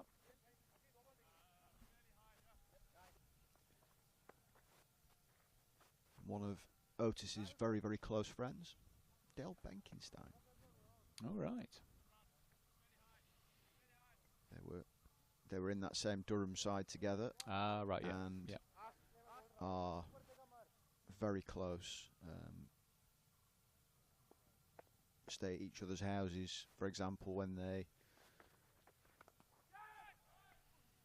play against each other. Swung into the deep and spilled again, and unfortunately George Lavelle's not enjoying himself out there. Matty Hurst with the gauntlets now. George Lavelle having had them at the start of the innings, but second time he's spilled a chance. Out on the boundary, neither of them easy, but both of them hitting the deck. Ravi on the sweep, and 4 more, and this innings continues to accelerate the scoring rate.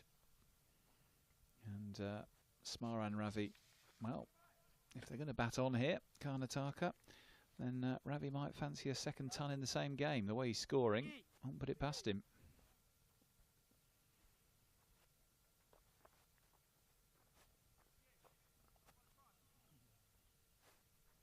Five sixes and 2 fours. It's been a elegant assault, I would describe, since the lunch break.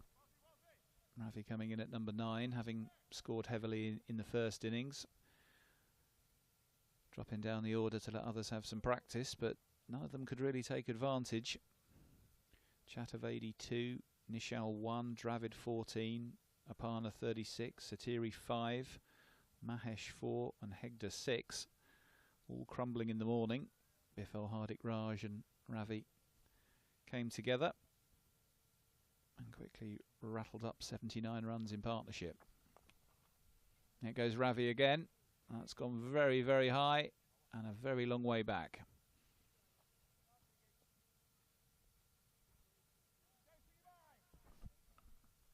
A 1-on-1 bounce. What a lovely clean connection that is, Graham. Beautiful. Yeah, it's 1-hand, 1 bounce. Look at that. Not so far off, was it? It was the old indoor winter cricket when it comes back off the wall of the leisure centre and you're quickly retrieving it.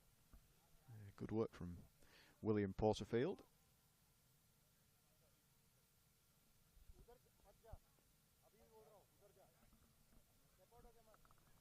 Got a bit of a less of a commute now, Will Porterfield, Graham, hasn't he? He used to be at Gloucestershire, of course, with Dale Benkenstein, but always based on the Wirral.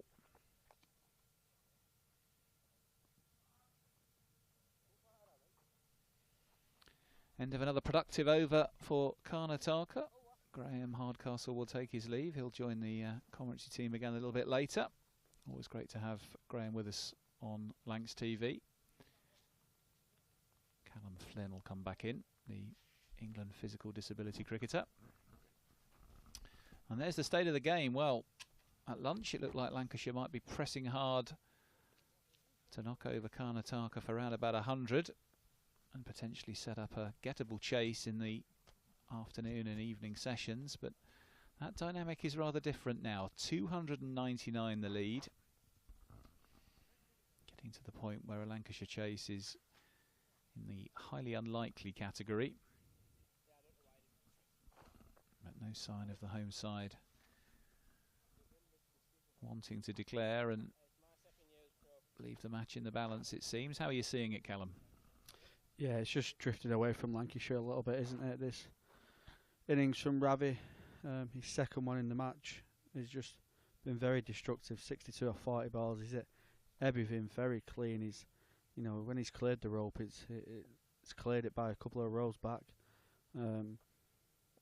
So Lancashire just need to try and probably stick to one plan of how to get him out. Again, he dances down the track. And he was nowhere near to the pitch of that, but he strikes the ball so cleanly and so hard, it doesn't seem to matter. I mean, if you actually look at how near he was to the pitch of this, he was nowhere near it. No, he's just backed his hands, hasn't he? Hand-eye coordination. he's hit that. It's a good job there's a net there. Let's just say that. There he goes again. He's not caught that right now then. Well, that's gone for 6 as well. Well, Keaton Jennings did say to us earlier, Callum, it's not the biggest ground. And I think we're starting to see that a little bit more now, because on neither of those deliveries has he got really anywhere near the pitch of the ball. Yet that has sailed away for 6 more. I think he fancies a ton here. I think this is an all-out assault for a second century in the game. Yeah, and at the moment, look like nothing's going to stop him, to be honest. He's hitting everything out the middle of the bat. I don't know if he's took a single there, even though he's refusing the singles now, so he really does fancy his chances. I think he might have just given himself a couple of overs to try and get as close to a ton as possible and then put Lancashire into bat. Well, it's a real good test, this, for Jack Morley. He's up against a class player playing in his own conditions on a small ground with no pressure. It's not really a nice combination, is it, for a young spinner to learn in? But good experience. It's exactly that, isn't it? He said, Keaton Jennings said before about backing his bowlers and trusting their plans and putting ownership onto the bowlers. And with someone like Jack Morley, a young lad who's trying to gain as much experience as possible, I think that's the right thing to do. Stick him in the deep end. Get him to find a plan of how to get someone like Ravi out, because it's only going to help excel Jack Morley's career in the future.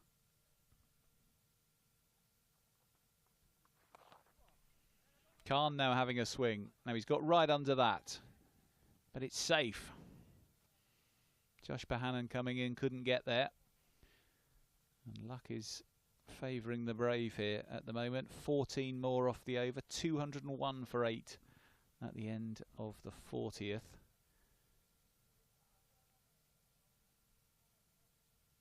Umpire looking at his watch. Is that it? Looks like the players might be walking off. Yes, that is the declaration. Right, so they batted for 40 overs exactly. There will be no opportunity for Smaran Ravi to go on and try and get another ton in the game, but he will be not out. That'll do his average the world of good, but 201 for 8 at the end of the 40th over. That is the declaration. So Lancashire, in theory at least, will have 314 to try and chase down for the victory here.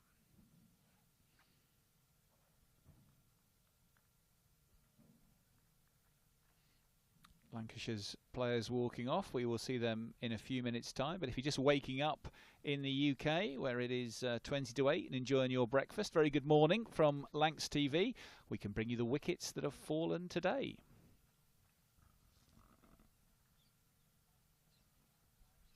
First of the day was Chaturvedi, cleaned up here by Josh Boyden. Really good in-swinger. And then this was Nishal, bowled by George Balderson. That was 2 wickets for 5. That's Samit Dravid, caught and bowled by Balderson for 14. So 28 for 3 at this point. And then Sujay Satiri went short of a length from Aspinwall. Jack Morley out in the deep at mid-wicket, making no mistake. 43 for 4 at that stage. This was the departure of Ashish Mahesh, caught by Jennings off the bowling of Balderson for 4. And then this was Akoj Hegde, cleaned up by Morley for 6, 68 for 6 at that stage. Luke Wells struck just before lunch. Lokan Apana LBW for 36. That was 84 for 7. And then the very last one before the declaration was Hardik Raj, who played on off the bowling of Harry Singh for 42. Smaran Ravi and Mohsin Khan at the end in partnership, putting on another 38 in record time. So a decent effort from Lancashire with the ball in the morning, Callum, but after lunch it was a very different story. Yeah, it is, but it's also one of them where it's a pre-season game and you don't know what restrictions the seam bowlers have on their overs. We didn't see any seam after lunch, all spin, so maybe it was a case of, you know, the seamers were restricted, they couldn't come back on, and the 2 main batters for Karnataka have come out after lunch and and played spin on a small ground. So it doesn't quite, the score might not quite show the scenario and the situation of the game. But I thought Lancashire up top this morning were absolutely brilliant with Balderson and Boyden and Aspinwall. So I think they can take a lot of confidence into the season with what they've delivered there.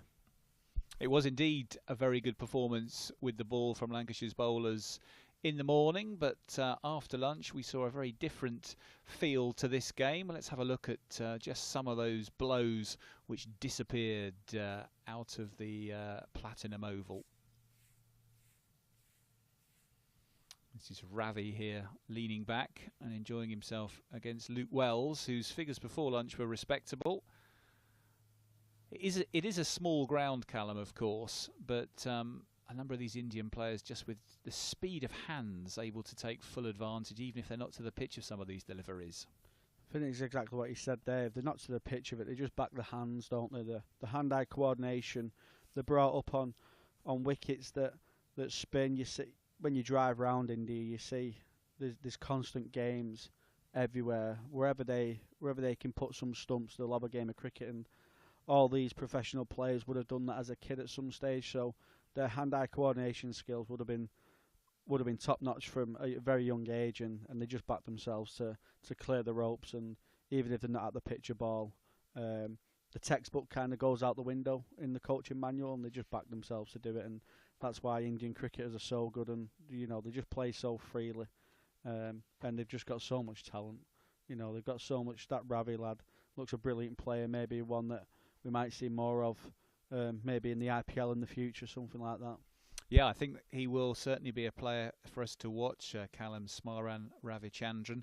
Still only 20 years of age, but a player of huge promise from what we've seen here. Lovely hands, looks a player comfortable against pace and against spin, able to strike the ball very long distances with very little time at the middle. I mean, he came out after lunch and immediately started laying into the bowling, didn't seem to need to play himself in at all. And when you look at international cricket this winter, the Indian team that beat England in the end comprehensively in the Test series was shorn of so many of their more established players. But you almost forget about some of the names that had been the first names on the team sheet in the last couple of years, because immediately off the conveyor belt comes the next batch of young players who look just as good as those that have gone before.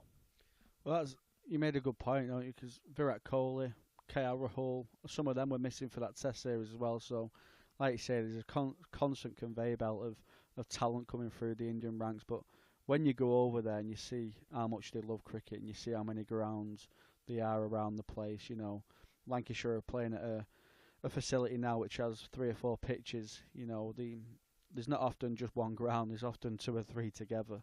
So the amount of cricketers that rock up just for a game, it's a constant stream of influx of players that just want to play cricket. So they're always going to breed success when they've got that constant income of players, and when they've got a platform like the IPL and the Ranji Trophy. I think it's such a massive tournament. They have so many teams and so many divisions in that Ranji Trophy that they've got no way of failing really in terms of bringing through young talent. So it'll be brilliant to see for the Indian team.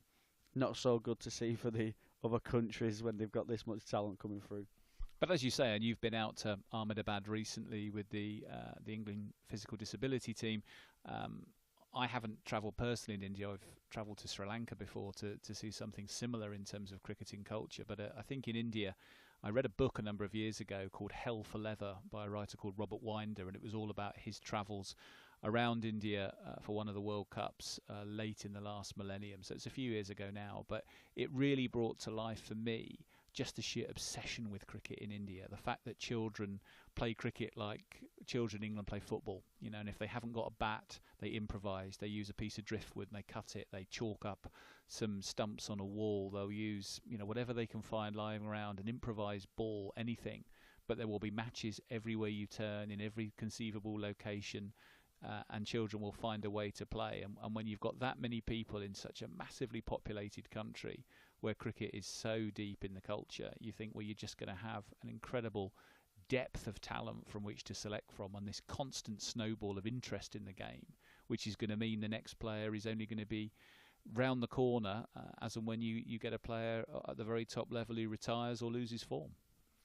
Yeah, and I think the key words there are like adaptability and just finding a way. When you travel to India, you know, some of the sights you see aren't pleasant, but they'll just play cricket out of anything. You know, at the side of the road, it'll literally be dust, and they'll be playing on a surface where, you know, they shouldn't be playing cricket. But if they can play cricket on that kind of surface, you know, imagine what they can do when they get onto proper cricket wickets. And we don't quite get that luxury in England. You know, the weather restricts stuff like that. You know, we don't quite have facilities where kids can just rock up on a park and play cricket so freely like that. So India, like you say, when they get to the stage of trying to take cricket a bit more seriously and they actually learn the skills of trying to play an all-round game along with the hand-eye coordination that they've learned from a young age, you know, it's just going to breed success. But I think for us, when we was over there, we spoke about how freely the Indians play, and they just don't think about it too much. They don't seem to think about, oh, if I make this mistake, you know, should I play this shot? Because it might make a mistake, I might get out. They just seem to take the risk and just back themselves. Like, you know, we talk about the coaching manual over in England quite a lot, and it's slowly going out the window. You know, the textbook that we speak about in cricket technique, it is slowly going out of the coaching system. It's a bit more playing freely and a bit more, you know, playing your own way and adapting the way you can adapt to your game. And I think the Indians show that perfectly. Like we see in Ravi, you know, some of them balls and some of the positions he was in, he had no right to hit them for six, but he backed himself, backed his hand-eye coordination, and just found the middle of the bat and did that. So I think a lot of people, a lot of young children, boys and girls, you look at Indians play and see how freely they play, and it's something that you want to do yourself as well. Natural talent and a freedom from restriction, giving the chance for flair and innate skill to come to the surface. And we look forward in this final innings of the final match of Lancashire's pre-season tour to having a last look at the Karnataka bowling and fielding, because the umpires are back out in the middle now. There's a nice pair of mirror shades. Very smart indeed. Luke Wells on his way. He needs a few runs in this innings. Only got one in the first innings, so he'll want to end the tour with a decent score. Come back with some confidence for the new season. And Josh Bohannon alongside him. Keaton Jennings having got 82 in the first innings, dropping himself down the order, I think, sensibly to give other players the chance to get a bit of time, hopefully, at the middle. We wait to see a confirmation of how many overs Lancashire will bat. We expect it to be around 40, but we will confirm that for you as soon as possible. 314 in 40 overs would certainly be going some, around about 8 and over on a deteriorating wicket, but small boundaries, so you never know.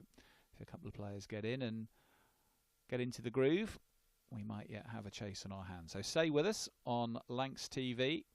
Chris Malaband and Callum Flynn with you. Scott Reed will take over from me in the commentary position in just a moment. And don't forget, you can tweet us through the rest of the morning's play. At Lancs Cricket is the Twitter account, or X. At Lancs Cricket. Send us the reflections that you might be having as you have your morning cornflakes in the UK. Any questions for the commentary team? Or perhaps the players. We hope to be able to get one or two live link-ups again before the close of play today. So give us your thoughts. How positive are you feeling about Lancashire's chances for this season? Any reflections from what you've seen through our coverage of the tour? It'd be lovely to hear from you, and where you're enjoying the coverage. At Lancs Cricket is the address to look for. Luke Wells preparing to take strike then. We'll get a further reflection from Callum Flynn, the England physical disability cricketer, and then he'll be joined once more by Scott Reed. Yeah, it'll be interesting to see how Lancashire go about this. as we say, it could be quite a mammoth total for the odd 40 odd overs that Lancashire have got left to bat, but they might just set themselves their own personal team total, maybe just over 200 to see if they can get to themselves. They might come out hell for leather and try and chase this down. That's the modern day. Seems like that's the modern day way English cricket's going. But it will be quite a task on this wicket. You know, it did a bit early doors for the seam bowlers. There was still plenty in it for the spinners as well. So these two will have to put on a pretty good opening partnership if Lancashire hope to come away with this victory. So Giles, who opened up with a new ball as he did on the Lancashire first innings, sends the first one down the leg side to Luke Wells. I thought it was a good opening partnership with the new ball in Lancashire's first innings. Yeah, we spoke before about last season. The pressure just seemed to die down a little bit once Bailey and Will Williams finished their opening spells, and the pressure didn't seem to quite stay with the Lancashire attack last year, where they'll be hopeful this year they can build on that pressure. They're going to have, for me, the world's best finger spinner in Nathan Lyon at one end once the seamers have stopped operating. So he's going to build pressure. He'll be able to bowl long spells, and batters might have to force it against the bowlers from the other end, with Nathan Lyon operating at one end. So the Lancashire bowlers will just hope to be potent. They're going to have Balderson in the ranks as the all-rounder backing up the seamers. So if they can try and create pressure along with Nathan Lyon, I think Lancashire will be very hopeful for the season ahead.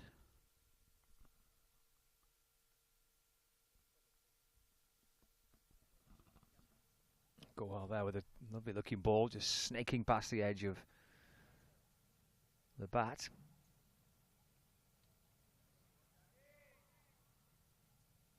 Go out, and Mishra took the new ball in the Lancashire first innings for Karnataka. Gutam Mishra, just 20, left armour, so they had the left arm and right arm combination first time round. 2 slips in place. First runs for Lancashire. First runs for Luke Wells.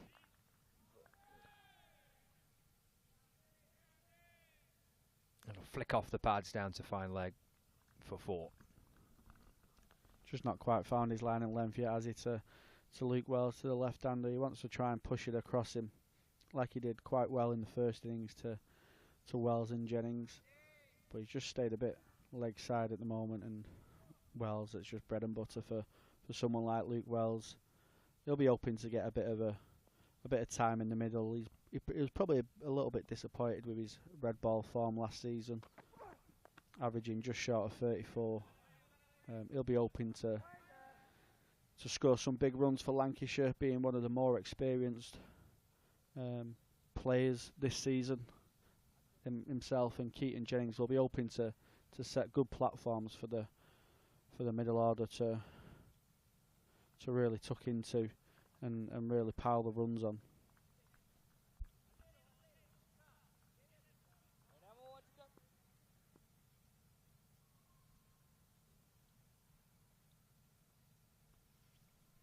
Final ball of the first over.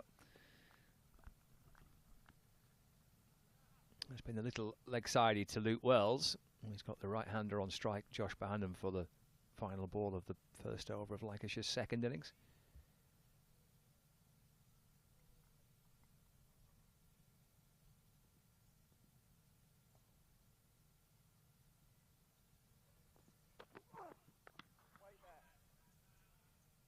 A little wide and carved away, but straight to the man. Had extra cover, and 5 runs coming off the first over.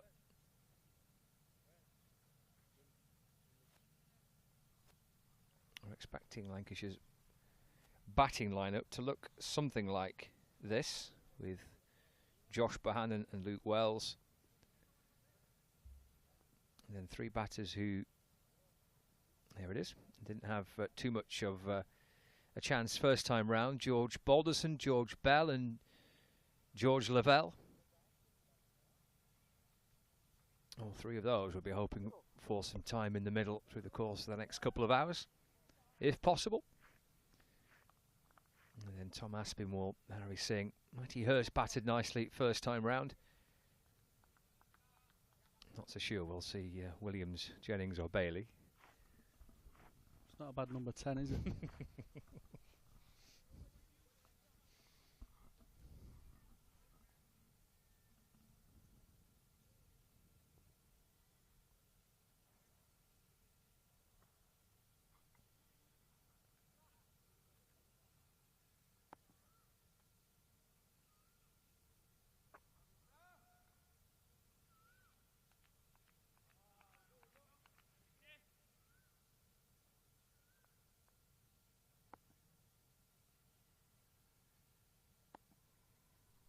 So it will be the young left armour. Oh, that's a nasty looking delivery that Luke Wells is facing. Goodness, that flew at Wells. He's chuckling away, as is Josh Bohannon.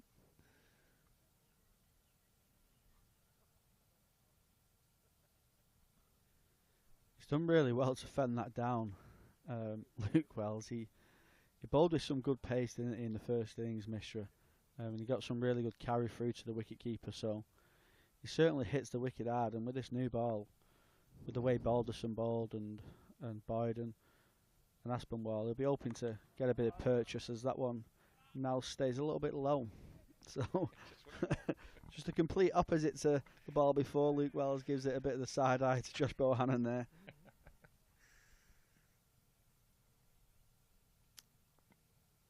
Yeah, the picture there tells you all you need to know. Little glance back down towards his batting partner.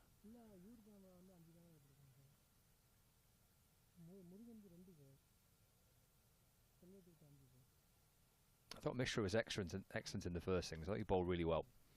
I thought Samit Dravid bowled nicely as well. But this lad seemed to have a little bit about him first time round. Looks pretty sharp as well. Yeah, he took the wicket of Luke Wells in his, I think it was his second over. Just catching Luke Wells stuck on the crease. Luke Wells' feet not really into the sink of things so early on in the innings, and just caught stuck on his crease and nicked off behind to the keeper. But he'll be hoping just to spend some time out in the middle. I don't think he'll be too worried about the target at the moment. I think he'll just be hoping to spend some time out there, feel some bat on ball, and just adapt to the wicket and what the ball's doing, ready for the season ahead in England.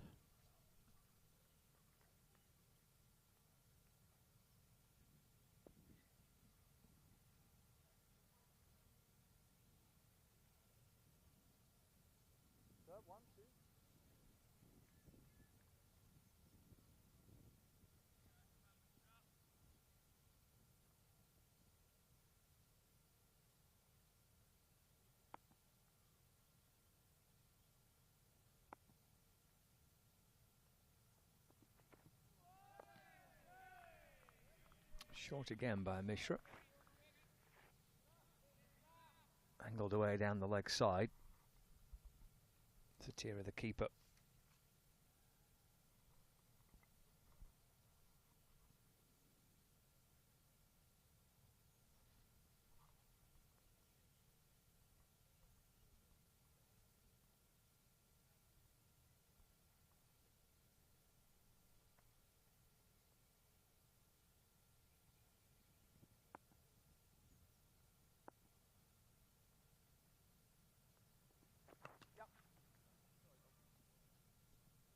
He'll take a single, Luke Wells, and he'll keep the strike, but impressive first over by Gautam Mishra. Just the one run off it. Lancashire 6 without loss.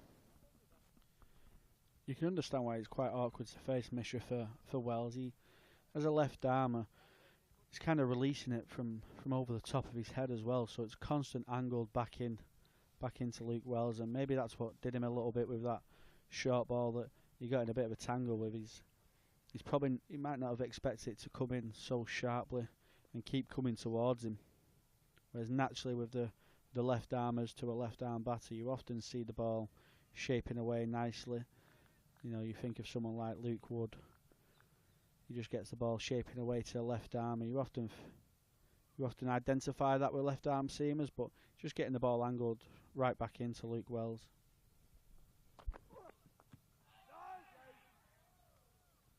Playing the miss from Wells, trying to get onto that front foot.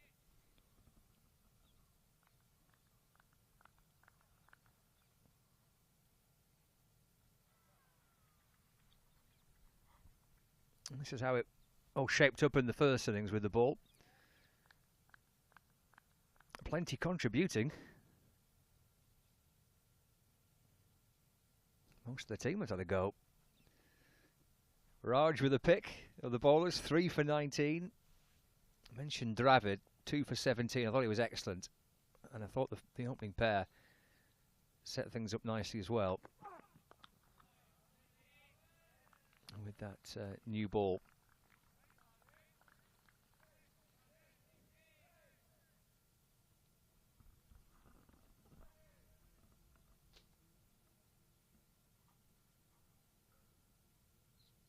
Dravid 7 overs, 2 for 17. His best work kind of came after lunch on that first innings. Yeah, you look at Raj, don't you, with them figures, and you do pick him out to be the best bowler. But like you say, I think Dravid was a standout bowler for me. I think he really turned the momentum back into Karnataka's hands. Driven firmly away. Good looking shot and good piece of fielding.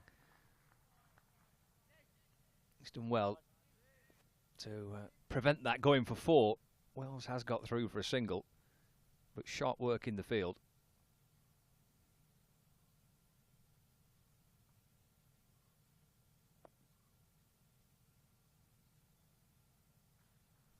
Chance for Josh Bohannon, who's played a largely watching role at the non-striker's end. He's faced just that one delivery. Bulk of the batting done by Luke Wells at this early stage, halfway through the third over.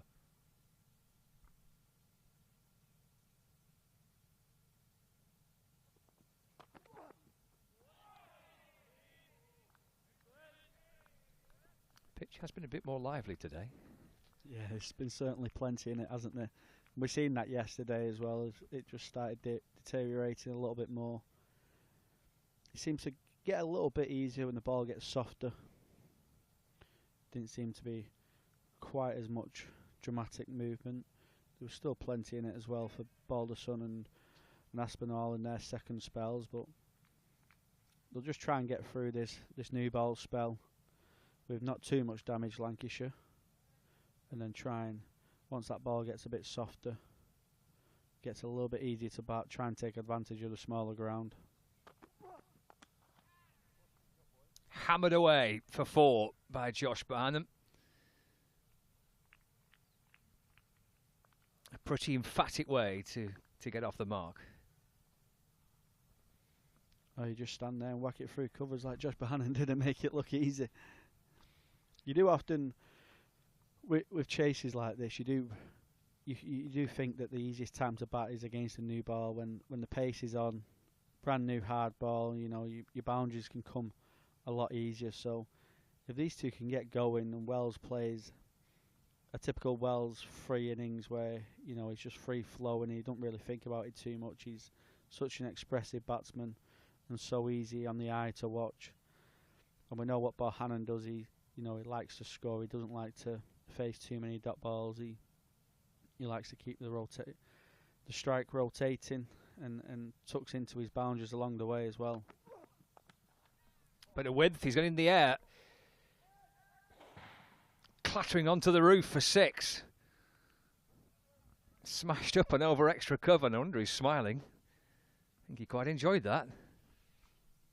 Never mind shot of the day. I think that might be shot of the match.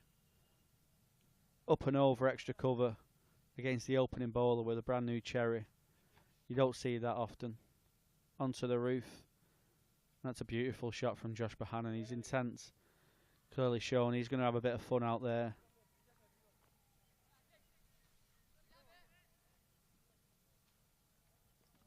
Superb work by Josh Bohannon.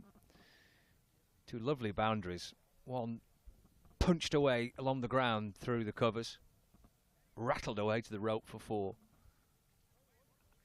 Next delivery from outside off stump. He's lofted it up and over extra cover for 6.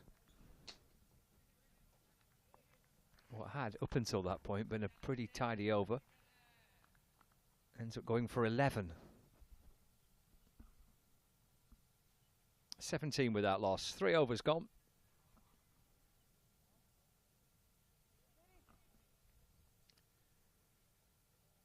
Graham Hardcastle's back alongside me. Fantastic to watch, isn't he, Bohannon, when he gets going.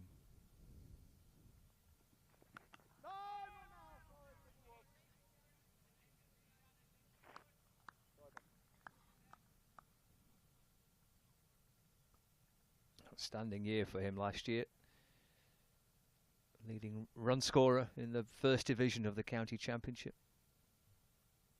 Rewarded with not just an England Lions call-up, but the chance to captain that England Lions side. And then the appointment as vice-captain of Lancashire just a few weeks ago.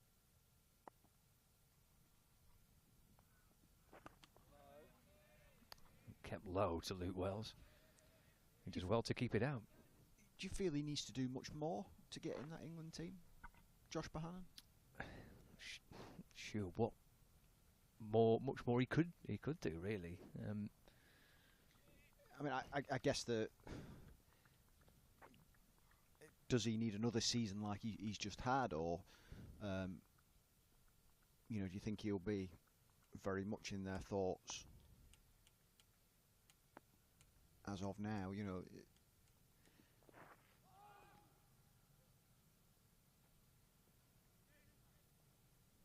think if he does have another season like he's had, he'll be very, very unlucky not to be making his Test debut before the end of 2024.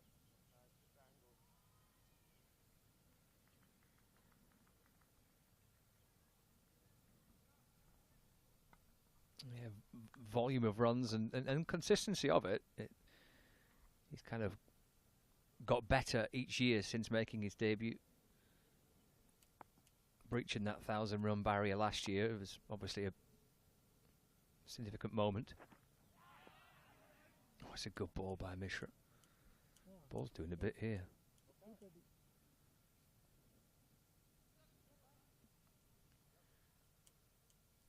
Seemed to catch Wells on the back leg.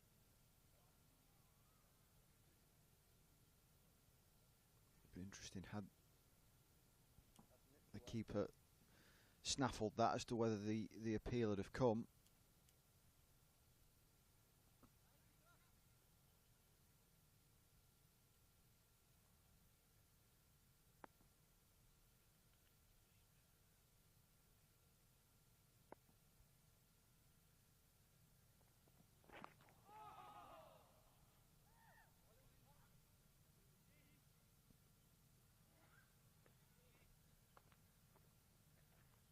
Bumble on the first day was chatting to Paul Allett about Josh Bohannon. I think Paul asked Bumble about the pretty much the same question. Bumble was absolutely emphatic. He completely believes that he's would be ready now, and is exactly the type of player that he believes would fit nicely into how England want to play their cricket. It's a pretty tough team to get into, mind you.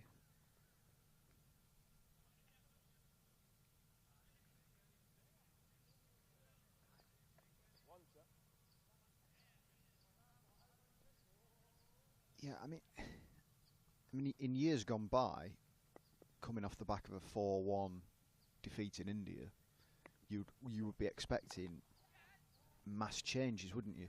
There'd be kind of public outcry as to the level of performance and all that kind of thing. But things have changed significantly in the landscape of English cricket. Yeah, I don't think everybody is absolutely 100% happy with the way things are going. I've seen a few comments here and there that is it time for kind of Brendan McCullum maybe to step aside. But generally speaking, I think there's a fairly calm air about the progression of the side. You know, I didn't actually think they did too badly in India, funnily enough. I thought they threw a few punches. You know, the kind of the 4-1 scoreline perhaps didn't reflect the quality of cricket that England produced at stages. It was just that they couldn't sustain it for long enough.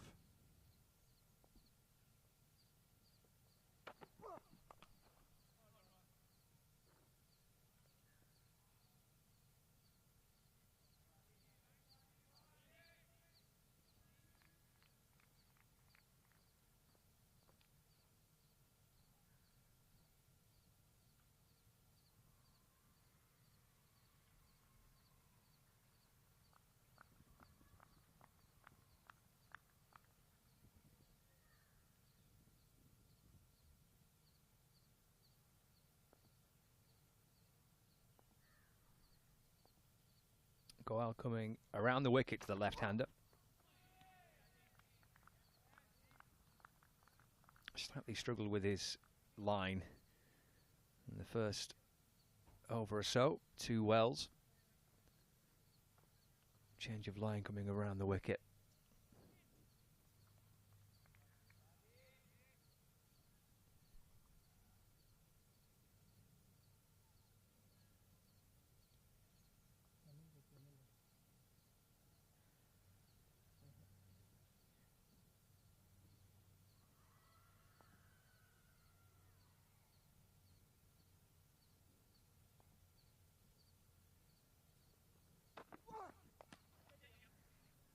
Pushed away.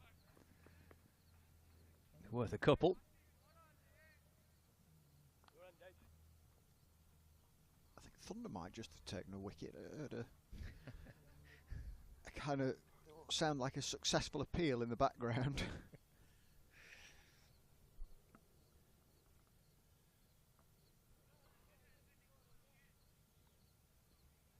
Yeah, the final preparations for both men's and women's teams before flying home tomorrow.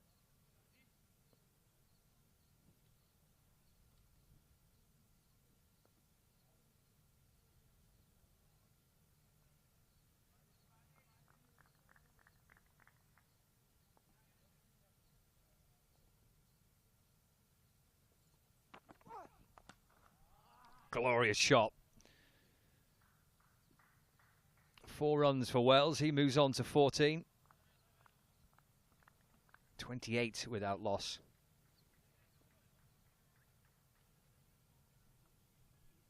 It was a bit floaty, wasn't it? Absolutely there for that shot. Gloriously executed.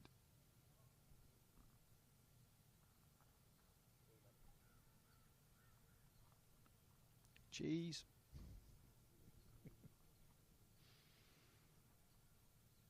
Katie from the Badger and Coombs team.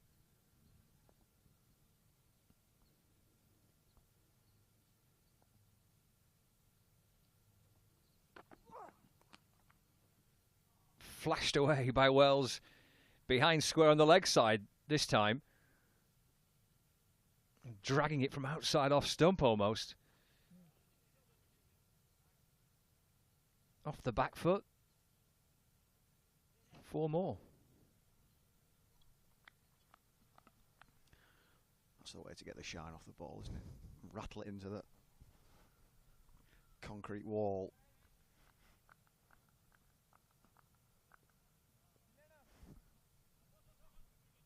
I just saw a shot a moment ago of Katie, who was obviously taking a picture with the camera, but the work being done by the crews both out in India and here in Manchester has been absolutely outstanding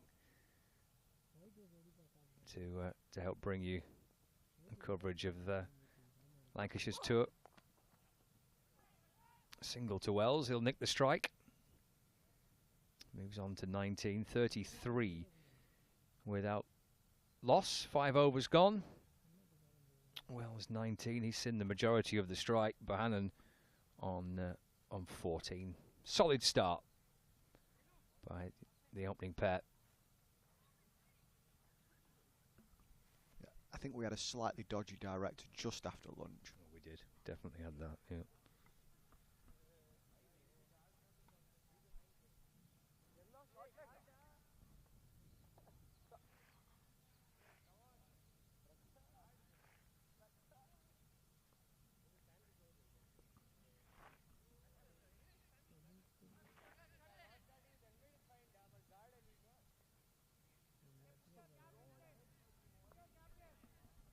He faced 5 balls, Josh Bohannon. He's creamed one through kind of wide mid off for 4 and then hammered one up and over extra cover for 6. Of the 5 deliveries he's faced, 2 he's hit to the boundary.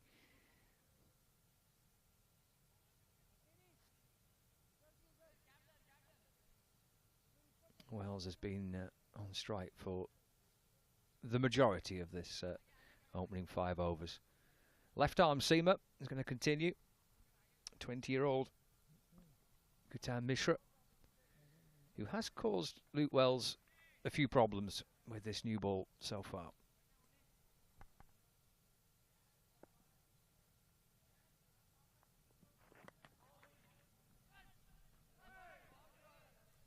Lovely action, hasn't he? Really smooth.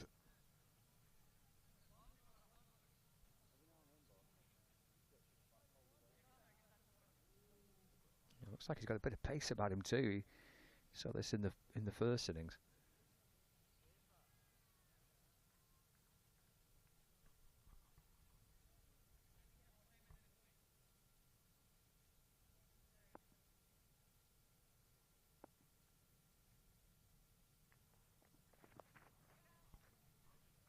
Flashed away for 4 by Wells, down to fine leg.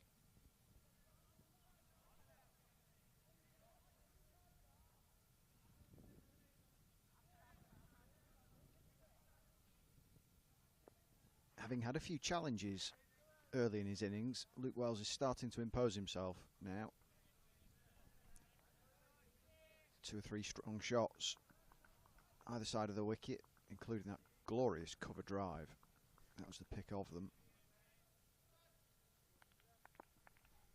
Tends to counter-attack, doesn't he, Luke Wells, if there are some sticky moments. Takes Mishra on again. This time all the way for 6.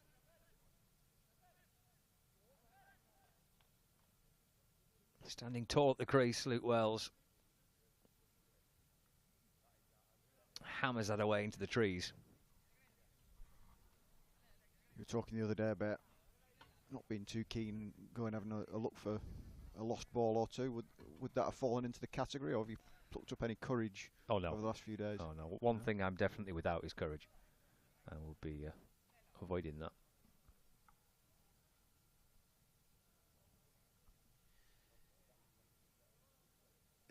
When Luke Wells played that shot, the first thing that flashed through my mind was that innings he played against Yorkshire that we were talking about a couple of days ago. It was very much in that mould, wasn't it? Really bullied the attack. And he's starting to do that. And all of a sudden, 43 for none in the 6th. you're starting to think, I wonder if that target of 314 is on the radar.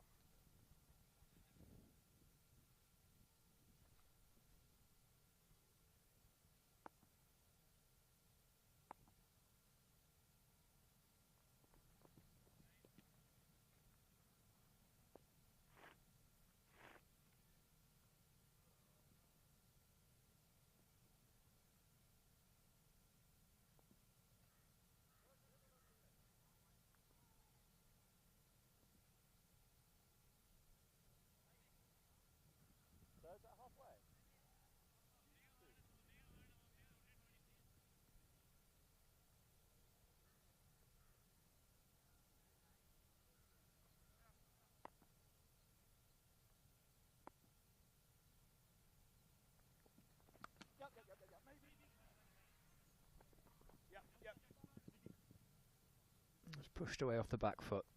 Worth a couple for Luke Wells. 45 now. Without loss for Lancashire. 31 from 30 for Wells.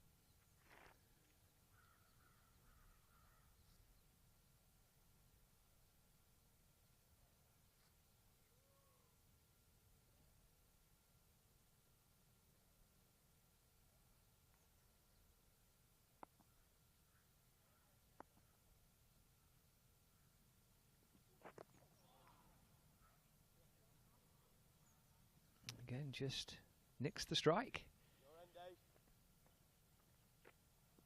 Moves on to 32.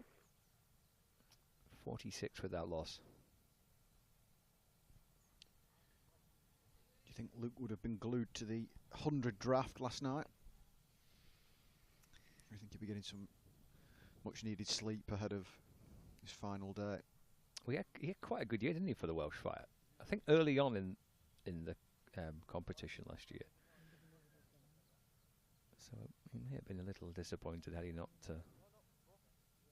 been recruited again. But it's I mean, actually, we talked a bit about how his career and how his game has evolved with Lancashire. I suspect if you'd have asked Luke Wells, I don't know, maybe 4 years ago, maybe 3 years ago.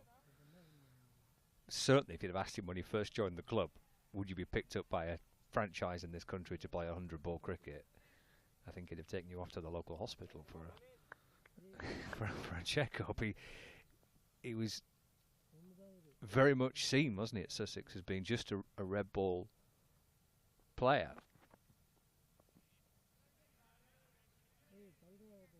But absolutely all three formats for Lancashire. Big part of the T20 team, and now being picked up by kind of franchise club in this country. I mean, his career at Lancashire has turned him from a throwback cricketer into a very much a modern day cricketer, hasn't it? With so many strings to his bow, so many ways of playing.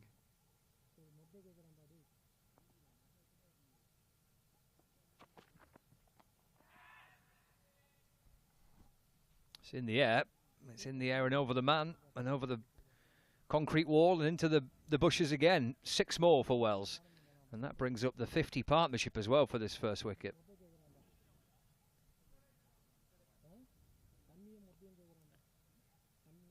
Yeah, I mean, if you needed to bat out a day for a draw, then I wouldn't have any concerns if of him being a part of that.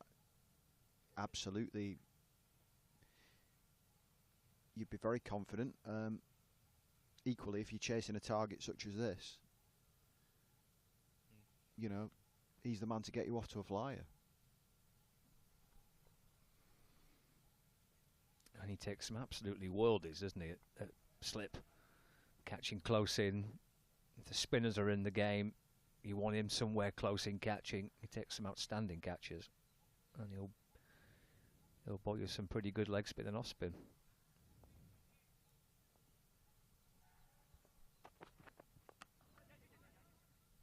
Stabs this one away for one.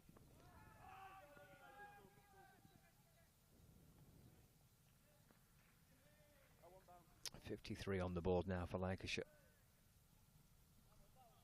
First bowling change with Reddy coming into the attack. Early change being made by the home side.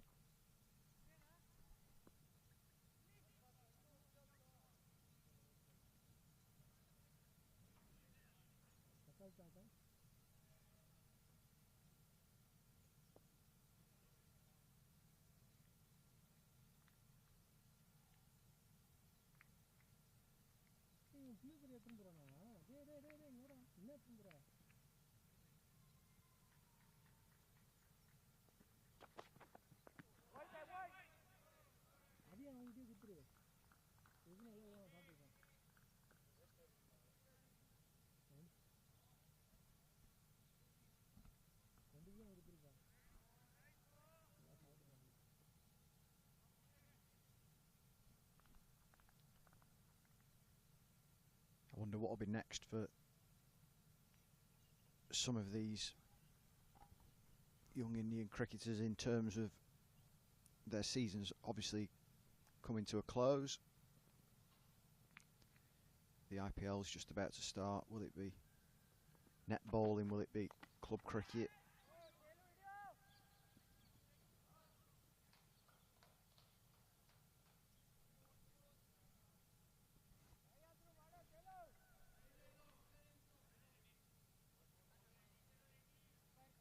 The boundary for Bahanan, dealing almost exclusively in boundaries. Thumped away towards a point boundary. 11 so far off this over. It's been an aggressive start with the bat.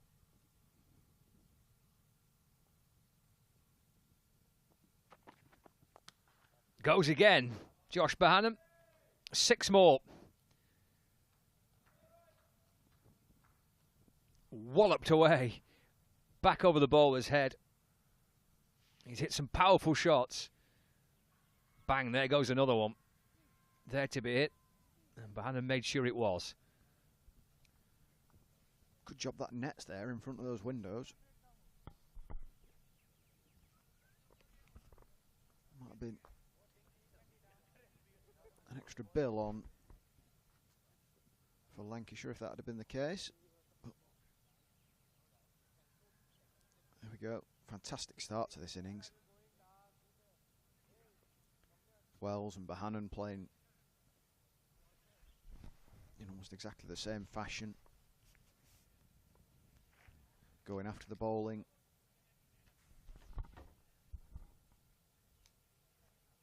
As Chris Malaban returns. Hello again, Graham. What a lively start. 63 in 7. There's intent. We wondered whether 314 in circa 40 overs was on. Looks like these two think it is.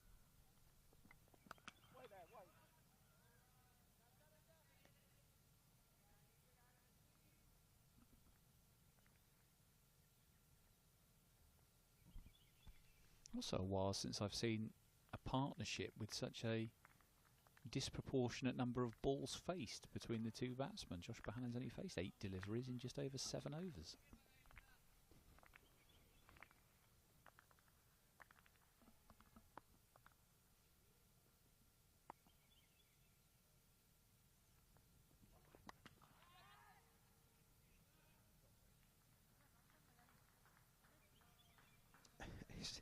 It's a strange one, isn't it? Because he's not a million miles behind Luke Wells, and Luke, having faced 36 balls, he's certainly not been slow, has he? You know, he's played his shots. Yeah, but Bahanan scoring at 3 a ball takes some usurping, doesn't it, when he's scoring at 300%? Lancashire rattling along here. What answers has Mishra got?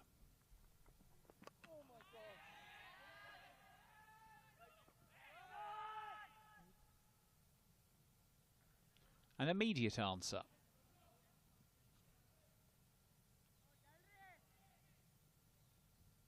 Or not. Fantastic, fantastic catch. Most understated celebration you'll see this season. But he's gone. That is the end of Luke Wells.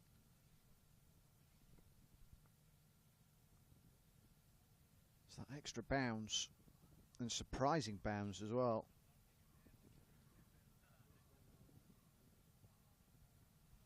That was a really athletic catch. We saw Lancashire shell a couple late in the Karnataka second innings this morning. George Lavelle not able to cling on in the deep, but that for sure was very, very well held indeed. And brings George Balderson to the crease.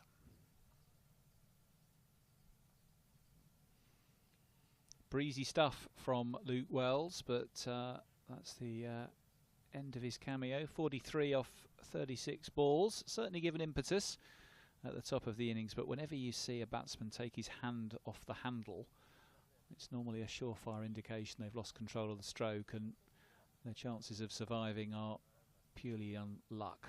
And there we go. Off comes the bottom hand. Extra bounce surprised him, but goodness me, that was a heck of a good catch. Good bit of bowling. And despite the scoring rate being as it is,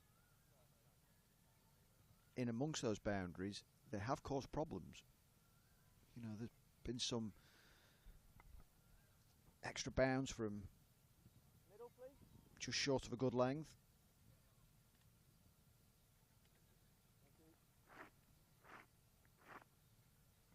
It was Hardik Raj coming in from third man to take that catch.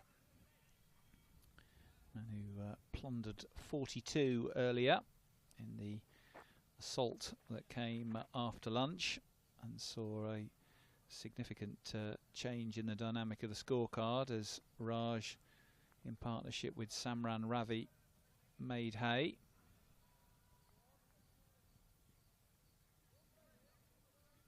Ravi unbeaten on 75 off just 45 balls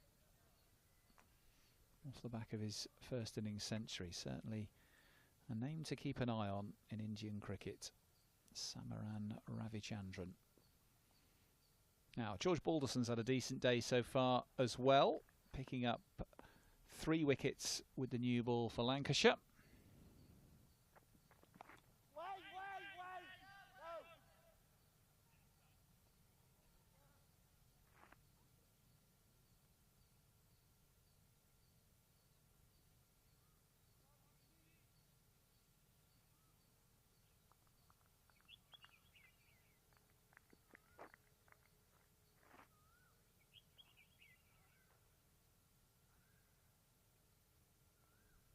One of the many cricketers down the years who bats and bowls with a different arm.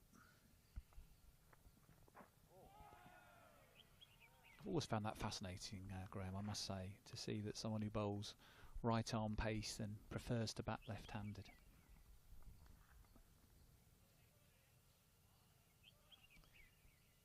And they're probably right with a different hand as well, so probably go back, you know. Yeah. Bowls right-handed, bats left. Yeah, bowls right, bats left. Probably paints a fence with the other. Yeah, yeah. Alternates in every domestic duty.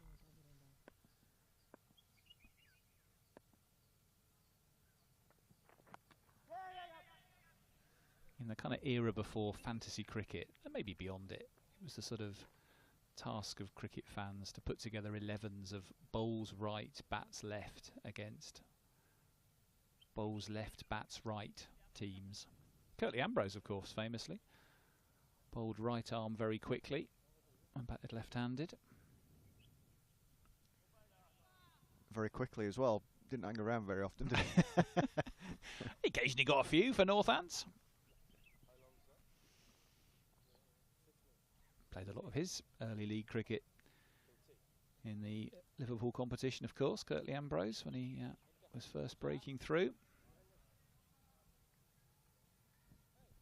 Is he still in that band, do you know? He was in a some sort of reggae group, wasn't he, Curtly Ambrose? Yeah, I don't know. I'm not a massive music fan. I must admit, it's not. It's not something that that I listen a great deal to. But I was aware that he was in a band, but I'm not sure whether he still is. I would imagine so.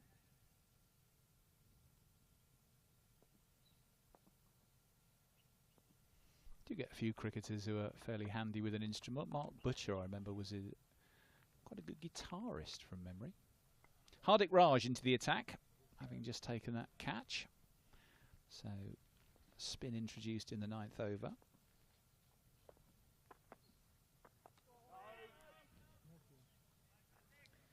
In the women's game, Jemima Rodrigues, the Indian batter, is very handy with the guitar in hand, and she sings a bit as well.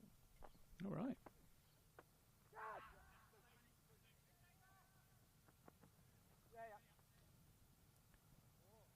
Laura Wolfart, the South African, I think she's a bit of a singer.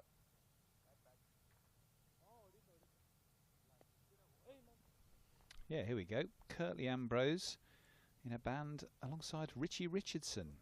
The Big Bad Dread and the Bald Head. Ambrose on bass guitar, Richardson on rhythm guitar.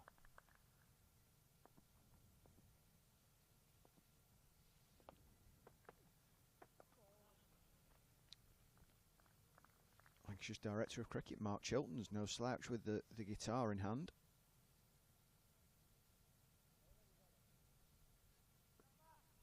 Yes, wasn't he good friends with one of the In Spiral Carpets lead singer or similar? He could well be right. Just ring a bell.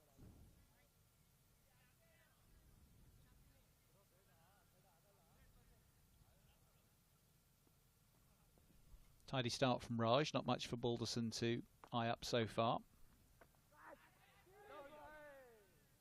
Now, was that off the edge or off pad? Looking at Raj's reaction, that was off the edge. Looked very much like it was edge. Went quickly, didn't it? Yeah, not an easy chance. Definitely edged. I think that's Smar and Ravi at slip. About the first thing that's gone wrong for him in this match. Balderson has a life. I think he would have expected to take that, wouldn't he? In. When all's said and done.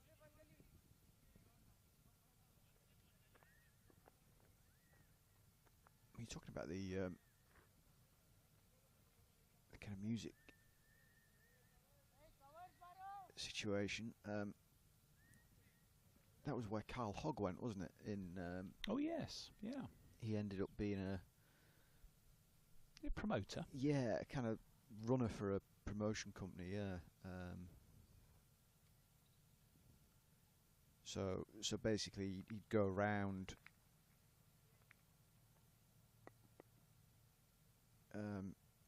Lifting boxes and stuff like that, setting up equipment, basically doing anything that bands needed him to do.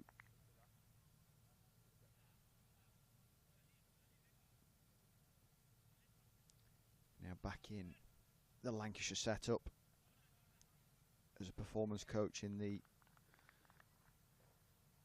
women's pathway structure. Great to see. Carl Hogg,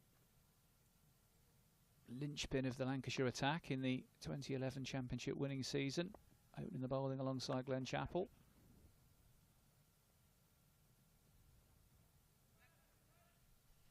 Murali Krishnan's been in touch via X. Thank you, Murali, for sending us your message. He says, Lancashire will do well with such world tours for your team. It only increases your ability to face any match situation in the county games. I will follow Lancashire closely. Thanks once again. Thank you, Murali. Glad you are enjoying the coverage. And he continues, Smaran Ravi is my nephew and was happy to see his batting on both innings on Lancs TV from my living room. Thanks for doing it to all the ladies and gents at Lancs TV. You're very welcome, Marillion. I will pass on your thanks to all the production team and those behind the cameras and the technology, bringing you these pictures and this coverage this week. It's a real team effort, both from our team in India, Colin and Katie, and the full production team here at Emirates Old Trafford.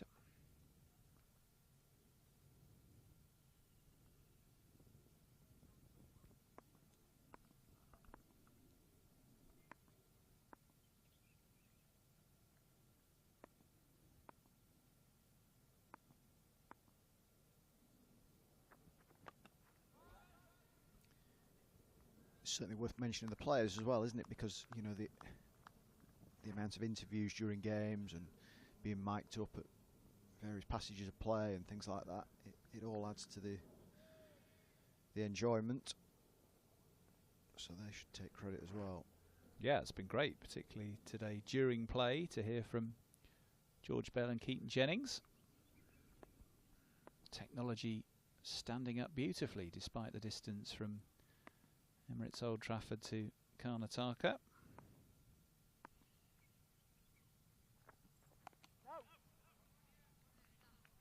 Good length from Mishra. Solid from Balderson as well.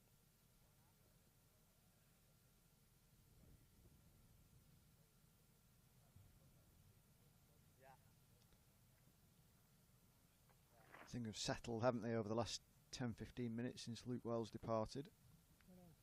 Scoring rate still excellent, but Balderson just getting himself settled at the crease.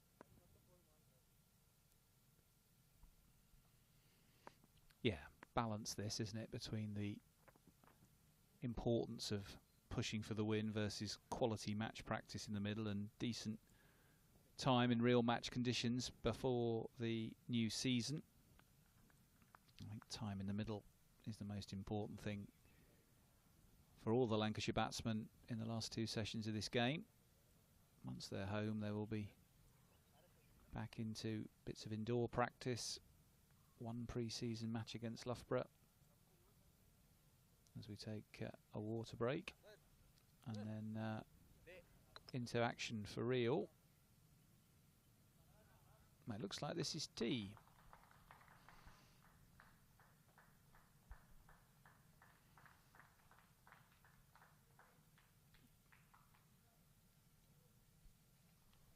So tea at local time, 4:10. So 71 for 1 Lancashire at tea, with Bahanan on 25 and Balderson on 3. So the match equation, Lancashire need 243 more in the evening session, at least in theory, to win the game. We're not sure yet how many more overs we might be able to fit into the evening session, but 71 for 1, Graham, after 10 overs, certainly a very positive start. Yeah, absolutely. Luke Wells and Josh Bahanan making that start,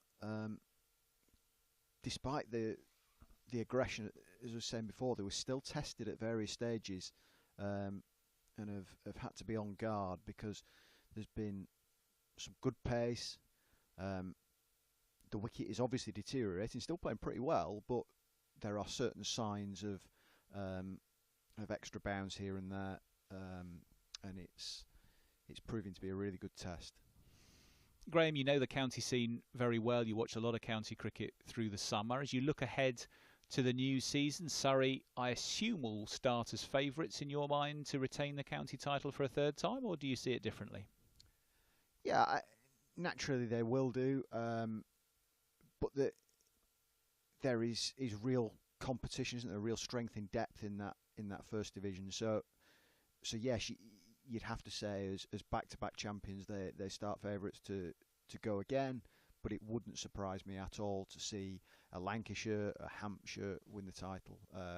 You know, the signing of Nathan Lyon is a huge thing for Lancashire. So hopefully they can make the most of it. How important is it for a county to make a really positive start to the season? Because the way that the fixtures are laid out, there's always a disproportionate number of county championship fixtures in April and May, then a phasing down, kind of one a month in the middle months, and then a late burst in September. But how important is it, do you think, to get off to the best possible start in, say, the opening 4 games? Absolutely, it is, and especially so for Lancashire, given the fact that they play Surrey, Hampshire, and Essex in that first 3 games, the top 3 teams in Division 1 last year. And then you look at the first 2 months of the season. I think it's 8 rounds. You've got 7 matches, so by the end of May, the table not be done, but you're halfway through, aren't you? You've played 50% of your games, yeah.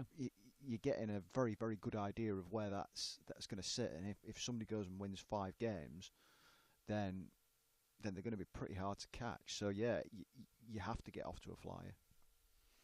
Well, 2 players who will be key for Lancashire's hopes of seriously challenging for the county championship title this year are Luke Wells and Josh Bohannon, and we've seen in the last 45 minutes or so some signs of promise from both of them. Let's have a little look at their partnership that we've just seen today. Here's Bohannon making hay. Look at that wonderful, extravagant 6 over extra cover. He really was scoring a good lick. And Luke Wells also going well as well. That pick up off the back foot, depositing that one over mid-wicket. Wells again here for ball short of a length. Happy to take on the fielder at long leg and beating him. And once more, Bohannon throwing his wrists through that, hammering the ball over extra cover. He really was dismissive of balls up in the slot.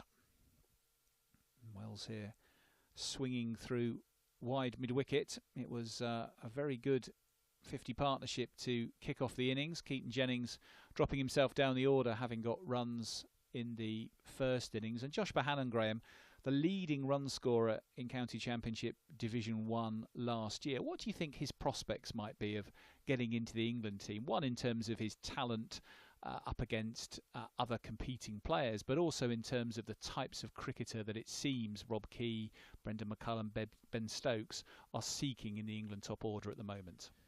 Well, from a talent and ability-wise, quality, all that kind of stuff, absolutely, he's very much in that kind of bracket for the next band, the next cab off the rank, if you will. They've clearly got an eye on him as England Lions captain, and I asked Scott a similar question really during the afternoon session. That what does he need to do? Does he need to go and have another season like he's had to really cement that, or does he just need an injury? You know, I find the way that the England selection is working at the moment quite interesting, because going back 10, 15 years, maybe even not as far as that, coming off the back of a 4-1 winter defeat in India, there would be a real clamour for significant change, and it would be very, very unlikely for you to start an English summer with the same team as you'd finish that series defeat. Now,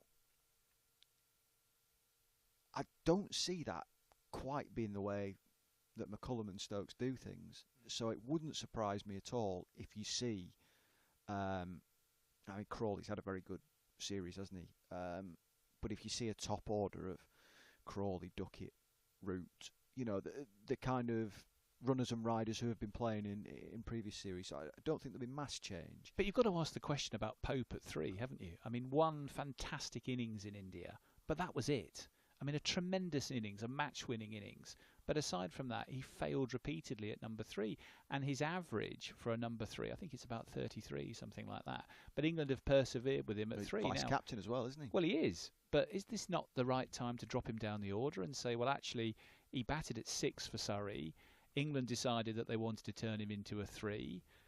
They've tried him at 3, but unfortunately he gets a lot of low scores. Yes, occasionally he comes off, and yes, he's got talent. We've seen that. But shouldn't he be perhaps pushed down the order to protect him a bit, get some big runs against Sri Lanka and West Indies, you'd hope, in a summer that's probably not as tough as some other summers that could have been ahead of him, and that would open that slot at 3 that Bohannon could compete for. There is one name who springs to mind as somebody who's going to be under pressure, and that's Johnny Bairstow. You know, he's not had a great few months. The quality of Ben Folkes with the gloves is unrivaled. Do they decide to give Folkes the gloves, play him in that middle order, and then take Bairstow out of it? Maybe, as you say, drop Pope down, and then it opens up the Bohannon situation. Yeah, as you say, Bairstow's had a very ordinary winter. Folkes' glove work unrivaled, but I think on a few occasions in the winter when the tail was crumbling around him, what you saw was an inability seemingly for Folkes to be able to counter-attack and hit over the infield, score quickly, and he'd get marooned on 20 not out, batting at number 7. So I think the question they'll have on Folkes is the batting style good enough when there are so many good wicketkeeper batsmen who are more counter-attacking around the circuit? Somebody like Phil Salt, for example, but there's plenty of others as well. James Rew at Somerset, very heavy run scorer, also keeps wicket. You know, there are candidates, you'd think, for a number of places. It's a question, as you say, I think, Graham, as to whether or not the loyalty that McCullum and Stokes have shown to a lot of players continues, which is going to make it hard for the likes of Josh Bohannon and other Lancashire players to get their opportunity, or whether in a, as we've said, perhaps more gentle home summer than if you were facing Australia or India, it's a chance to give some other players an opportunity and give a rest to some of those who've had a lot of cricket in the new era. There is a balance to be struck, isn't there, between kind of faith and blind faith in many ways. You know, you can't just keep sticking with somebody who's not scoring runs, but clearly giving people opportunities and plenty of opportunities is good. You know, it leaves people in the best position possible to perform. So yeah, I'd be surprised that, I think if I was put on the spot and said, do you think Josh Bohannon will be an England Test player by the time that 2024 is done, I think I would say yes.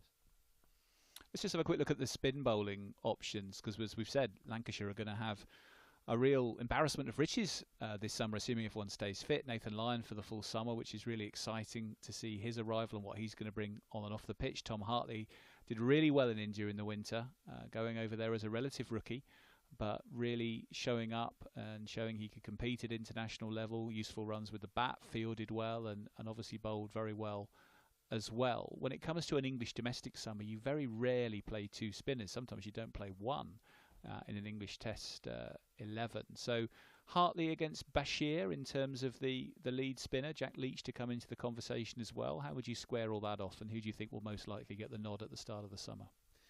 Well, I saw a social media clip of Jack Leach on a bike the other day, so he's clearly getting closer and closer. I'd have absolutely no issue in Tom Hartley being the number one spinner. Clearly, the situation with Nathan Lyon is a very interesting one. How that gets balanced up. I think he will play enough cricket, Tom Hartley, to put himself into that bracket and that frame.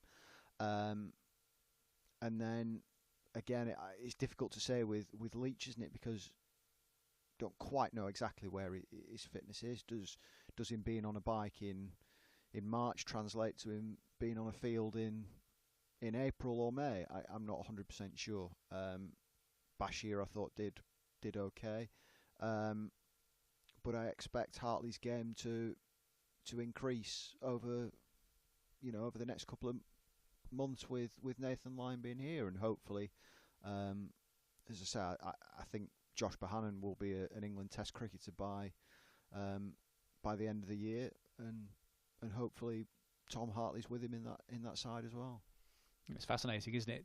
Tom Hartley and Shoaib Bashir, the two young spinners who shouldered all the work in India and seemingly are fighting it out to be the first choice spinner in the home summer, neither of them are a shoe-in to be the lead spinner for their county, because Bashir's got to get past Leach and Harney's got to get past Nathan Lyon. So there's going to be some interesting selectorial dilemmas at both Emirates Old Trafford and at the County Ground Taunton at the start of the summer. It's tea time out in India. Final session of the final day of this tour coming up in around about 10 minutes time.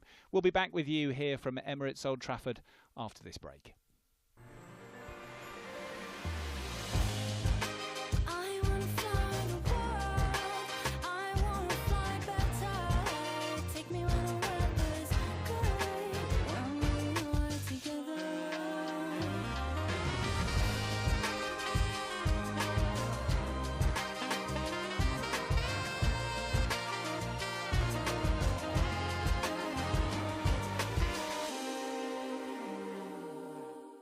This is a call for hungry dreamers and hard-working self-believers.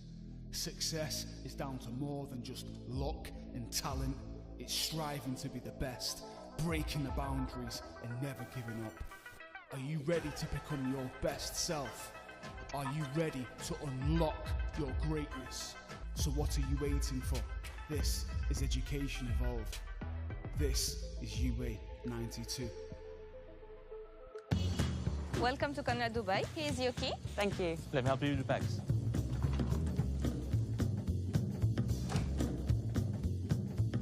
Nice room. How's that?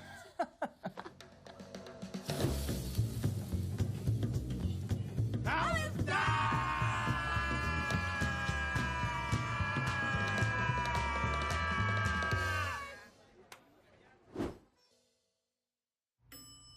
How's that?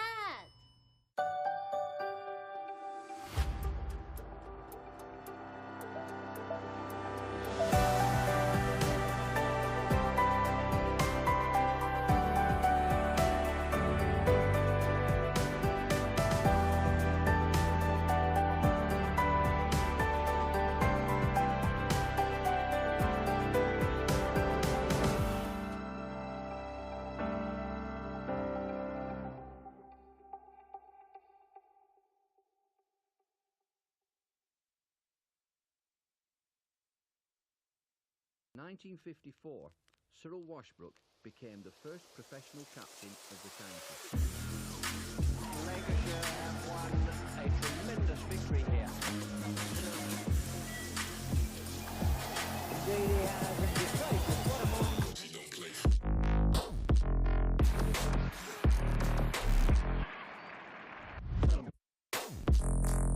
Well, the real thrust of that innings came from Hagen's Fairbrother. Fine chance to rank the winning hit. On come the crowd.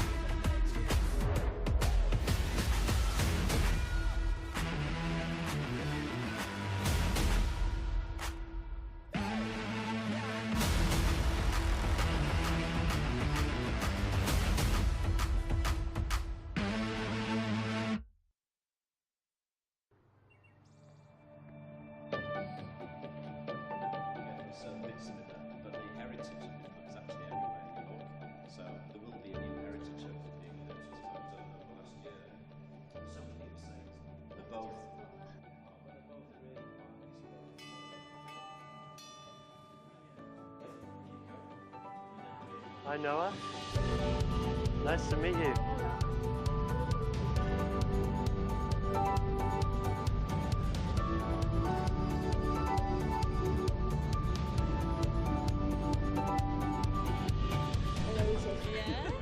Can you believe it? No. No. I can't stop smiling. I'm trying not to.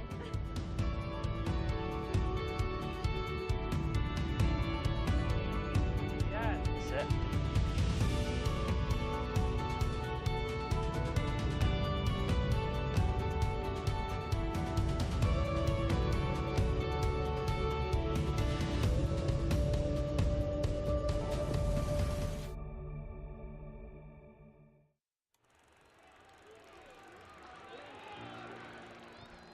"1864. We were first class then, and we're first class now. With a dream to spread cricket through Lancashire's towns, where girls and boys, with willow and leather, become more than a badge, but the red rose together." A club where more than legends are made, but friendships, obsessions, moments replayed on our screens, in our minds, in our hearts forever. Because it's who we are, our DNA, the red rose together.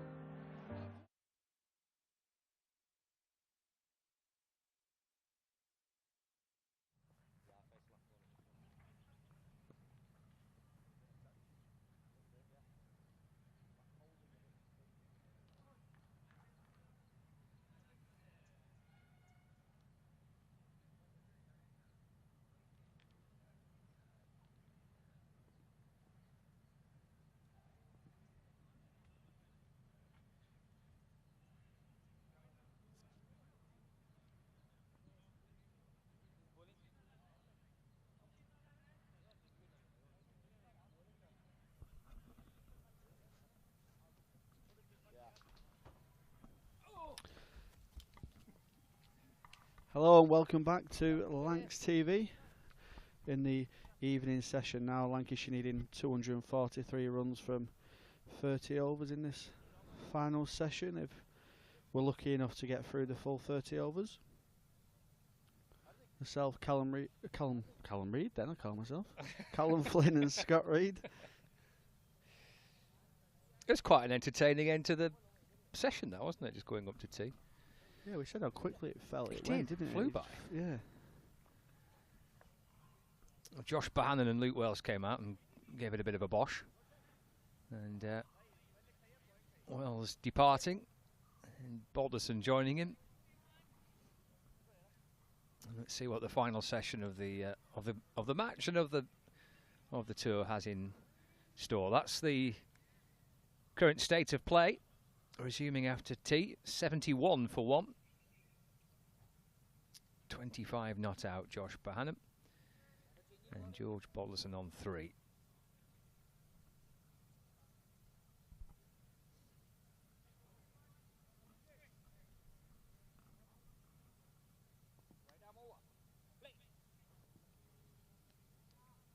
Starting with a little bit of off spin after the tea interval.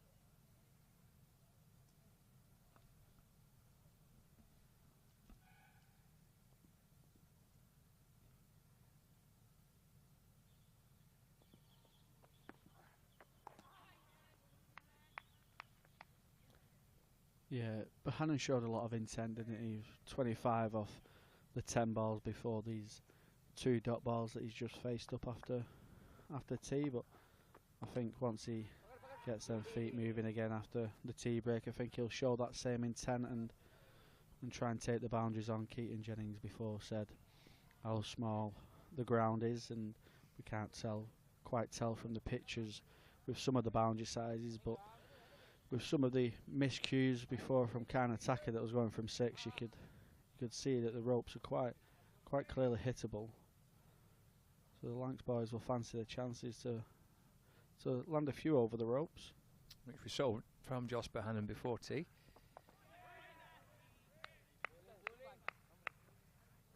Defensive little push away by George Balderson.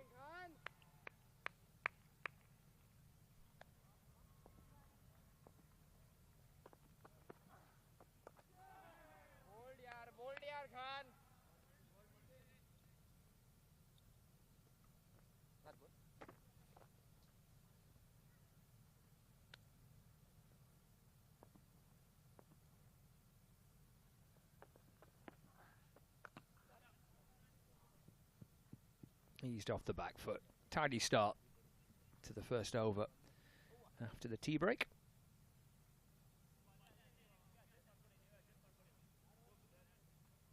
A reminder that we're expecting the batting lineup to look something like this. Here we go. With George Bell, I think, due in next, and then George Lavelle. And then we'll see where we are. Aspinwall and Singh and Hurst. But Lancashire captain Keaton Jennings having a fine knock in the first innings, making 82. Just allowing Josh Bohannon the chance to step up and open the batting in this second innings. Give a chance to give one or two of the other lads a chance to have a bat out in the middle as well.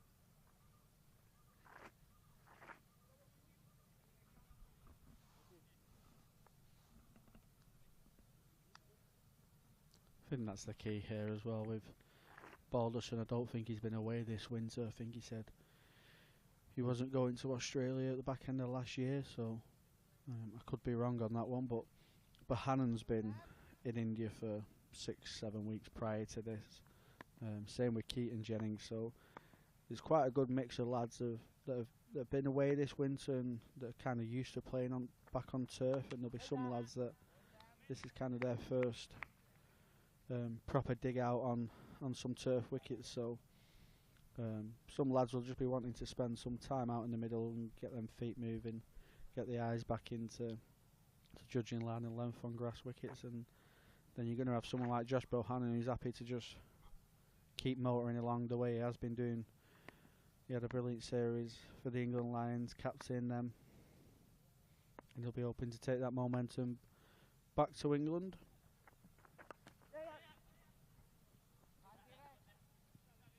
Clip away off the pads for a single. You see Samit Dravid open up the bowling from the other end after tea. That's how it looked in the first innings for Lancashire. Impressive from Keaton Jennings, making 82, setting the standard.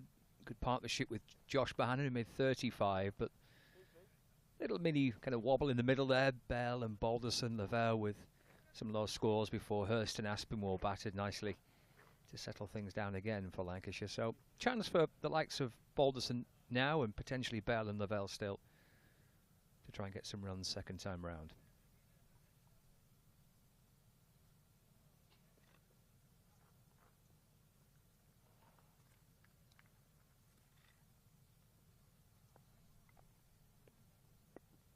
And Dravid bowled very nicely in the first innings. It was a good spell after lunch. It's muscled to mid-wicket by Josh Bohannon, but for no run. I was impressed with how Hurst, Aspinwall and Singh handled the pressure yesterday as well. The Lancs batting lineup was under the pump a little bit. I know it is a friendly and there's not quite the pressures of facing someone like Surrey in a couple of weeks' time, but they're three young lads who will really want to impress the new coaching staff, and they'll want to set their own standards quite high. So the way they adapted and kind of dug Lancashire out of a tricky hole, I thought was really impressive for Lancashire, and I think the coaching staff would have took a lot away from that, from them three young batsmen.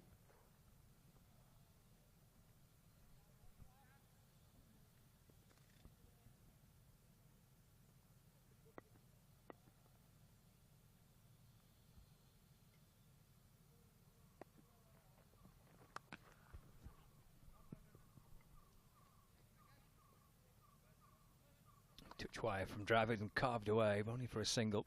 Man out in the deep.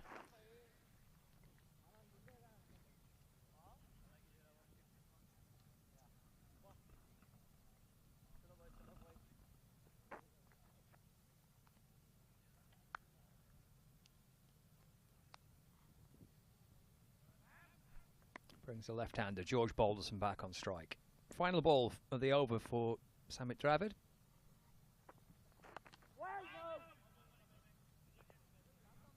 Just a couple of runs off his first over. 74 for 1.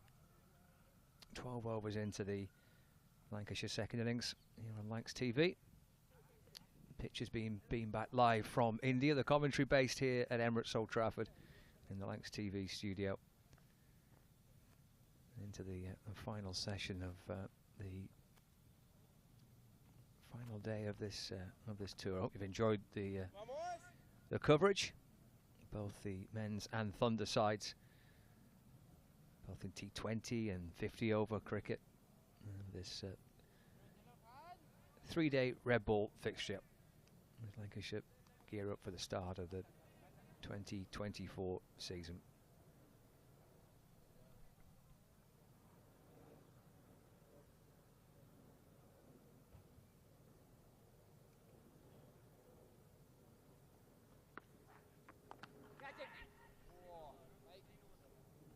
Cries of catch it, but he'll get one for it.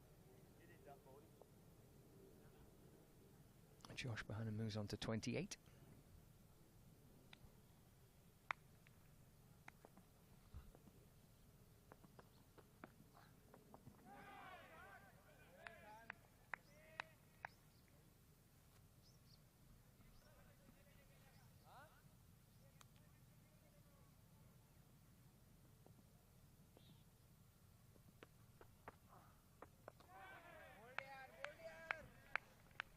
Solid on the front foot, George Balderson, the first couple of deliveries. His face from Khan in this over.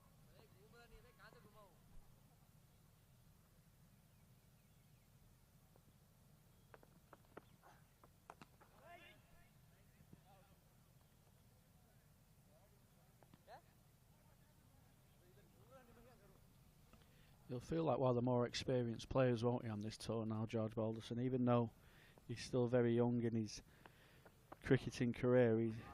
He's played a lot of games for Lancashire now in the past 2 or 3 years, and he's been a regular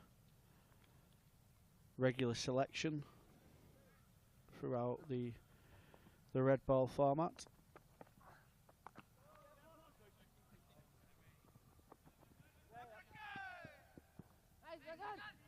Come back for 2.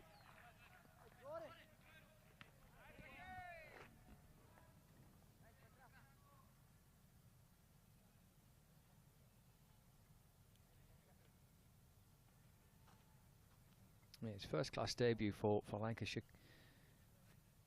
came in the shortened 2020 season, when we did get some cricket at the back end of that summer.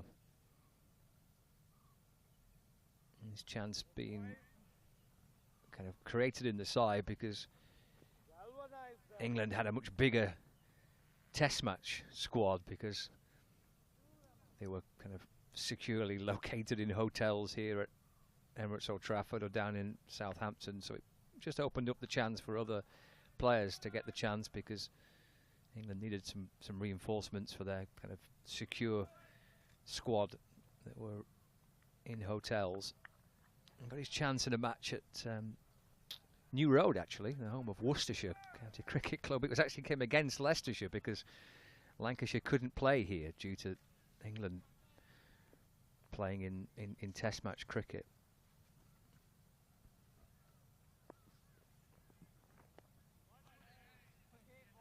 And he's been pretty much a regular since that chance in 2020, and slowly gone on to really cement his place in the team. You say now very much a firm fixture. I think last year was a big season as well. He got the 100 chip off his shoulder. He I think 2 came as well. I think it might have been 2 last season, once he did get that first one. So I think that certainly a bit of an appeal there, but I think it's a bit more of a bump ball. Yeah, I think the pressure of getting that first 100 as a young batsman, it certainly would have been on his mind. He got a lot of high scores in the 80s and 90s, but he didn't quite reach the 3 figures. But last year he did, and he'll be hoping to really kick on from that.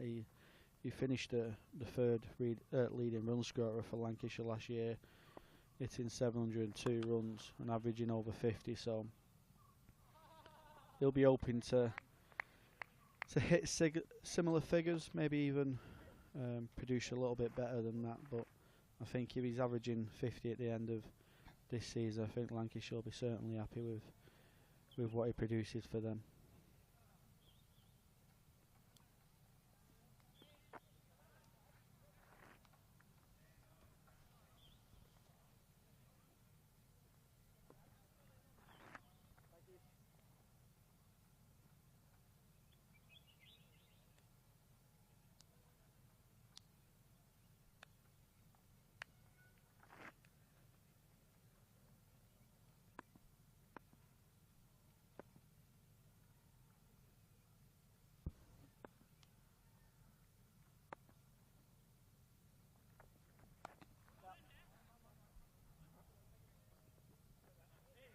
Oh, he's gone for 4.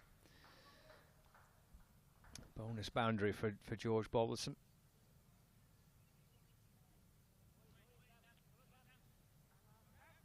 Actually guided away off the back foot down to 3rd man.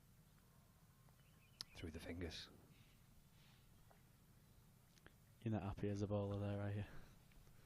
Running in 20, 30 yards, putting all that effort in, and then the fielder lets one through the legs like that.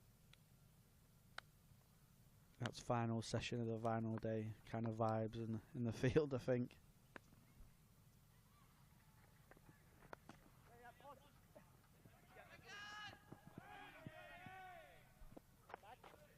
Do hurry back for 2. Balderson moves on to 14, 85 for 1.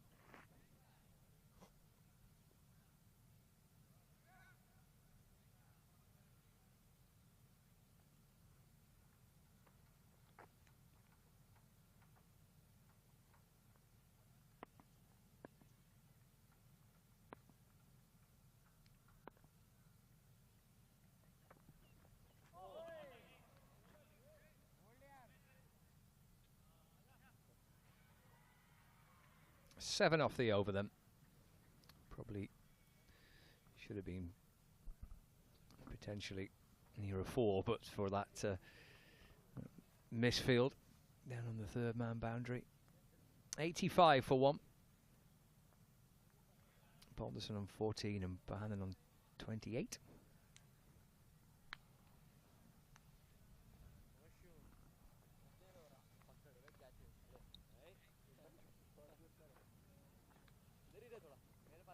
I think we might see Bohannon just fancy his chances a little bit here against the right arm off spin.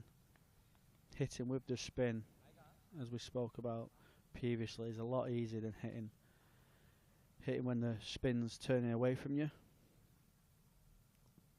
So fancy his chances going downtown and through the leg side as he does there.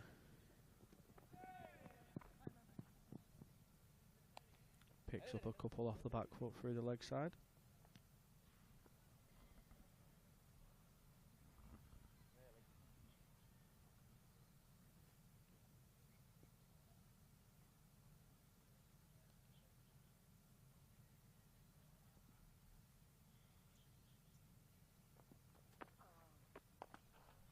It'll dance down the pitch. Back over the bowler's head. First time we've seen Josh Bohannon being that aggressive since the resumption after tea. Got there nice and early and hit it pretty firmly.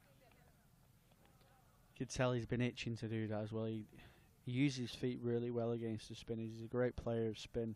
Uses the crease, whether deep in the crease or coming at the ball. and he dances down the track lovely, and he's always hit well, pretty straight against the spin.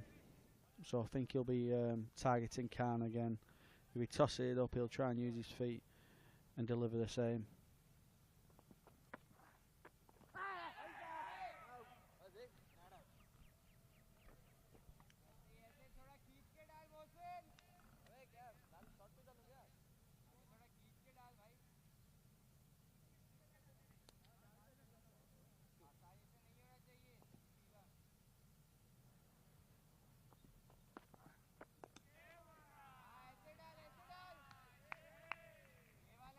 Shuffling forward, working with his bat and pad.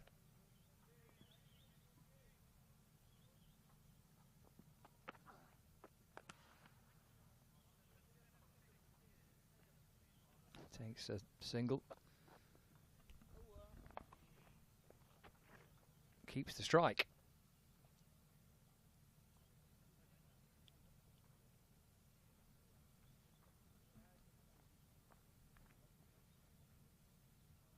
.94 for one. 38 to Josh Bohannon. Made 35 in the first innings.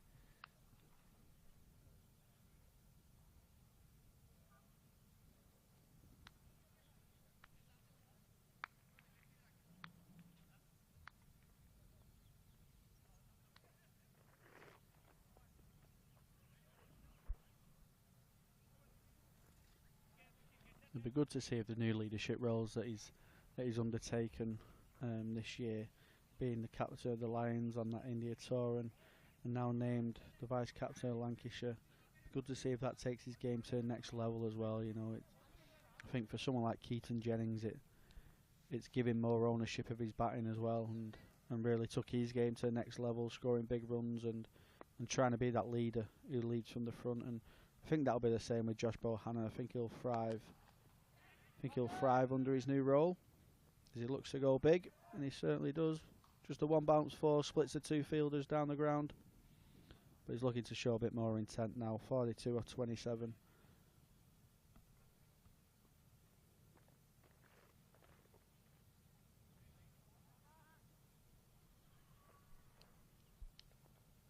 Hits it strong when playing down the ground, Josh Bohannon. Moves on to 42. Bit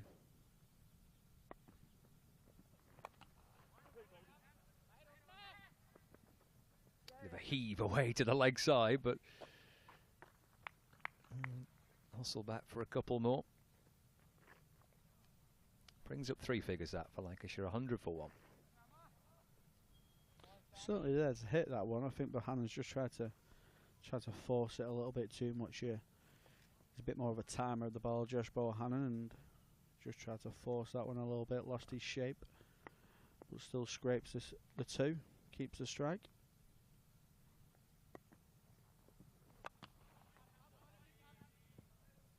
Trafford just pushing that a little wider and fuller.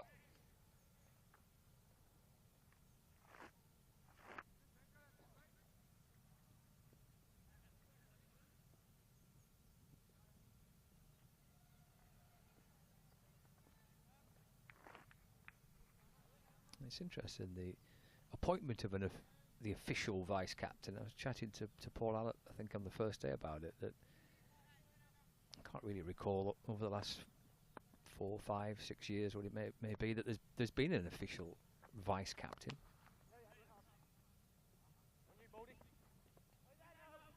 Lovely back foot shot for Balderson for a single. Does it make a difference if, I mean, as captain, would you like to know you've got someone officially there, second in charge? I don't think it matters too much. I think ourselves, when we went away on tour, we did name our official vice captain, and it was kind of similar to what I think Lancashire might be doing. So we named ours as a younger player who I think could potentially take over from me when I eventually hang up the boots, and it's kind of like a learning role more than anything. He captains at his club, but it's more a case of give him some leadership now and let him try and learn how he can help the team from the leadership point of view. You know, get him involved in the team meetings, the selection meetings, and figure out how he's going to have to sort of manage people, because that's the big thing about captaining. I think just you managing your players, whether they're players that are playing or whether the players that are sadly not being selected, they're the ones you've got to really keep happy. So maybe more the man management side of things for someone like Josh Bohannon will be good. Keaton Jennings, you know, fingers crossed he doesn't get injured much throughout the season, and Josh Bohannon doesn't have to captain many games. But it'll be good for him just to learn off Keaton Jennings and how Jennings goes about his business. I'm sure Jennings will include him in most of the chats that he has with bowlers and the coaches, just so Bohannon can learn from when eventually he might take over and lead Lancashire as the full-time captain in the future. If you're just joining our coverage on Lex TV and perhaps weren't quite there for the 4 a.m. start UK time, and it was a really interesting little period in the morning session. We had George Bell first mic'd up, and then the captain Keaton Jennings in the outfield mic'd up, and a nice little sequence of listening to actually that type of conversation you just mentioned there, Callum. We heard Keaton in conversation with Jack Morley, and Josh Bohannon came up and joined in, and it's in the air and caught actually at it deep mid wicket, looking for a big shot to try and get to 50. Departs on a very good 46. Lancashire lose their second wicket. Calm with the second wicket. A nice catch out at deep mid wicket. Yeah, he's looked good again there, Josh Bohannon. I don't think the Lancashire fans will have too many worries about Bosch and his form. He's looked pretty steady in both innings. Getting caught twice, probably just poor execution of shots really. He's not quite middled both of them. He's not quite got under that one, but it was probably the right shot to play, especially when he's trying to force a result and trying to get some quick runs. So just a shame he couldn't quite get under that a little bit more and clear the ropes. But another exciting innings from Josh Bohannon, and it'll be good for George Bell now to get some time under his belt just before the season starts. And Bell heading out to join Balderson. Yes, but that chat we had, that chance to just sneak into the conversations that the captain, the vice captain, the bowler were having, and then Keaton went on to expand on it a little bit as well. Viewers via Lancs TV, you can scroll back and take a look at that. It happened about an hour or so into play in the morning session. That kind of management role, senior role in the team, as you touched on for Josh Bohannon. Even kind of more present now. He's the official vice skipper.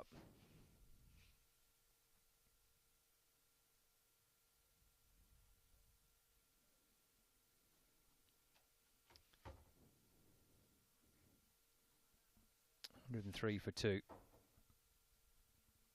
with George Bell, the new batter, to join George Balderson. I say a bit of chance out in the middle for Bell. Got a good delivery in the first innings. Got one that kind of got a little bit big, and I think he gloved it in the end behind to the wicket keeper.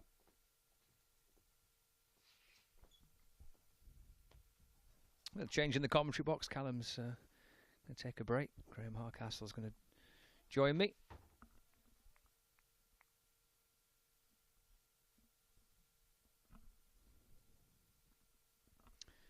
So where's this game heading?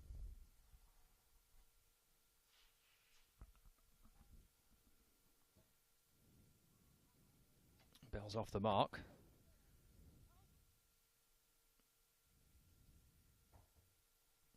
It might just be heading into a chance to mainly have a bit of a bat for Balderson, for Bell, maybe for George Lavelle.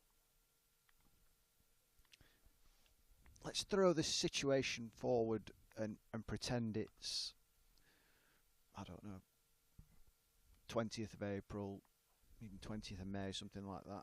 We'd be saying, good finish brewing up here, wouldn't we? You know, it has that feel about it. Some aggressive batting on show, a stiff target, but a platform built.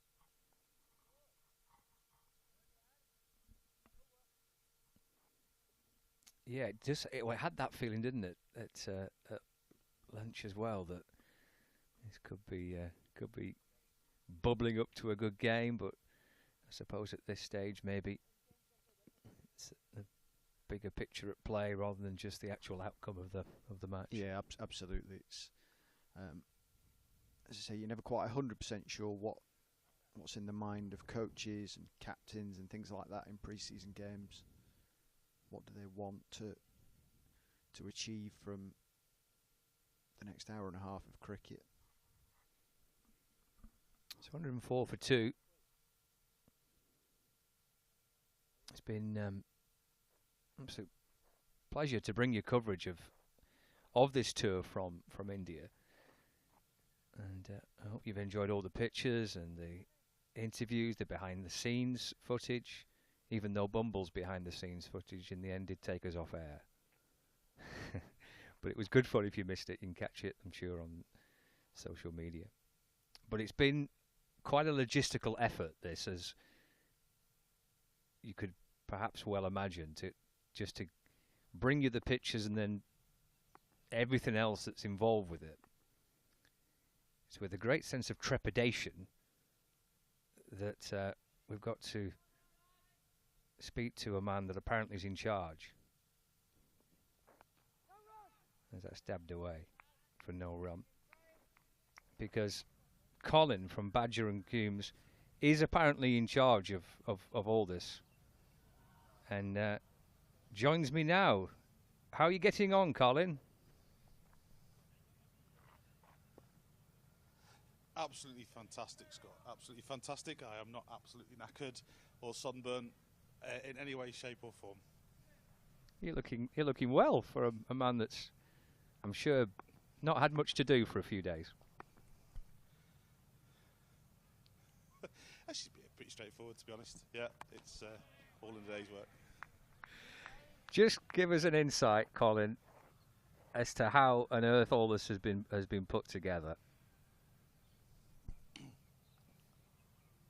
Yeah, I'm kind of belittling the massive effort that's gone into this. So we were asked to look at it, to see what we could do in order to get these pictures over. And first we were looking at how we get the whole Badger team out, and that was becoming a little bit cost prohibitive and expensive and logistically a bit nightmare, because you think about the amount of kit that we have at Emirates Old Trafford. There's a lot of stuff, there's a lot of technology there, and then you've got to get the people out there, and then you've got things like carnets, which is a passport for equipment that you have to do, and there's a massive logistical issue there. So we started looking at a new technology that we've been using for a while, which is remote IP production, where we send a little piece of kit, which in fact I can't show you now, but we have these little modems that basically plug into the back of a camera feed, and that camera feed is then sent directly to a server, which we have at the gallery in Emirates Old Trafford, and they get to see the pictures there. So they're able to cut around any camera feed, add graphics, add replays, add your lovely,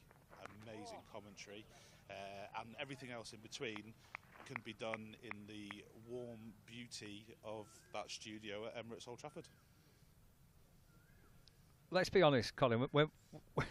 When you first got involved, what was it? I don't know, 5 years ago, something like that, and started producing coverage on Lancs TV. Could you have imagined you being sat out there in India on a pre-season tour doing something like this? No, absolutely not. And you've got to take your hats off to Lancashire Cricket Club It's members, it's fan base, it's players, it's management, the staff, everybody from top to bottom have embraced what we came and did in essence out of what happened with COVID and getting these games broadcast, and everybody's bought into this different way of consuming the content. And I think what has been absolutely fantastic is you look around at the players, the Thunder players, the men's teams, the all the way through the squads. They've all bought into what we're trying to do, and they've not only done that, but they've also added to it. I mean, for example, you're going to see some magnificent drone shots later that were filmed by Keaton. So it's like this one club, this whole buy-in. We're all the same kind of machine, and that's moving forward in cricket terms, but also in digital terms. And we're so proud at Badger and Coombs to have been involved, to be trusted by Lancashire Cricket to do this. And you know, when we put mics on players and all that sort of thing, and when I turned around and said, "Oh, I'll tell you what we'll do is we'll send 2 people out to India, and we'll do the rest from Emirates Old Trafford." That trust to not think I'm some sort of crazy man to say that we could do it and actually pull it off, is you can't buy that type of trust. So I'm very privileged to have and be able to work with Lancashire Cricket like that. And the innovations you mentioned, Colin, as well, miking up the players. I mean, that was something that was done a little bit last season, and I think a little bit the season before when we had a player on the mic. And then just things like that, to do that all the way from India and be able to get that all to work and all to link up and to help tell the story of a game and to give viewers an insight into what's happening out there. I think he's pretty special, isn't it? Yeah, and I think you've got to take your hats off, and I'm going to big them all up now. You've got all those guys sat in that gallery right now who've learned and gained so much in the past couple of years by trusting their digital talent, their digital creativity, to be able to actually say, well, if we can do it at a distance of 50 metres from the player to the radio transceiver, why can't we do it at a distance of 5,000 miles? Sorry, and it's the theory is solid about what we do, and it's having confidence, it's having trust, it's having sleepless nights and planning and organising, all that kind of stuff, to make sure that actually, if you believe in the end product of what you're trying to achieve, then whatever that journey to get to it's got to be, you will do what you've got to do to make it work. And we've got all this stuff that's sat in front of me now went in one pelly case, less than 32 kilos, to get inside a plane cargo hold. So, you know, and the way that we've designed this end, the way we've designed that end, it's all based on what happens if we lose something. Can we lose this? Can we? So there's always a little bit of redundancy that you build into your designs. And we've had dogs chew through cables. We've had swarms of bees coming through. And, you know, we've got SIM card backups on these sort of things. And we do that so that we know that at home the viewers can probably see just a little glitch, but not any major glitches and stuff like that to keep it going. And we've had a few internet issues here, but seamlessly today you've probably not noticed. So yeah, things like that. And you've got to be thankful to all those badges sat in that gallery right now. And well done, guys, you're pretty cool.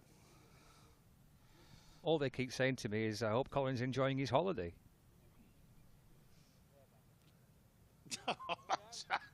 Right, listen, it's not a holiday, you lot, right? Just wait till I get back. They're probably getting the holiday there, me not being there, to be fair. Bell's just been caught behind, a little thin edge through to the keeper. And George Bell has to depart. Lancashire lose their third wicket. As just take a look back at that. Sliding across into the gloves of the keeper, and 3 down now, Lancashire. Well, Colin, I look forward to seeing you for the first game of the season. Absolutely, Scott. And now that we can do this, you can only imagine the crazy stuff we're going to get you to do when we get back. Can't wait. Sounds like great fun. 111 for 3. Third wicket to fall. Shame for Bell. Not quite had much of a chance in this match with the bat. There is a rumour knocking around that you'll be commentating from the top of the point. And then you'll abseil down at lunch and have to do the pitch report that way and all that kind of stuff. That's not too crazy, is it? He doesn't need any encouragement, doesn't that man? He's puddled. George Lavelle, the new batter, to join George Balderson. 111 for 3.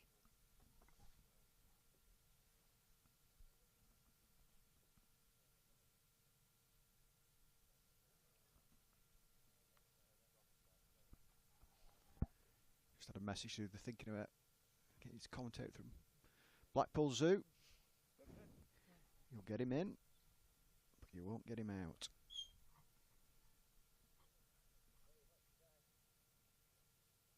Strength and conditioning coach Tom Webster to the left of the picture there, and as ever, busy man Alex Glover just gone out for a stroll, run off his feet.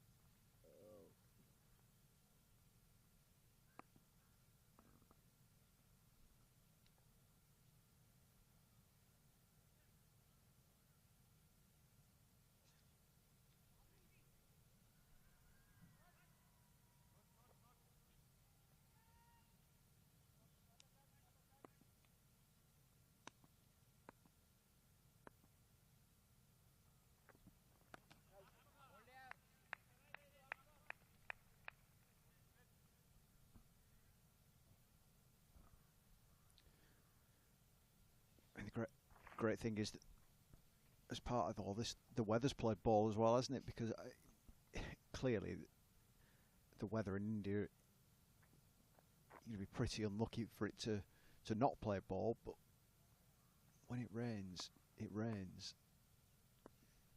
So a chance of a shower or two, basically putting the kibosh on the full day.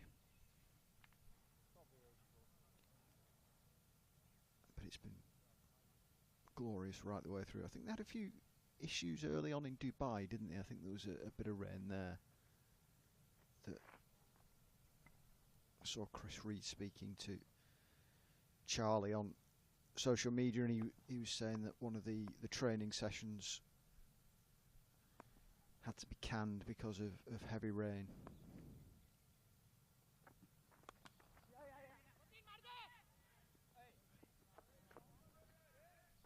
There are some friendly matches taking place here in England. I think maybe one is starting today, or there's some taking place over the weekend. And I wish everybody the best of luck with that. Back end of March. Yeah, it's, I was saying off camera before. It seems over the last few years that, more so over the last few years in my mind anyway, that the closer the season seems to get, weather-wise, the further away it seems to get, if you get what I mean. You know, we're getting close to the season and it's getting wetter and wetter.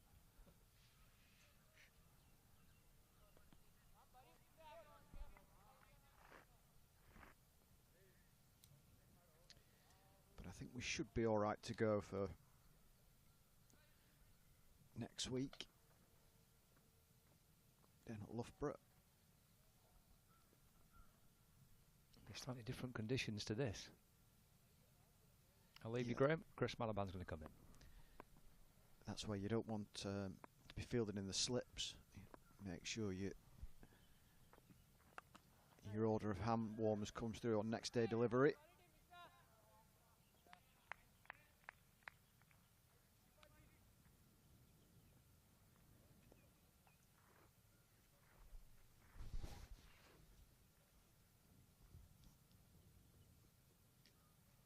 Coming towards the end of the 20th over of Lancashire's second innings.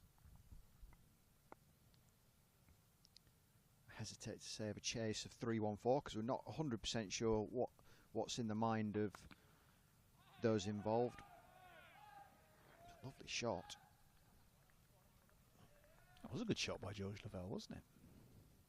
Good puff of dust came up as that thudded into the turf.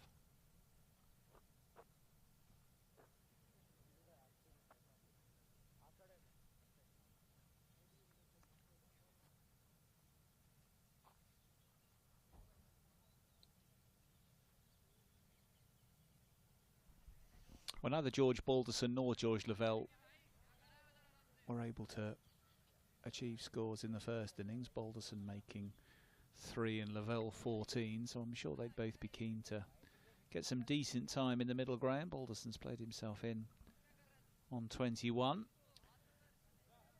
And of course, George Lavelle was the beneficiary of being called back when given out, caught behind by the umpire when it clearly came off his sleeve. There was immediate annoyance from Lavelle. Trudged back to the dressing room and then turned round 3/4 of the way there and was made aware that the umpire had changed his mind. Fortunately, after a couple of boundaries, he wasn't able to go on and make the most of that. Oh, good to see it happening. Remember seeing that in the county championship the last couple of years, Graham? Any moments of great sportsmanship or similar redressing of mistakes by umpires? No, not off the top of my head. I think there was. I think Wayne Madsen won an award. From the Cricket Writers back, Club wasn't it? for. Yeah. Was it walking? Was it an incident with a run out where there's been a collision? I thought there might have been, yeah. Or there was some sort of. There was one in a T20, a Roses T20, when Stephen Croft went down in the middle of the pitch. He went down, it looked like he'd been shot. And all thought it was a hamstring injury. Sniper had got him, that kind of thing. But in the end, he just slipped. But I think I can't remember if it was Johnny Tattersall or Harry Duke behind the stumps. Had the ball basically with Croft nowhere to be seen, and run out was there for the taking. Wasn't followed through, and Croft carried on. Good pick up from Balderson off that short delivery from Hegder. Now Balderson on the drive, so starting to find his rhythm, George Balderson. And from Cheadlehume, Young Player of the Year last year. Still plays a bit of league cricket for Hyde when Lancashire commitments allow, but very much a mainstay in Championship cricket, George Balderson, with his all-round game.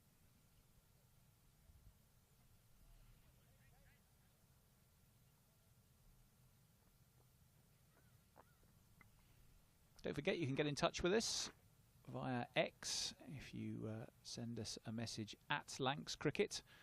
We will certainly look out for it. Let us know where you're watching the coverage from, whether you're in the UK, 10 to 10 in the morning in the UK, or perhaps joining the pictures from India, or somewhere elsewhere in the world, let us know where you are.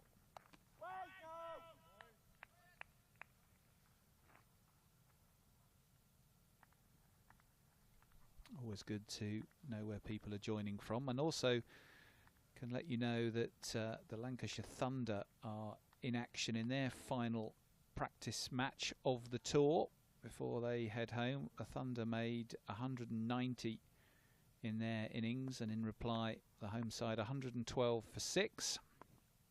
2 quick wickets for Fee Morris, checking the progress of the home team there after Sophie Morris had also struck earlier in the innings. So defending 190 in 50, looking achievable for Chris Reed's charges as they try and finish the tour on a high. 112 for 6, so another 79 needed, but Lancashire with 4 more wickets to try and take.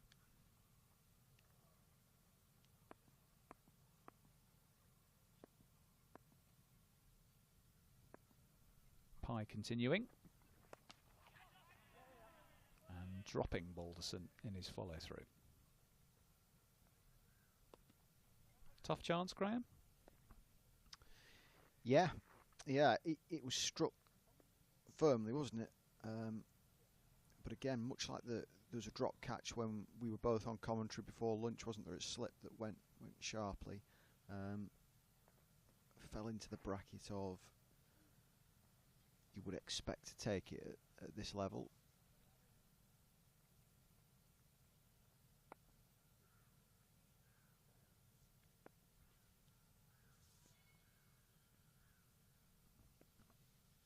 No wickets in the match so far for Pye. Bit of bounce there though for him. We have seen that more and more today.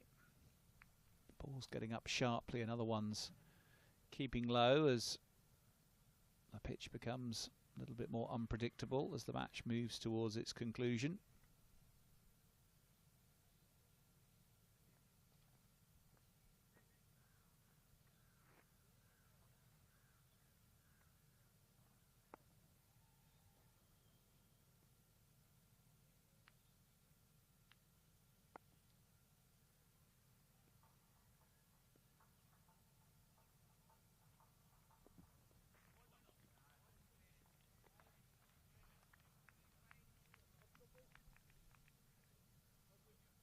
I think the early intent we saw in this innings, Graham, between Wells and Bohannon. Wells making his 43 and Bohannon his 46, both at over a run a ball. George Balderson playing things rather differently now, and I'm not sure the 314 continues to be a priority at this point for Lancashire. No, I suspect had the 2 openers gone on for another hour or so, things might have looked differently.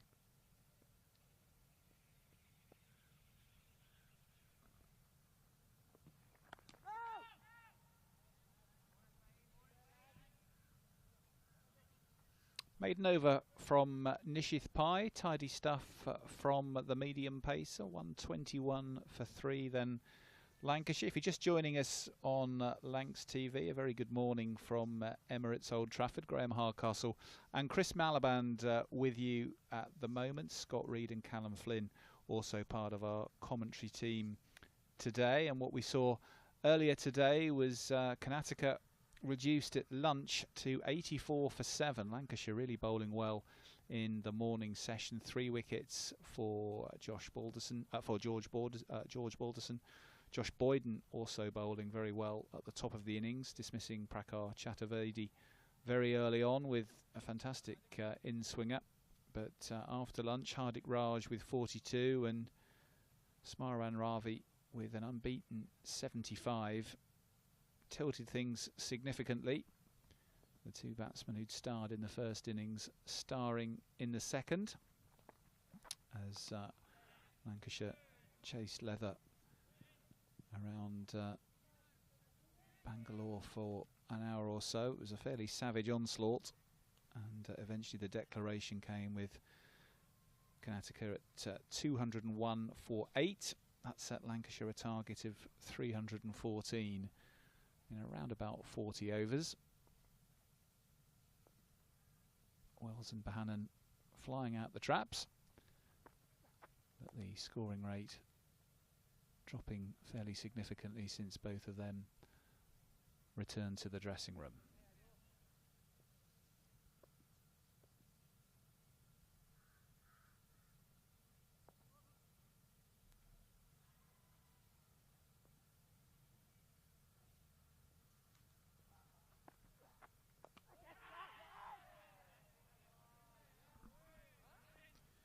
Shouts of catch it, but I don't think there was any real significant or realistic hope of that being taken. Drop ball short. Probably just an excitable keeper, as many keepers around the world seem to be.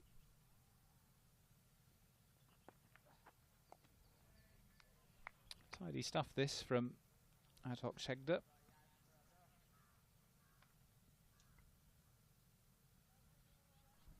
One for 37 for him from 11 overs in the first innings.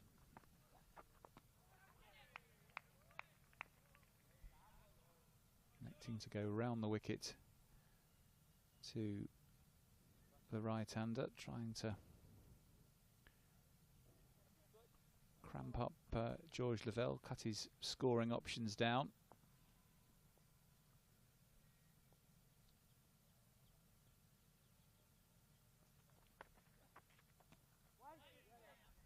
Now switching back to over the wicket and getting punished for 4, dropping short, there to be punished away, and Lavelle taking advantage.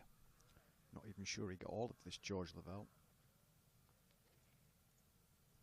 No, it was off the bottom of the bat, wasn't it? But it was a bit of a pie.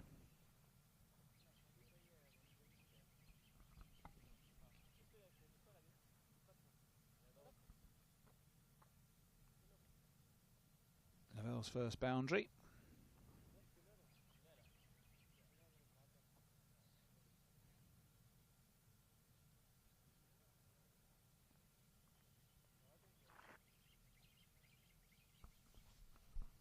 Kev Drury's been in touch through X. Thanks, Kev, for getting in touch with us. Kev says, great coverage from India, thanks, and so good to see the Lancs TV team back together. Watching from Thornton Cleveley's here. With such a large squad, do you think Lancs will have clearly defined red and white ball squads? Get Graham Hardcastle's thoughts on that in just a moment. Nice spot, Thornton Cleveley's. Edge of the tram line from Blackpool. Edged and gone. That is the end of George Balderson. Ambitious stroke outside off stump, but footwork perhaps not matching it. And a good catch behind the timbers from Satiri. And Balderson departs for 31. Lancashire lose their 4th. 126 now for 4. Really good piece of work by the keeper.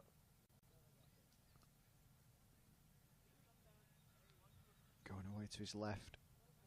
In front of first slip.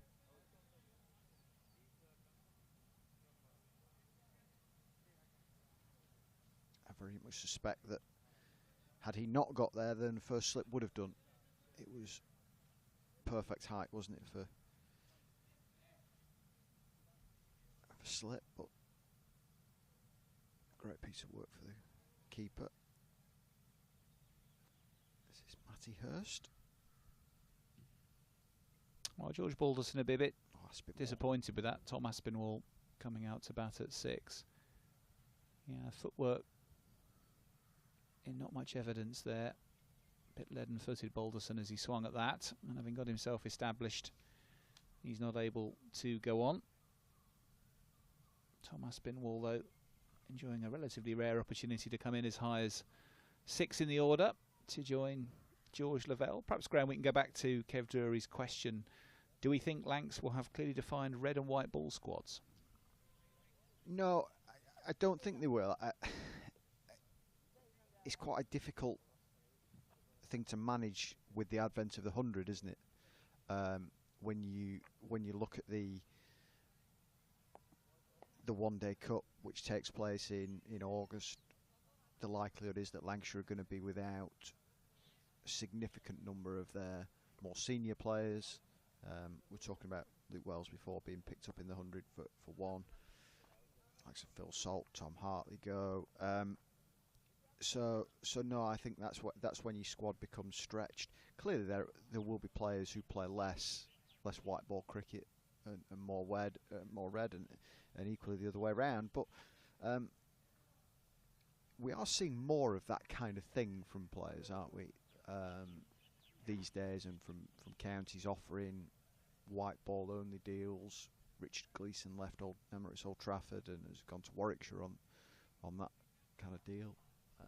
Well, I guess you get a cricketer like Will Williams at Lancashire who's never played a T20 game for the county aside from while he played on this tour. Despite having a reasonable record in New Zealand in T20 cricket. Absolutely. It's quite a surprise, actually, that he hasn't played the odd game. Aspinwall's first delivery. Solidly defended. But when you look at the schedule of the early stages of the season, 7 championship matches in 8 weeks, then it's a pretty difficult thing to do for somebody like a Will Williams, who's going to be expected to play the majority of those championship games, to then throw him straight into a T20 Blast campaign. Yeah, I think he is very much a horses for courses championship bowler, isn't he, particularly in English conditions. Bit of luck for Tom Aspinwall. We saw earlier in the day a couple of the Karnataka batsmen perish playing a bit early. Aspinwall getting a bit of luck there in not chipping that back to pie.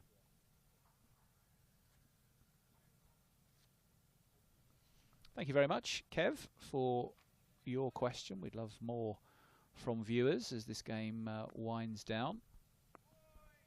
Potentially another hour of play here from Bengaluru to enjoy. Not entirely sure yet when the players might shake hands. It could be a bit earlier than that, so get your questions in. Messages through the X platform at Lancs Cricket. And we hope to catch up with a member of the playing staff or potentially the coaching team at the end of proceedings whenever they come, so stay tuned for that.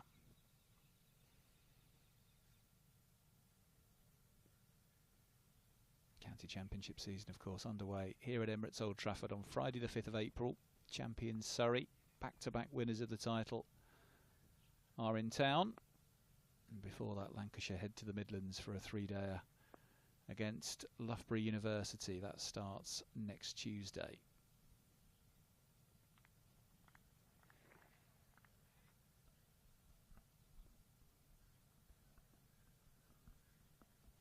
Where do you see Lancashire's chances this year? Are you hopeful?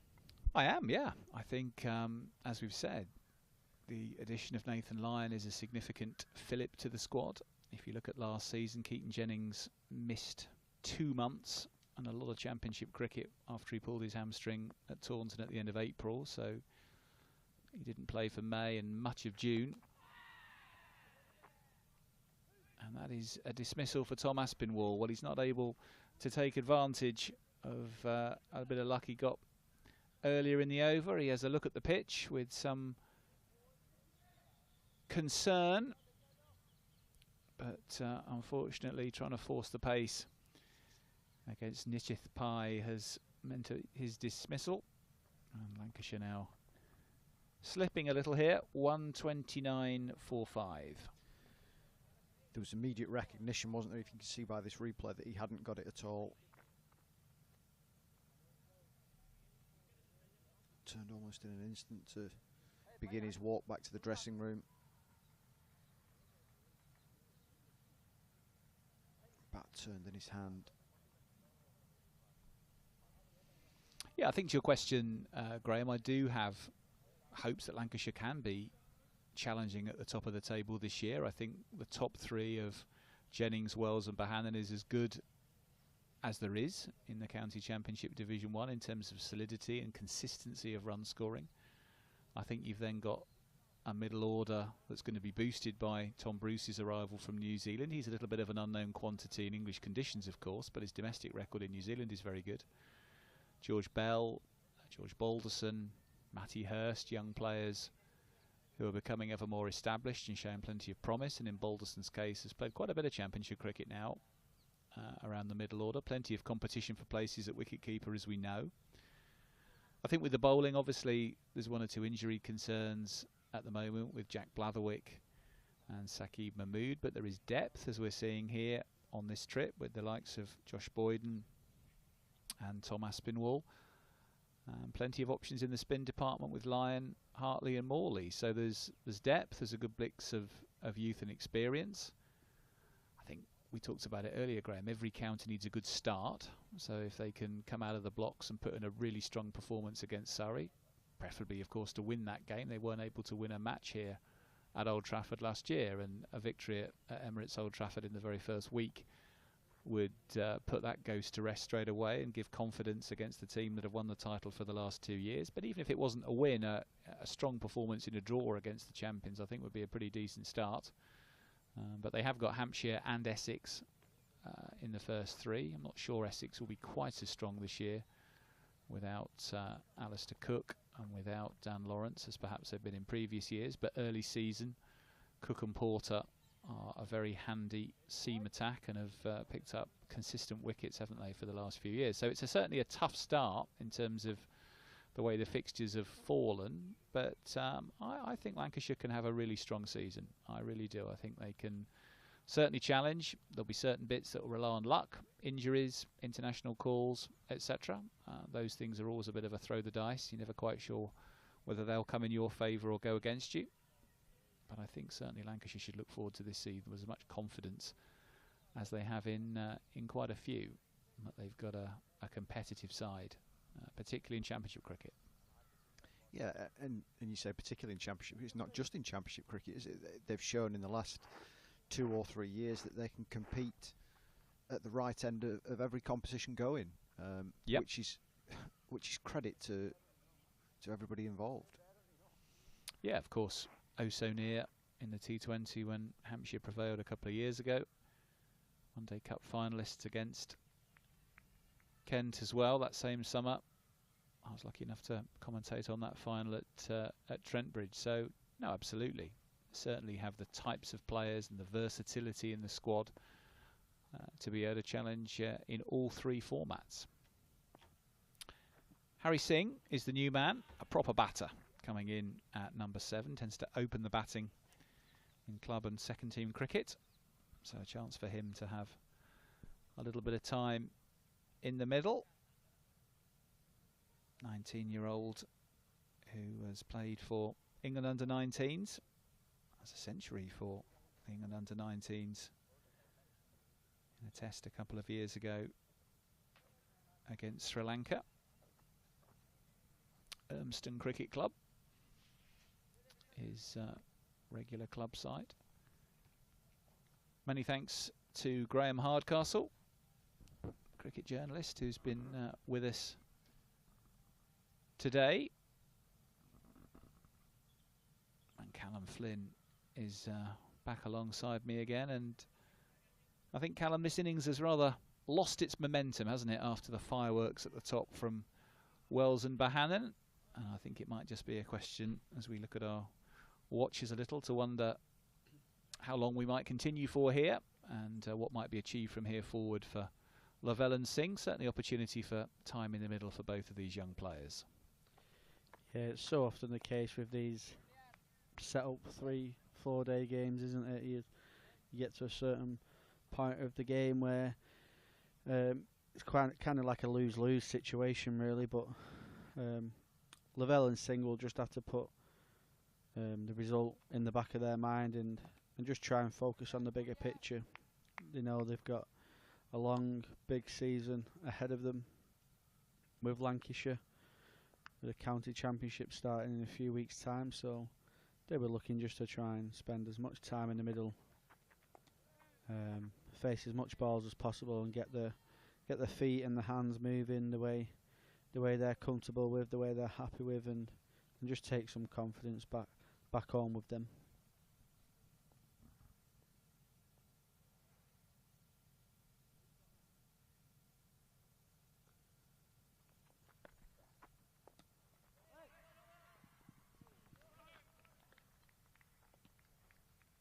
Hector continuing with this economical action, bowling his off breaks.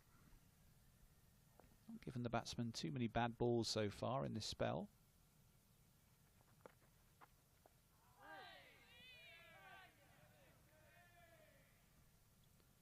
I think it's been quite hard to score when the stumps have been kept into play. I think we're seeing with the previous dismissal, it looked like it just stopped in the pitch a little bit, spoon straight up in the air, and Aspinwall looked like he was in a pretty strong position, to be honest, to punch it over the top. But when them stumps are in play, you're bringing all types of dismissals into the game. You know, when you take the stumps out of it, you're losing your bowled and you're losing your LBW dismissal straight away. So as a bowler on these types of wickets are a little bit tired, you want to keep away from the wide lines. That's where the batters will look to score. Keep them stumps in play, and then the batters have really got to make a good decision to whether to be strong in defence or strong in attacking, but also just make sure they're timing the ball pretty well. They've got to use their hands well in India. You see your wristy players are the most successful ones on Indian pitches, trying to get the wrist over the top of the ball and trying to manoeuvre it into gaps on these slow wickets. 4 wickets have gone down in 46 balls with just 26 runs added at the point of Tom Aspinwall's exit. Gary Morgan, our scorer here at Emirates Old Trafford, as ever, right on the money. Thank you to Gary. He has been doing a sterling job for us throughout this coverage of the Thunder and the Lightning's tours of Southwest India over the last week or so. We hope you've enjoyed the coverage, and it's whetting your appetite to come back to Emirates Old Trafford in April and get set for another fantastic summer of cricket. Pie continuing. That's well dug out by Harry Singh, who is the son of Rudra Singh, the former Indian international. Appeared in the warm-up match for the One Day Cup against Cumbria at Sedbergh last year, Harry Singh, but has been a regular in second-team cricket for Lancashire.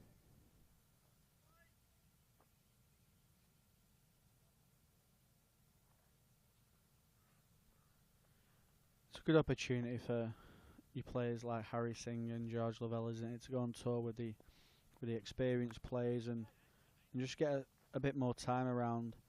You know, your Keaton Jennings, your Josh Bohannon, they've trained a lot together, obviously, in the winter months, in the previous seasons. But to spend time with each other on tour, you know, you've got a lot of downtime as well as when you're training and playing. So you can really tap into players like Keaton Jennings, Luke Wells, Josh Bohannon, and even the coaching staff as well. You can have them different types of conversations in different, more relaxed settings than away from, you know, your nets, and you can pick just as much up from chatting to experienced players as you know what you can pick up in the nets and being coached. So it'll be a really good experience for these younger players, especially now the Metro one day cups a bit more of a rotational. You see a lot more second team cricketers playing in that. You see a lot more youngsters up and coming, so they'll look to take whatever they've learnt on tour into that tournament later on in the year as well.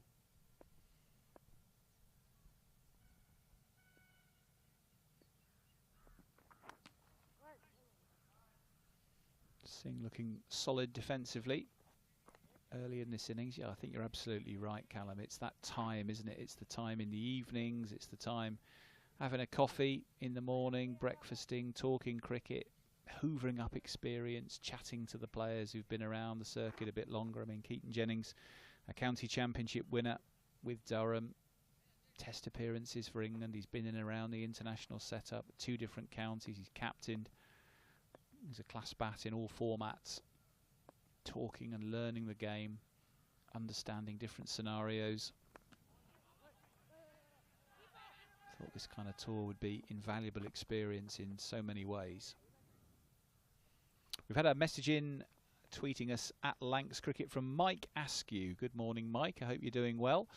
And Mike says, great coverage. Really enjoy listening to Callum Flynn talk cricket. Hope you get him on throughout the season. Hashtag the next Bumble. Now there is praise indeed, Callum. Thank you, Mike. Yeah, I think there's a bit of sarcasm in that as well. I went to university with Michael. He's just come back from Australia, actually. He's just completed a winter over in Australia. Don't know about the next Bumble call, though. It's a lot of pressure. Quite as good as singing Sweet Carolina's Bumble either. And I won't be doing, so don't ask. You have to find your own version of Start the Car as well, Callum. Sweet Caroline really has become the eponymous sporting anthem, hasn't it? Everywhere now. I mean, it doesn't matter what sport. It's the tune to play at the end of a match if the home team has won it. Yeah, it seems to be everyone's team song as well, doesn't it? It's always at the darts. It's everywhere. I'm a bit old in my music, so I'm a big Neil Diamond fan, but these days I try and skip past the Sweet Caroline song just 'cause it's overplayed now. Yeah, yeah. You can have too much of a good thing, can't you?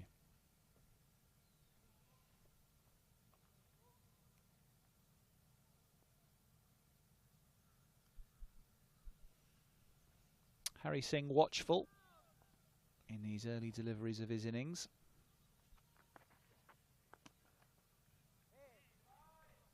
A little bit more intent there, though. That's a good shot. Cover driven nicely for 4. Yeah, it's a beautiful shot from Singh, and as we spoke about previously, getting them wrist through the ball, it's quite full, and he just breaks his wrist at the last moment just to get that power through the ball and keep on top of it as well. Because if that ball spins and just spits a little bit, he's getting that bottom wrist over the top of the ball and keeps it grounded. So it's a really good shot from Harry Singh against the spin. Good positive intent again, and overthrows here. Some buzzers, as the players call it. What do they call buzzers, Callum? Why are overthrows known as buzzers by the players? I don't know, to be honest. Was it might have been Bumble who oh, was it? Who called that out on commentary once. I don't know if he started that buzzers call, but yeah, it's a weird one, isn't it?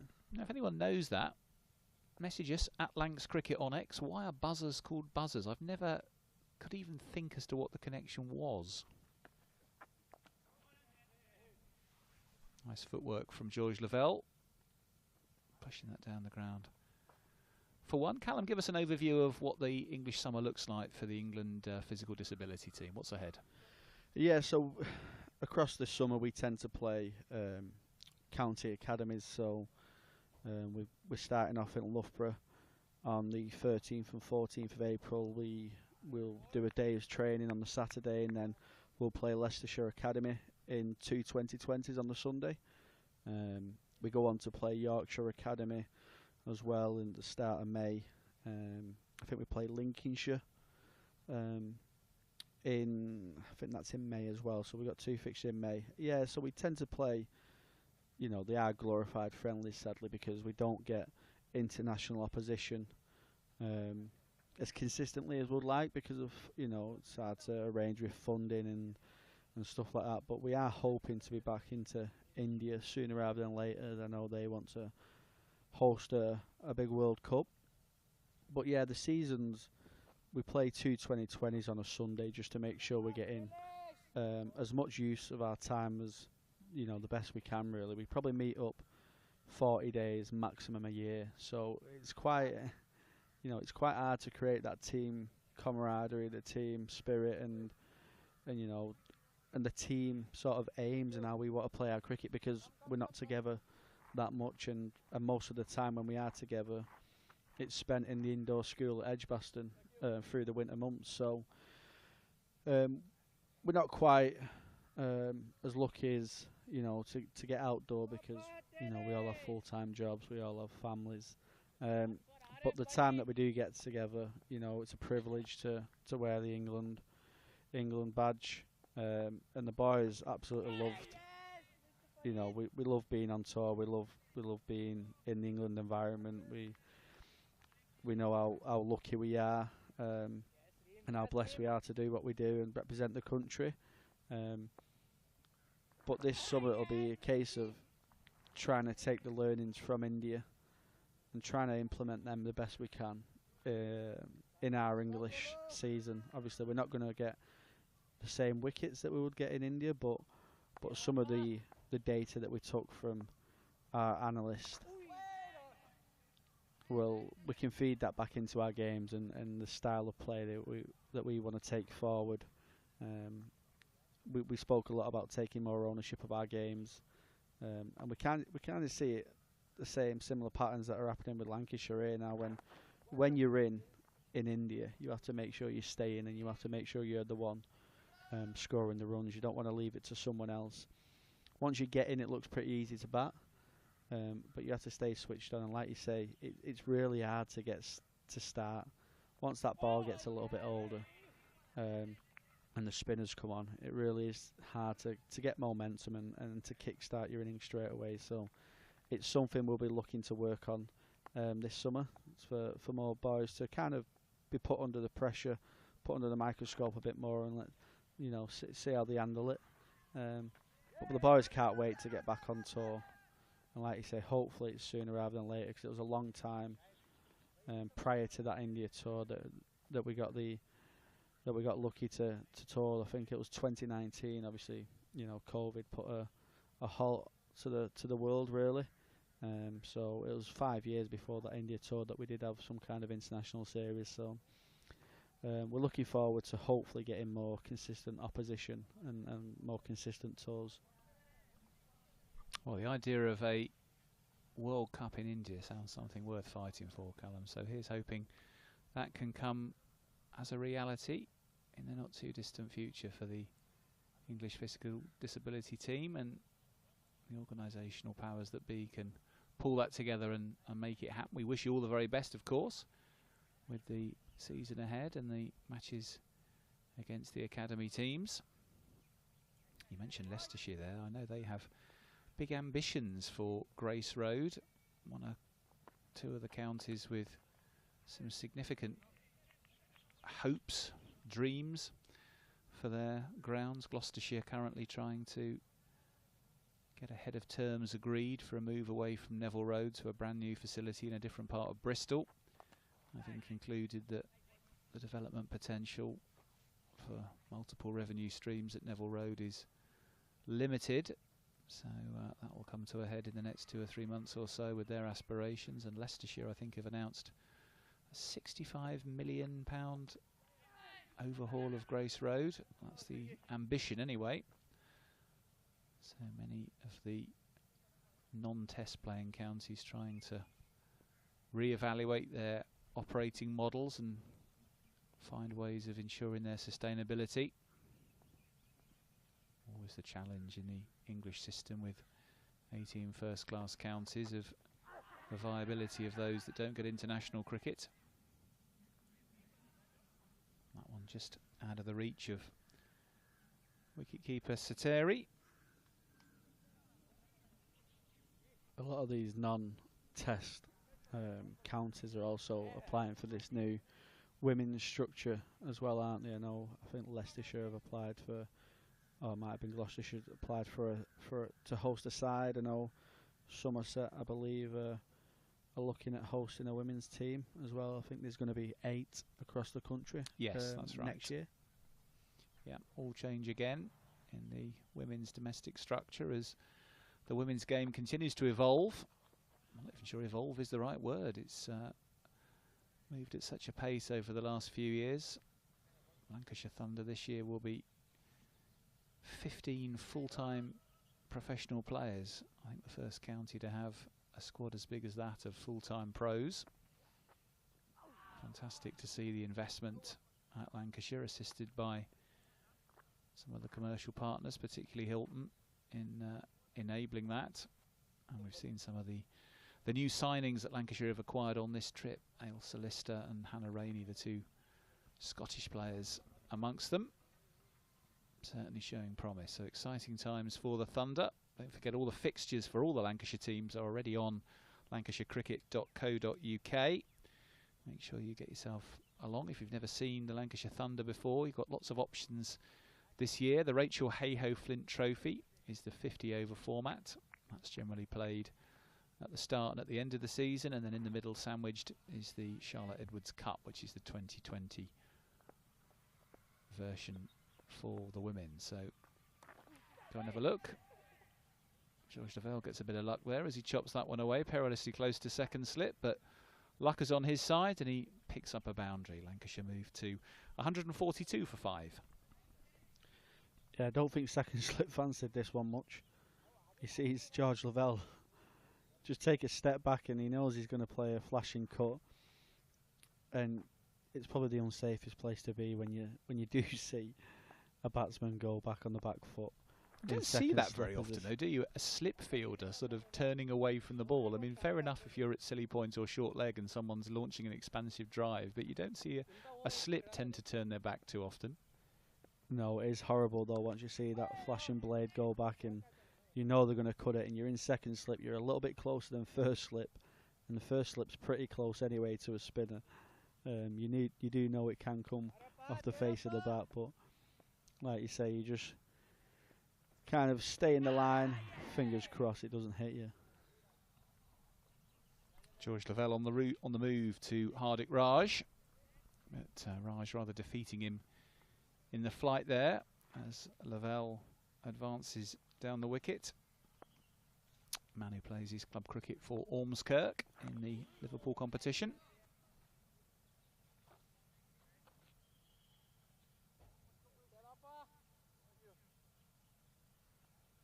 Featured in the One Day Cup for Lancashire last year, but couldn't force his way in Championship cricket or in the T20.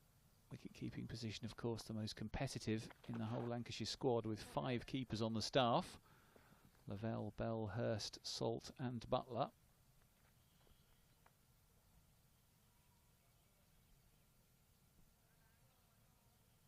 End of the 30th, 143 for 5 then Lancashire. We've got about 30 minutes of scheduled play to go. The 314 target, I think, is purely academic now. But an opportunity for a last half hour potentially of batting practice in the warmth of southwest India before the return to the likely icy winds of April in Manchester. I'm sure the players will be thoroughly refreshed from this trip and ready for the intense season that comes.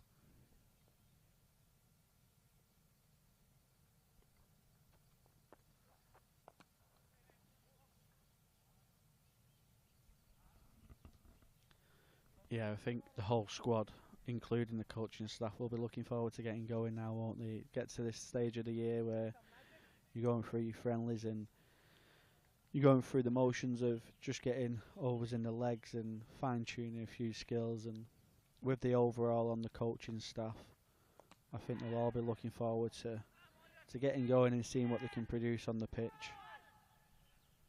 A little bit uppish there from Harry Singh, but he gets away with it as he works that one away through mid-wicket. Tall man, so has the benefit of being able to get a really big stride in to smother the spin.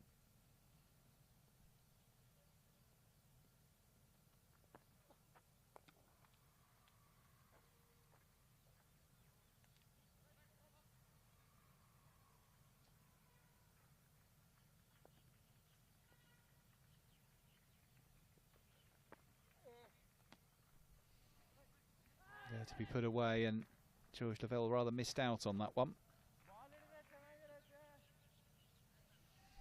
News in the women's match. It's a close finish. 188 now for 8. The Karnataka State Cricket Association. So 3 runs to win with 2 wickets standing in the oval behind this one. We will keep you posted on how that finishes, but Chris Reed's side have been given a very thorough test in their final match of their tour today against the Karnataka women. You could hear some celebrations as well from the other side of the pitch there, so that might have been the end of that game. We'll wait for an update.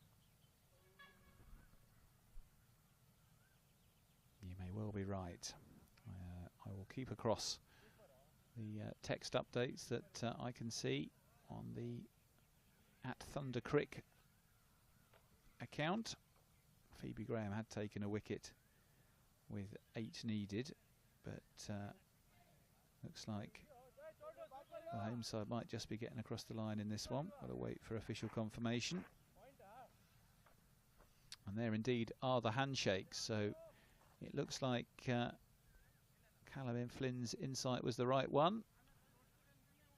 End of the tour for the ladies in red. And I'm sure they've learnt a huge amount from it and had some real quality time with Chris Reed and the rest of the Thunder coaching staff in preparation for that opening Rachel Hayhoe Flint Trophy match up at Durham against the Northern Diamonds, coming up on April 20th.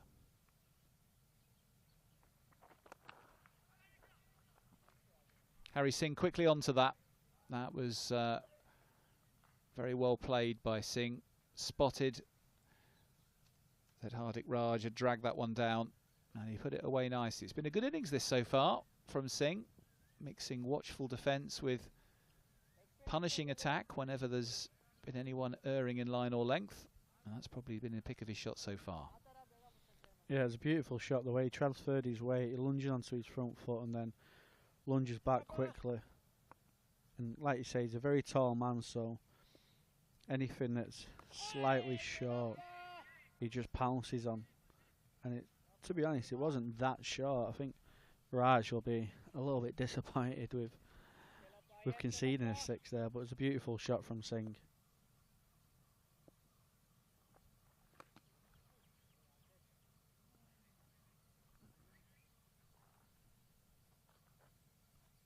He looks very technically good, Singh. He looks like he does, doesn't he? You can tell he's an opener in the way he sets up. Yeah, he looks really good in defence. His hand-eye coordination. You know, he allows the ball to spin and then adjust his positions against the seam, as he's been getting in some strong positions. His footwork was really good yesterday in his innings. Misses out on that occasion. Unfortunately for Harry Singh, not going well past the leg stump. End of the over from Hardik Raj. 153 for 5 Lancashire. George Lavelle on 10 and Harry Singh on 14. If you're just joining us on Lancs TV, Luke Wells and Josh Bohannon gave Lancashire a flying start in this innings. Wells making 43 and Bohannon 46 off just 32 balls. George Balderson then built a steady 31 before he went. George Lavelle and Tom Aspinwall missing out, making 3 and 2 respectively. But Lancashire's theoretical chase of 314 to win this match against the Karnataka State 11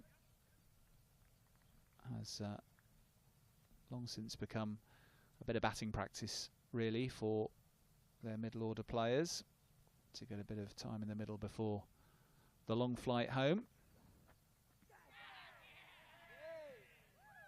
And is that another one off the bat or just off the pad? No. Pad only from George Lavelle. Thigh guard steering that into the hands of leg slip. He got lucky yesterday as well, Lavelle. Did you see the counter attack players kindly, very called him back after a decision which I think just clipped his right forearm. Yeah, Graham Hardcastle was talking about that excellent piece of sportsmanship. Always nice to see when you get a player called back.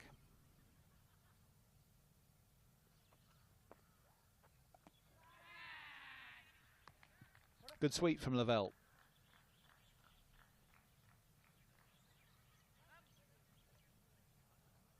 But straight to the fielder. Well, it was a good connection. And I thought Lavelle had caught that well enough to be picking up another boundary. But unfortunately, he picked out the man straight at square leg.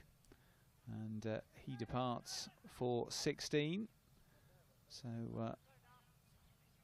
a nice enough little knock from George Lavelle, but coming to a conclusion.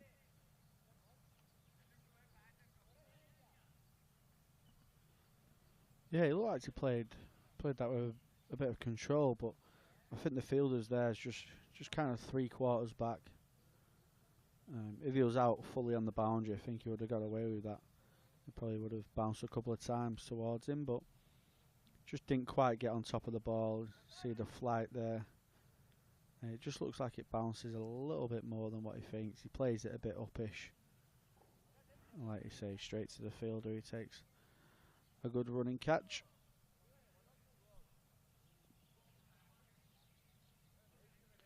Brings Matty Hurst to the crease, who batted really well in the first innings. Kind of left off from last season, really. Finished last season really strong. A couple of good scores for Lancashire in the county championship at the end of last year, and he'll be one that the Lancashire fans will be really excited to see his development this year. Hopefully there won't be too much pressure on him. He's still a very young, inexperienced player, but he's really impressed from the short period that he's played, and he looks very composed and looks well in control of his movements and how he wants to score. So he'll be one that might start the season for Lancashire in the county championship, and he'll be looking to score some runs and some big runs at that if he does.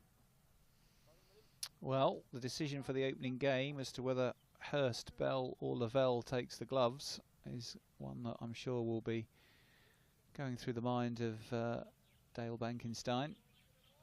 Matty Hurst, as you say, with runs in the first innings. George Bell's missed out with the bat in both innings of this game, but Matty Hurst at least going to get a little bit of time in the middle to try and perhaps get some red ink, as the players call it, a not-out innings to consolidate his tour scores. Likes to attack Matty Hurst. We saw that in the T20 game when he launched a fairly powerful assault. A number of blows clearing the boundary in a very breezy innings towards the end of the Lancashire innings earlier in the week. End of Hegder's over. A wicket maiden for Adox Hegder. 153 for 6 Lancashire. We've got about 20 minutes or so left in the scheduled hours of play. He's in some really good rhythm, isn't he, Hegder? He's Singh. No, that was against Raj, sorry, but Hegder, he looks like he's bowling with really nice pace. He looks like he's found the flight and guile that's needed on this wicket. He's keeping the wickets in play, going round the wicket, keeping it nice and tight towards the pads as well. So he's not giving the Lancashire batters much room or much freedom to use the hands and score any runs, and he's kept it pretty tight against Lancashire so far.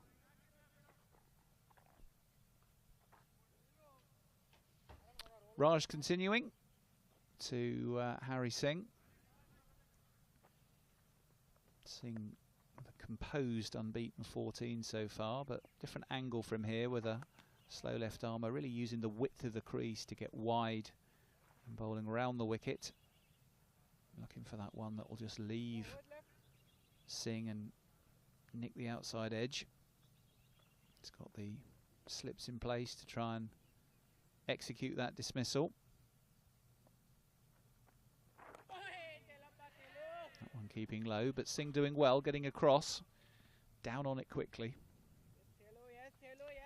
Yeah, he's playing spin quite well here, Singh. He's waiting on the back foot. He's not lunging with that front foot. He's kind of keeping it out the way and allowing the ball to spin, to bounce, and then he's making his decision and keeping a nice straight bat. But I think Raj here will just trying to spin a few and then try and surprise him with that straight one and see if he can get that bowled or hit that front pad and get that LB. Big stride there from tall Harry Singh, getting forward to smother the spin. All this invaluable experience against Indian spinners in home conditions. As another maiden is played out, 153 for 6 then, after 34 overs. Some further reflections from Callum Flynn, and then he'll be joined on commentary by Scott Reed. Yeah, it's a case of kind of just going through the motions for Lancashire's batters now and just kind of being a bit selfish and seeing what works for them. Try and take as much time and as much information, try and extract what they can from these remaining overs, take some confidence back home to England with them and take it into the season against Surrey in a couple of weeks. Yes, 2 weeks tomorrow. We'll be back on Lancs TV, bringing you the opening match of the new season. Live from Emirates Old Trafford. The defending champions are in town. Second season on the spin that the new campaign started, with Lancashire up against Surrey.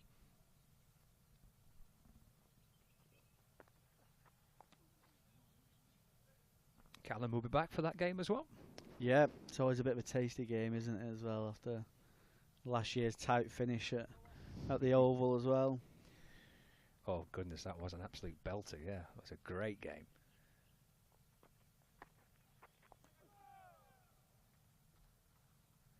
We'll have Paul Allott and Bumble with us as well for coverage of that fixture, starting on the 5th of April. Coverage of Thunder matches through the course of the season as well. Men's and women's cricket across Lancs TV through the course of the 2024 campaign. Hopefully a successful one for both sides.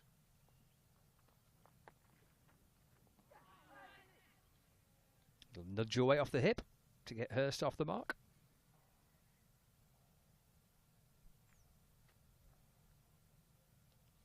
Yeah, it'll be an exciting but a bit of an apprehensive year for both sides. Well, they've had a big overhaul in the coaching staff in both the Lancashire Lightning and the Thunder side, so they'll be really keen to get started now and see their players put practice into the match and see what outcomes they can come out with. Hopefully they're positive ones. Yeah, that is unusual, isn't it, to have both men's side and the women's side under a new coaching setup for the start of a season.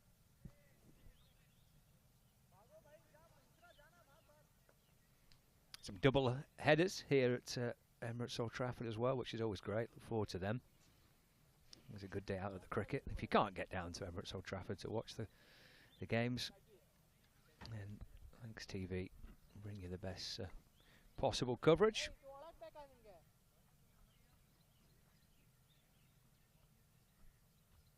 Callum Flynn, I think his work for the day might be done. Graham Harcastle's back alongside me.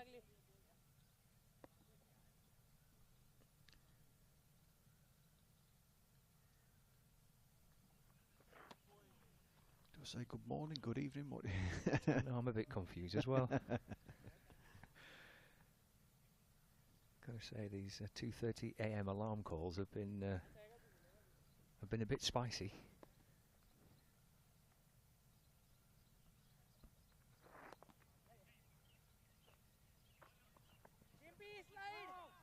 It's working that nicely enough through mid-wicket for another single to double his total. 155 for 6.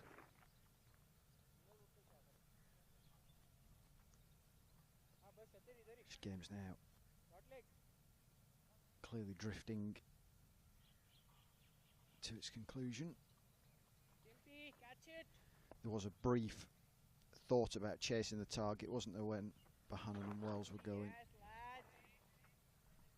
But that quickly disappeared once they departed, with time at the crease preferred as the objective, and understandably so.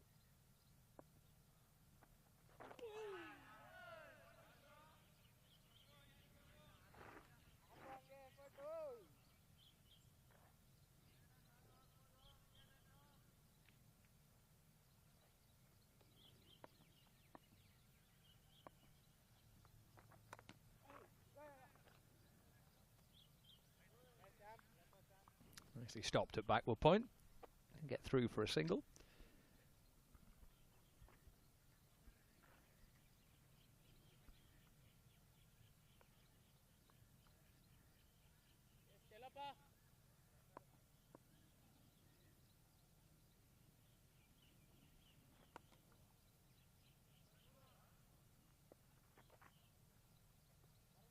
End of the over, just 2 off it.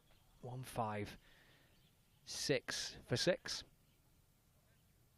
Harry Singh on 15, Matty Hurst on 2.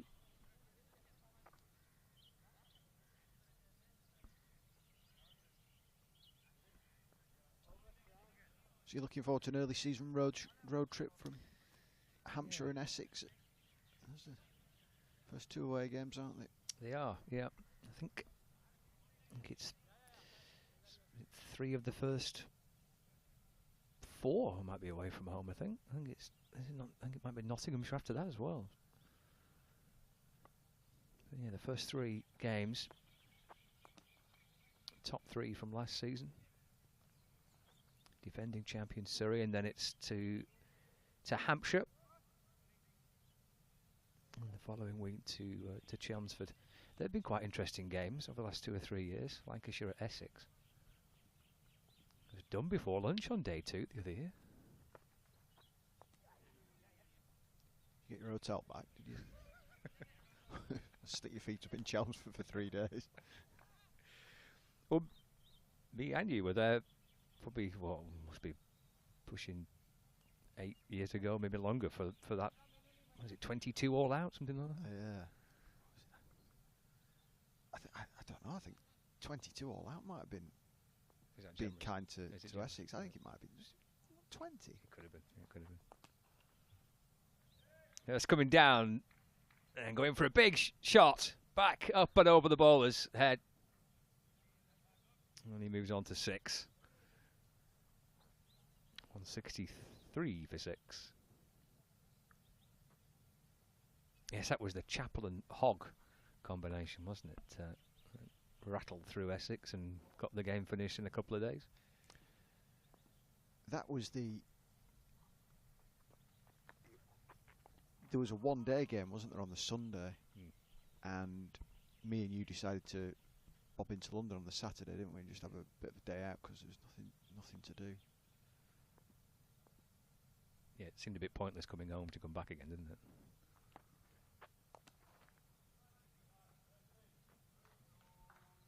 It's going to be 4 more. 1 up over the top, 1 along the ground. There's to 12, 167 for 6.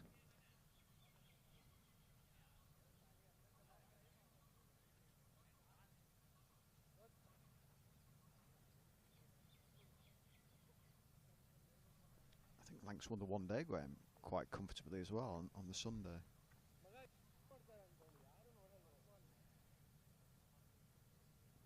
Porterfield, Gail Benkenstein in the middle, and Sam Byrne, Lancashire's physio.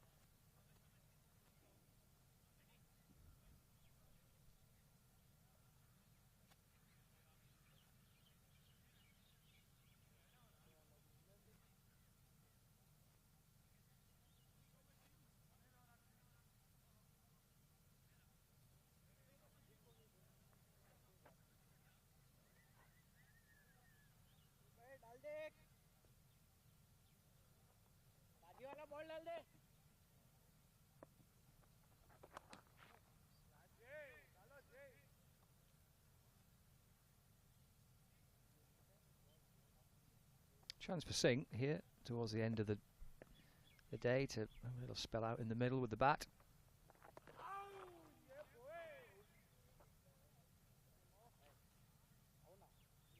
I guess from this particular match, Harry Singh and Josh Boyden might be the two that just kind of flirting on the edge of perhaps breaking into the first team. We've seen Tom Aspinwall and Matty Hurst do that at the end of last season, and I think probably Singh and Boyden are the next two that might get their chance. I think he spent quite a bit of time out in India this winter. I spoke to Chris Bembo about the academy trip to Sri Lanka a month or so ago, and he said there were a group of pros who joined the academy lads there, and he said that Harry was one. He said it was just a throwaway comment. I didn't push him to find out whether it was a kind of holiday or a cricket-related trip, but he said that yeah, Harry joined us in Colombo from touring around India. So yeah, he's obviously been in that part of the world over the last few months.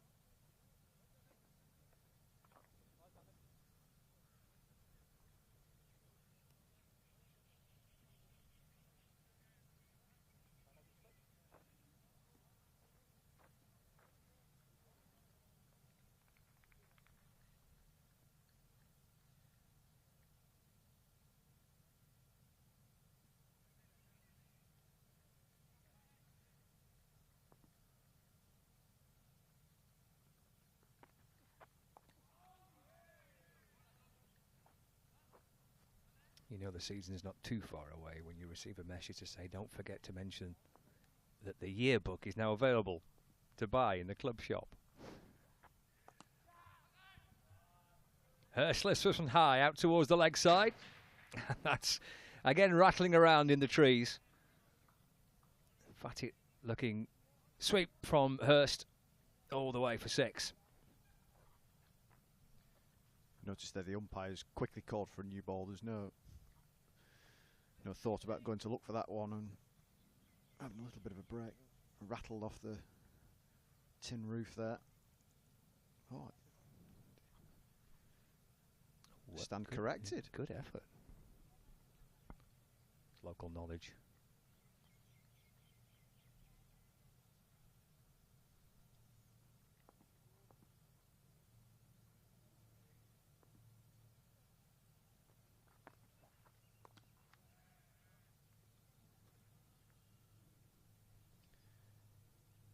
You've just seen a copy of the yearbook, expertly put together by Ken Grime through the winter.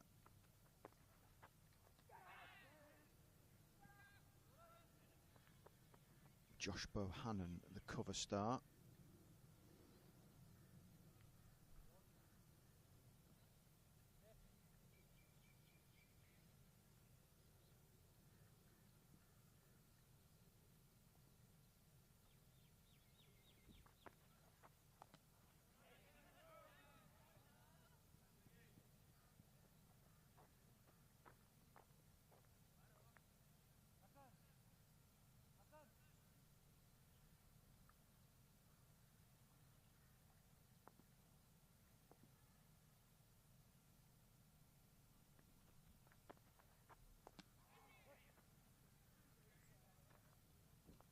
Nudge away again to mid-wicket by Hurst. He's ticked along to 20. It's the end of the over. 9 coming off that. 176 for 6. 5 minutes away from the scheduled close of play.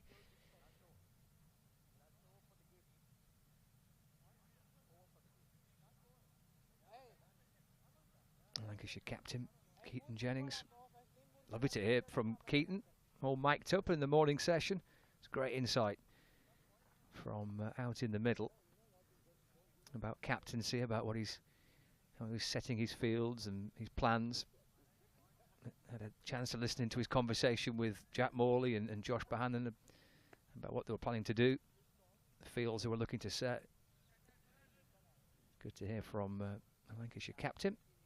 Heard from George Bell as well. He was on the mic this morning in the morning session of play.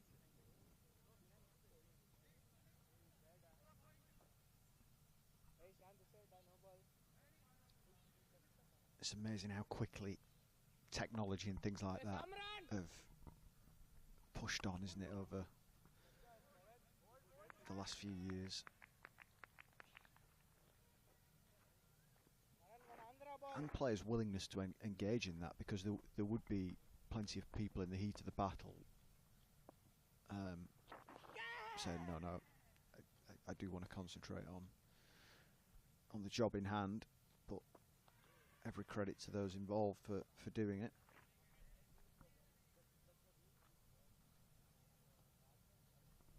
The first time we had a player mic on Lancs TV was George Bell, actually. So I think he's obviously quite keen on it. It's like having an on-field commentator. It's terrific. FUCC.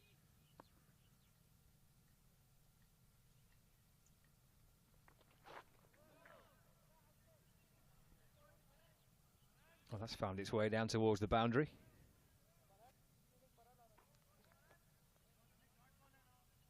It's come off nothing. 4 byes.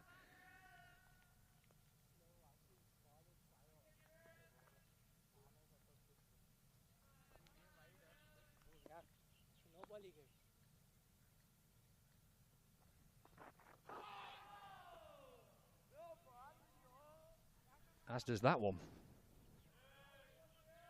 With greater jeopardy, though, to Hurst.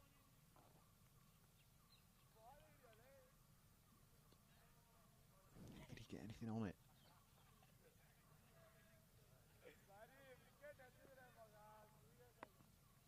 Flick of the trouser pocket, maybe. He's got something on that. Not enough to get it to the boundary, though.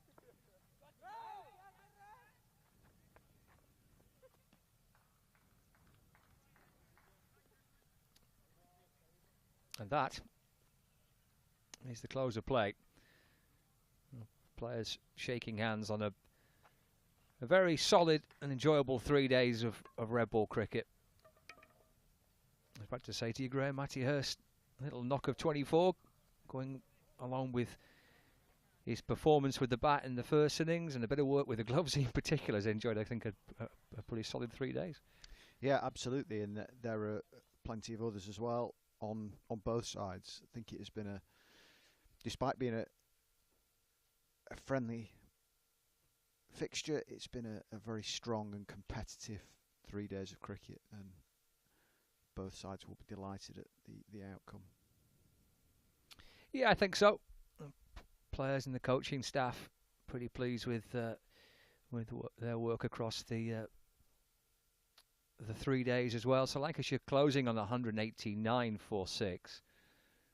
That's the Lancashire scorecard for their second innings. Started well with Josh Bohannon and Luke Wells. Powerful looking start, 46 to Josh Bohannon, 43 to Luke Wells. George Balderson's 29 and George Lavelle making 16. Harry Singh unbeaten on 18 and Matty Hurst on 24. Wickets spread amongst the bowlers. Again, plenty of bowlers used. Maybe Pies 2 for 12. Perhaps the pick of that. But plenty of bowlers contributing. A good workout for the home side as well. So there's our summary. First innings of 356.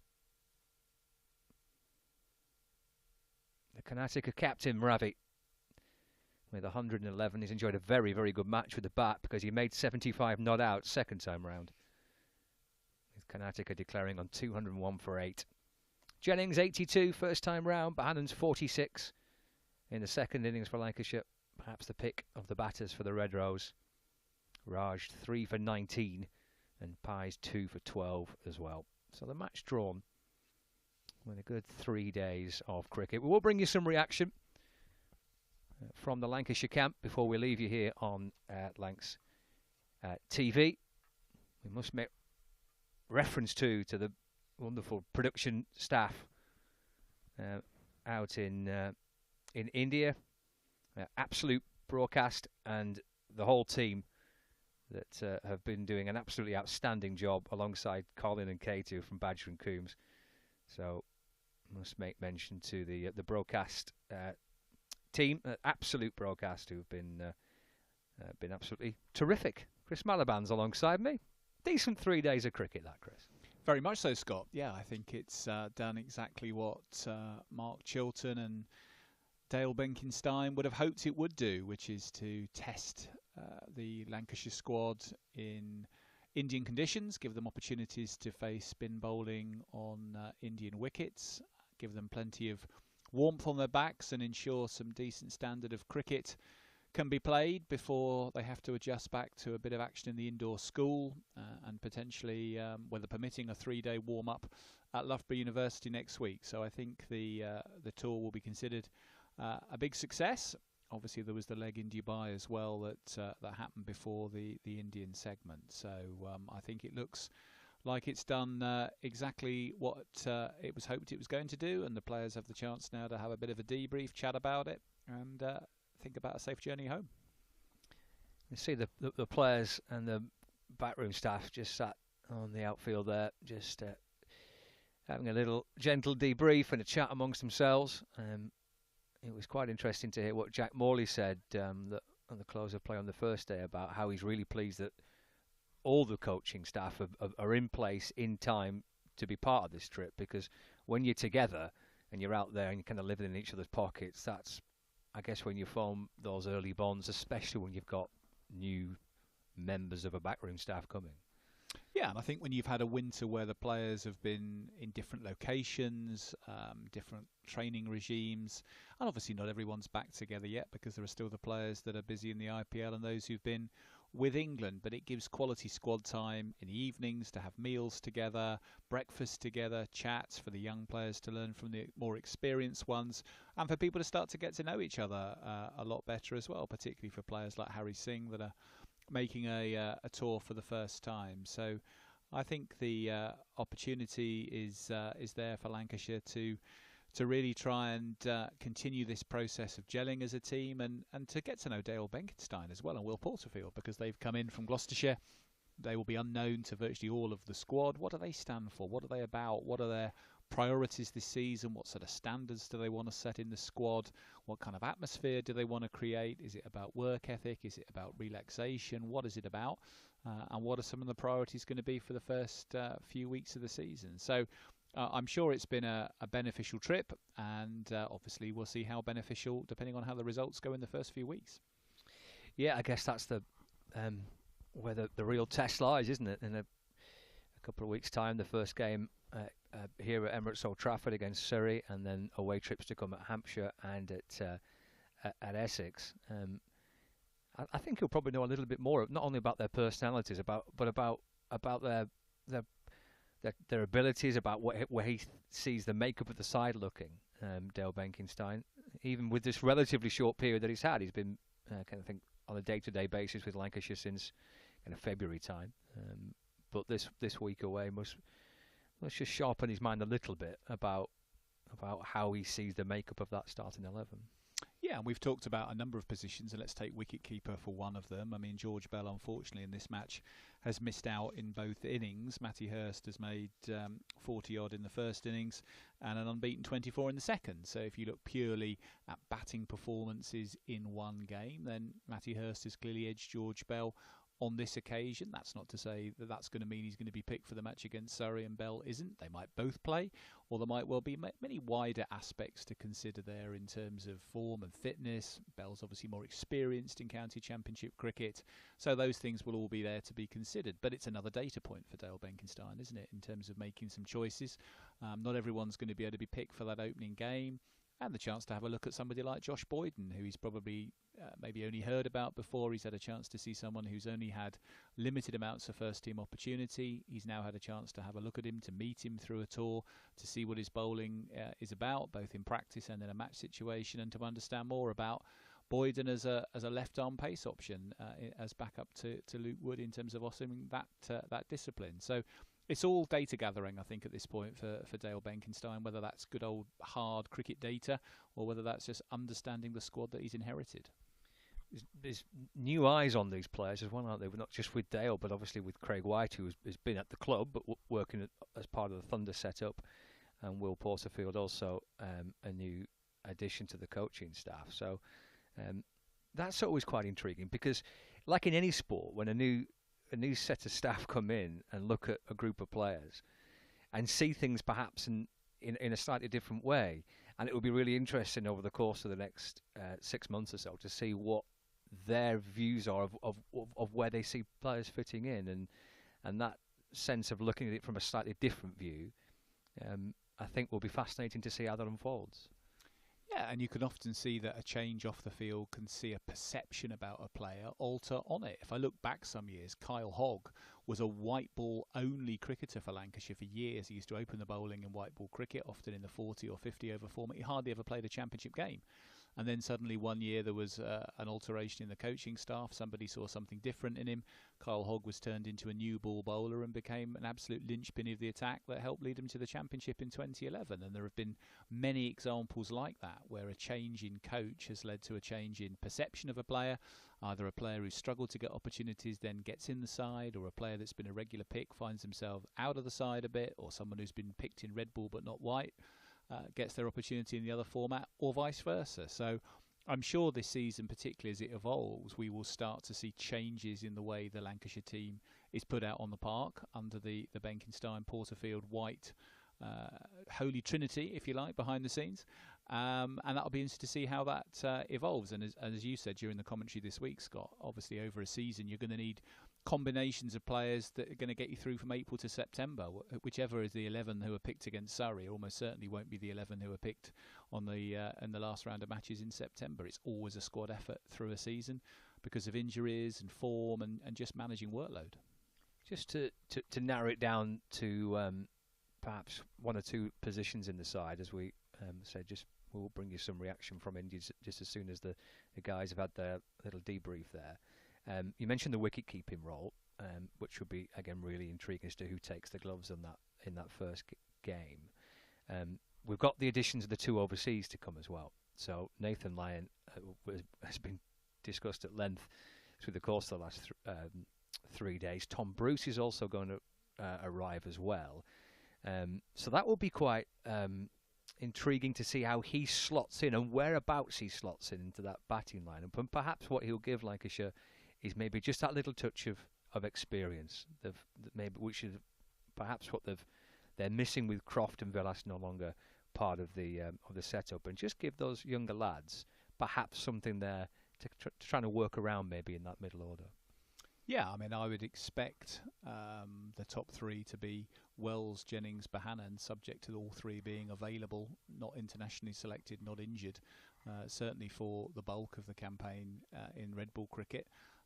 Bruce then may well compete to come in at number 4, and then you've got the younger players, the Bells and the Hursts, the Baldersons, and the kind of 5 and 6 spots to compete for those. But yeah, I mean, Bruce is an unknown quantity to an extent in English cricket because his opportunities to play here have been few so far. He's played most of his cricket in New Zealand. We've not seen him at county standard in England before. So the pedigree would suggest that he's going to be a real addition to the side, but you never know. Some overseas players, of course, absolutely fly. Others find it more difficult, or at least there's a period of adjustment.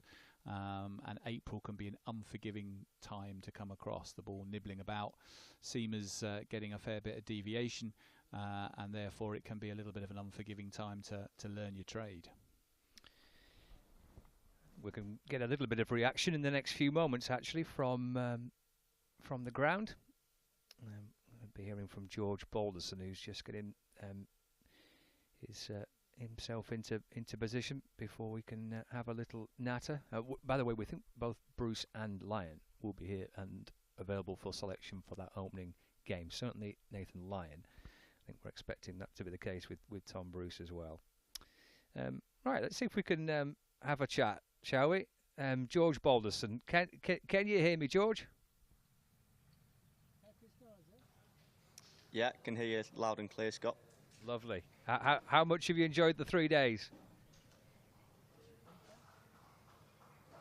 Yeah, it's been an excellent trip for everyone involved. You know, getting out here and getting out on grass and just getting the opportunity to train at a few fantastic facilities and, you know, put things into practice that we've been working on all winter, and more than anything, just to be back together again as a squad. You know, it's been excellent for everyone. How crucial is that? You say getting back together as a squad. You all over the place during the course of the winter. Some people are here at Emirates Old Trafford. Some people are playing cricket abroad. When you all kind of get back together, does it feel a little bit special? Yeah, I think it's probably one of my favourite and most exciting times of the year when, you know, the week before we come on pre-season tour, you start seeing everyone filtering back in. And then when you meet at that airport for the first time, or even for us this year, it was when we got to India, because Bales and Spizzer both met us here. It was just, you know, a really exciting time, and you start thinking about, you know, that first game on the 5th of April and starting to think about what we can try and achieve this year. On a personal level, George, what were you aiming to try and get from this 3-day fixture? I think it was just a mixture of, you know, overs in my legs out in the middle, and trying to get a bit competitive with that. You know, you want to take wickets, and that's a great way to try and build a little bit of confidence before you go into the season.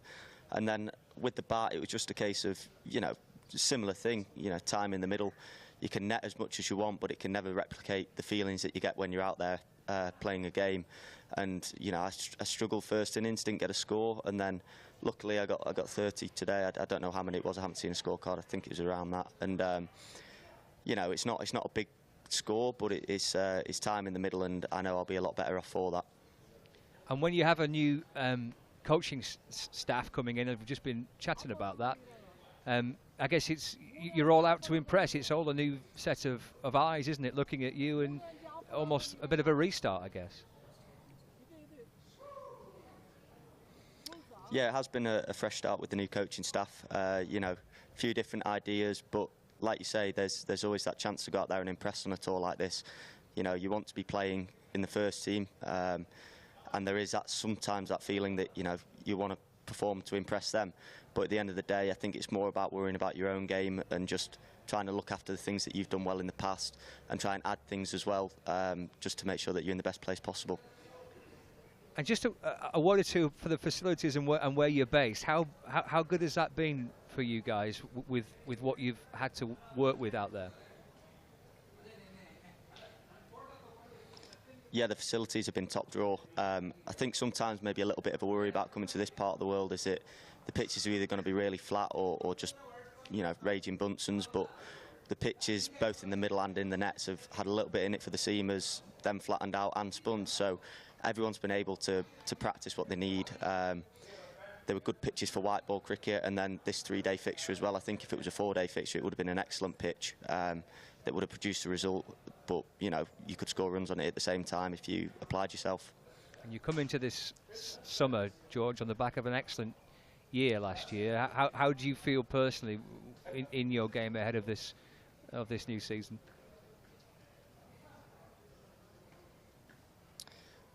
Yeah, obviously last year was a good year for myself, but I don't think you can take anything for granted. I just want to go out there and hit the ground running, and just, you know, try and build on some success that I had last year. You know, I think if you ever start to believe that, you know, you've in some way cracked the game, then it's going to, I won't say what I was going to say, I was going to say bite you on the backside, but yeah, it's just about that continual striving to improve, and hopefully that'll keep my game in a good place.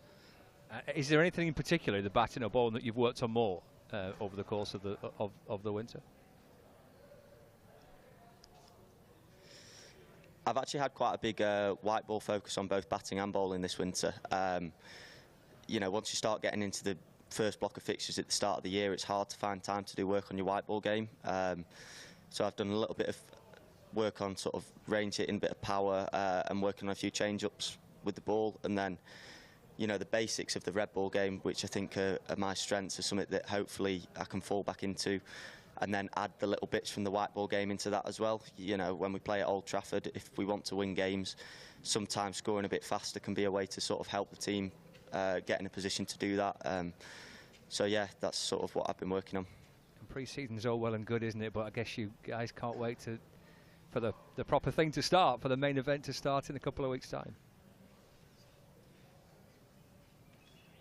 Yeah, I think we're all really excited now. It's not far away, that first game, and you know, first 3 fixtures are tough, but we know that if we can get off to a good start, we'll be in a really good position for the rest of the year. So yeah, just really excited now. Brilliant. Well done, George, and good luck for the new season. Thanks, Scott. George Balderson joining us live from the ground. You wouldn't really know, would you, that he's a young guy with not a great deal of time in the first team. Speaks so well. Absolutely, yeah. Very level-headed, and look forward to seeing how he goes this year, Scott. Because as you say, he had a really strong season last year, but I certainly get a sense that he doesn't feel that that means he knows the game inside out and hasn't got more to learn and develop in. So it'll be interesting to see how his season goes. Well, let's hear from head coach, shall we? Dale Benkenstein joins us live from the ground as well. Hi, Dale. How much have you enjoyed watching your side play over the last 3 days?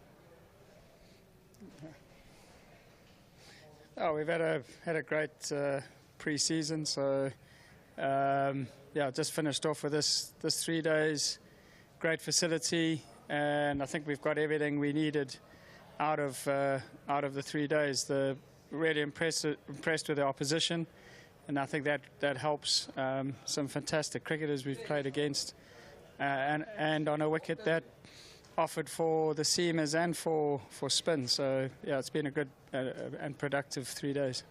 There have been times in this game, either with the ball or with the bat, where you've been a little bit up against it. In a way, has that been quite good to have that type of challenge early on?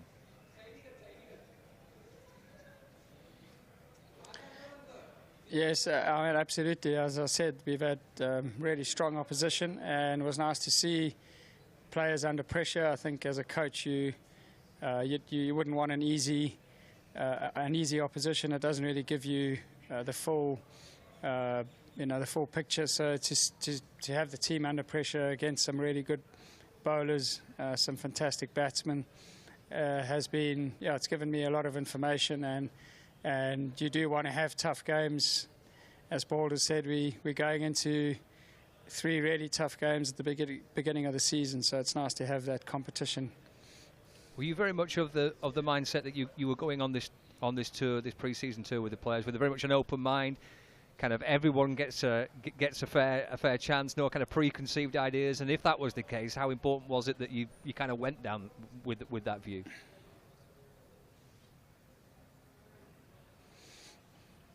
Yeah, you want to make sure you see everyone and give everyone the opportunity to prepare for the season. I think there's obviously your senior players that you just want to make sure they have got everything first, and then you give opportunities after that.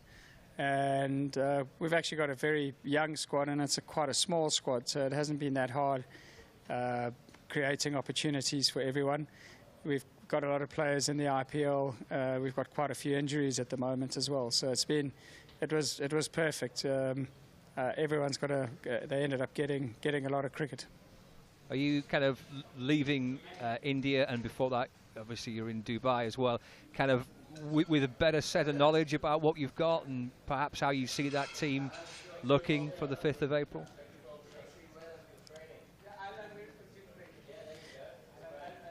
Yeah, it's been crucial for me and the coaching staff, because we all knew, and we hear about people and you can look at their stats, but when you actually see them out there playing, and not just in nets as well, in actual game situations, it's, as I said earlier, it's been great information for me. We have got quite a few injuries in a small squad, so going into those the Loughborough game and the first game against Surrey, we don't have too many decisions to make. We sort of got to go with with what we've got. So, but it has been nice to see everyone in action, and everyone looks in pretty good touch. Just a word on Josh Bohannon and that decision to kind of formally make him vice captain of the team. Did you feel it was important to have that position kind of nailed down, so to speak?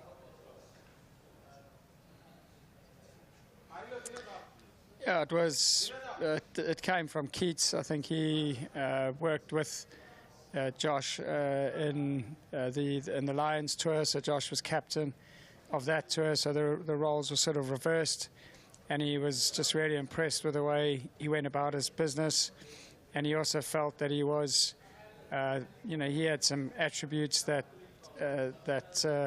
complemented his style, and he felt that the combination works really well. So that's where that came from, and I think it's just nice to early on, if that's what Keats wanted, that's the support he wanted as a captain. I think we felt that it was an easy decision and better to do it early. Just a final one, Dale. How much are you looking forward to the 5th of April? And I guess all the pre-season work's great, but you want the proper competitive action to start now. Yeah, I think it'll be really exciting to have Nathan Lyon in the team. I think that's going to give a boost to the team, and also Tom Bruce. To obviously Nathan, probably one of the best spinners in the world, and Tom is an exceptional first-class player and has an exceptional record. So yeah, we're looking forward to those two adding to the team. And yeah, obviously this is why we're here. We're training to make sure that we're ready to perform in the championship. And yeah, it's exciting, but it's also, there's some really tough games, so it's not going to be easy. Okay, thanks Dale. Really nice to get your thoughts. Thanks for joining us. Cheers, guys. Dale Benkenstein, the Lancashire head coach, live from the ground. Well, we're chatting about Nathan Lyon and Tom Bruce just finally before we wrap up, and I think there we go. They're both going to start.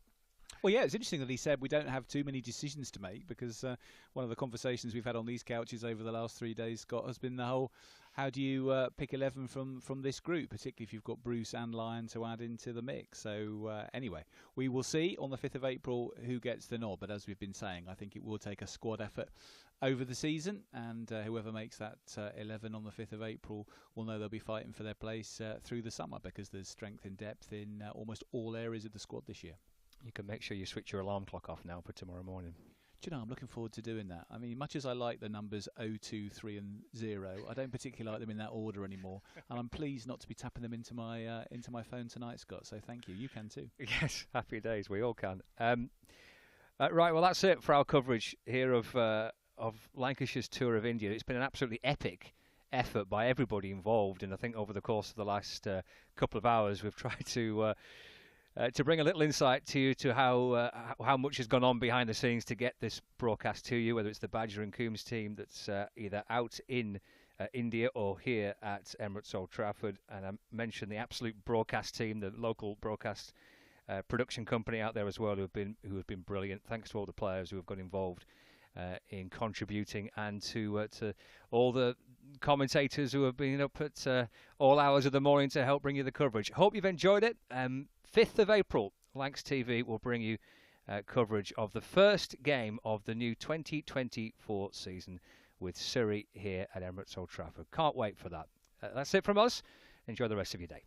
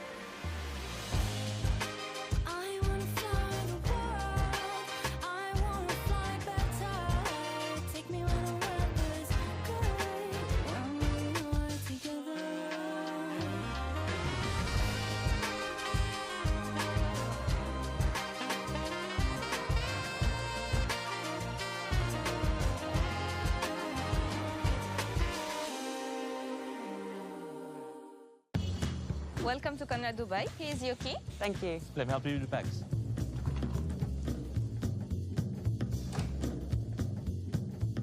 Nice room. How's that?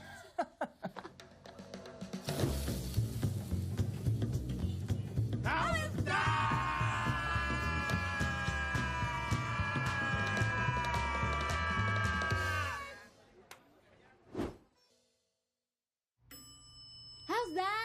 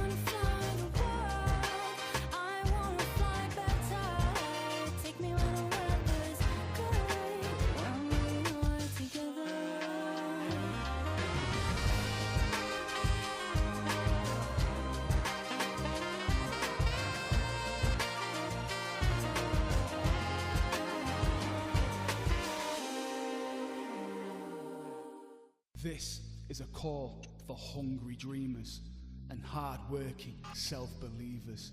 Success is down to more than just luck and talent. It's striving to be the best, breaking the boundaries and never giving up. Are you ready to become your best self? Are you ready to unlock your greatness? So what are you waiting for? This is Education Evolved. This is UA 92. Welcome to Karnataka, Dubai. Here's your key. Thank you. Let me help you with the bags.